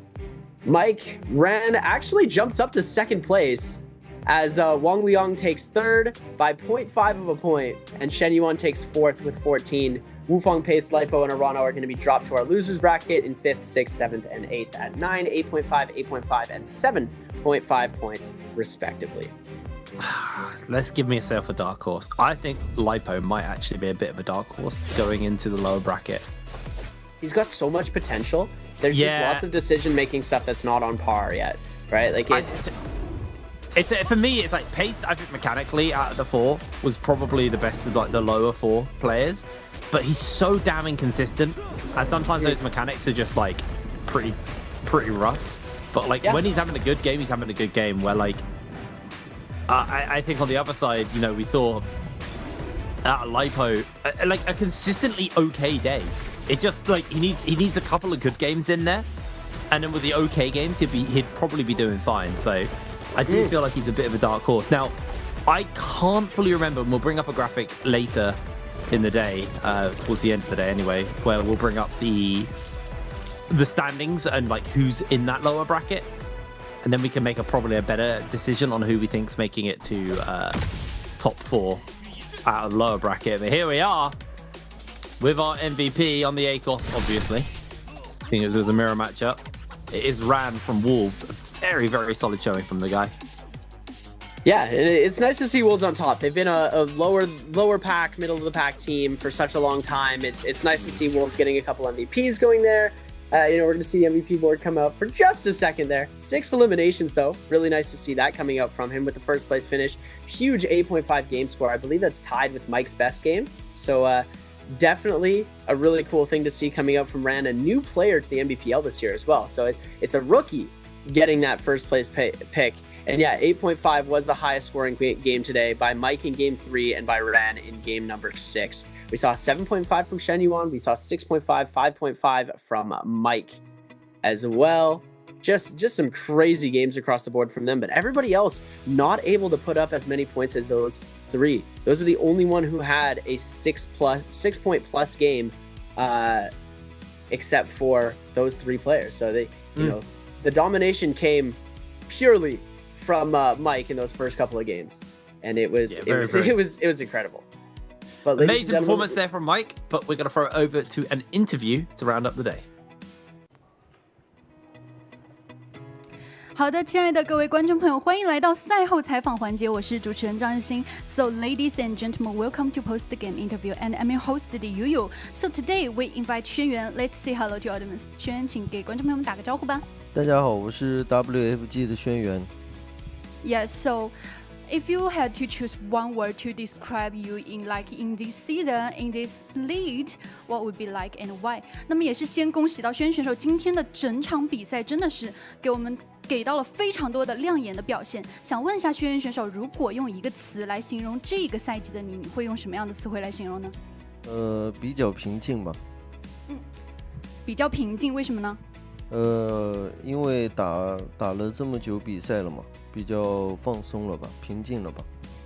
So for me, I would like to use compose to describe me in this season because, this match is go to the half right now, and I have a lot of experience in this match.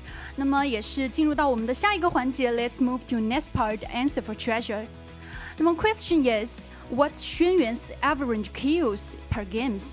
A is 2.2, B is 2.6, B is 2.4, C is 2.6, and D is 2.8. Well, it's really quite difficult answer for the audience. Do you know the correct answer? 那么轩辕老师知道这个问题的正确答案吗？这个问题是，轩辕老师的每一把的平均击杀数是多少？这个您知道吗？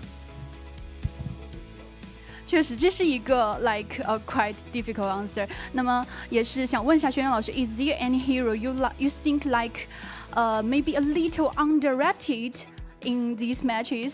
那么想问一下轩辕老师，你觉得目前来说这个赛段有没有觉得被低估了的英雄，还没有上场的英雄有吗？我觉得火男比较被低估了吧。为什么呢？因为感觉这个英雄打谁都能打。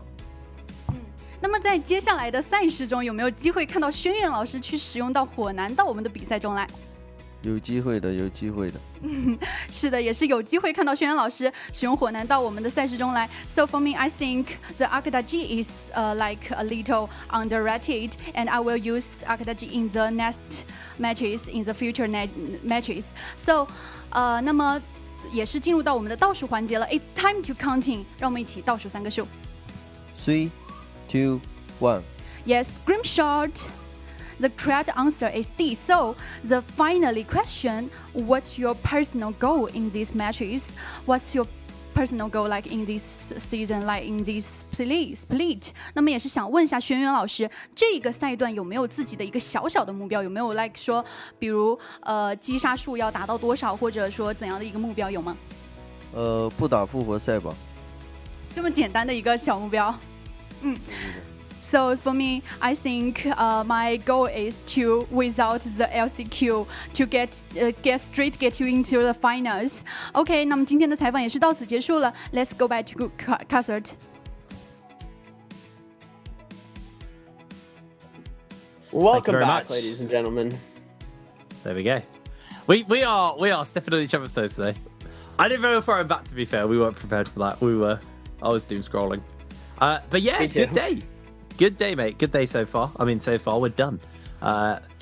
Mike obviously being kind of a bit of a story hog today, just because of the amount of action we've seen coming from the guy. But I do think that game 6 was super exciting. There were so many variables going around. There was a world where it looked like we could have 2 people qualifying, and then off a couple of plays, suddenly it went into just 1 person being able to qualify.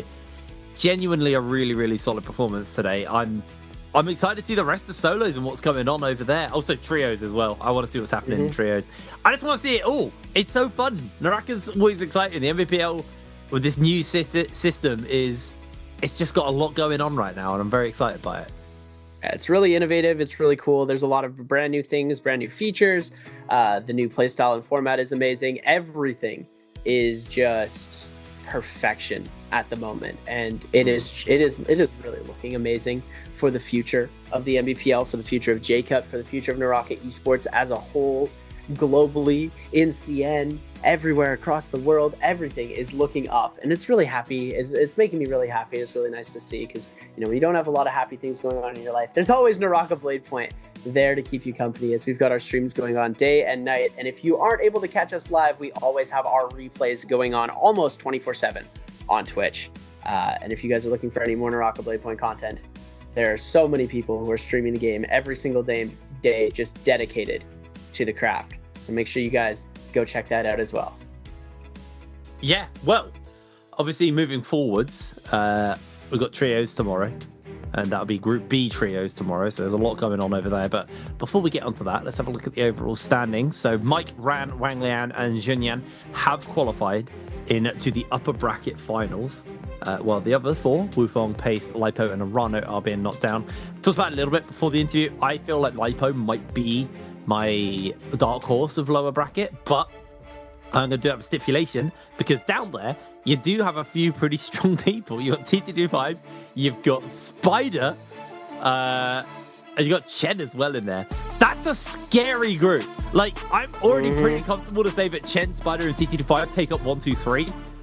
Not in that order, but in any order. And then it's just kind of fourth spot up for grabs.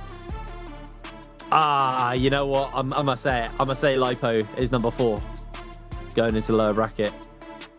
And then they've got to play it. Even if Lipo, by the way, makes it into the next round, he then has whoever comes from the upper bracket, bottom 4, into there. So it is a hard path to walk to get to finals from lower bracket. I think Spider, I missed what happened that day. I was very busy. But I feel like this is just a blip on the radar for the guy. The guy's been playing way too well. But like I said, tomorrow we have trios kicking off. We'll be doing the exact same thing as today, map-wise, just with, more players. Starting with the martial arts, moving into normal battle royale, and ending on a mirror matchup.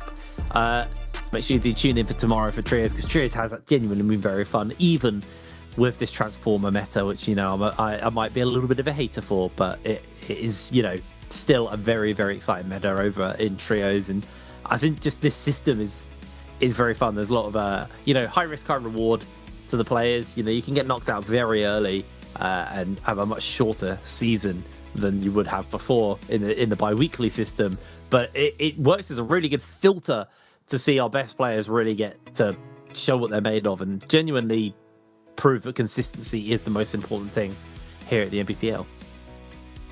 Yeah, I mean, it is consistency is key, has been the name of the game since the first season of NBPL. If you play well and you can keep consistent throughout 6 games, you are going to succeed in the NARAKA BLADEPOINT Pro League. No matter the format, no matter the heroes, no matter the meta, if you are consistent, you will do great things. And we see that with Mike's consistency over the first 3 games. But ladies and gentlemen, one thing that we are consistent with is always saying goodbye and thank you. So ladies and gentlemen, once again, I have been Seb. I've been joined alongside HitBrain. We have been your hosts and casters. Thank you so much for coming to watch. Take care and peace. See you later.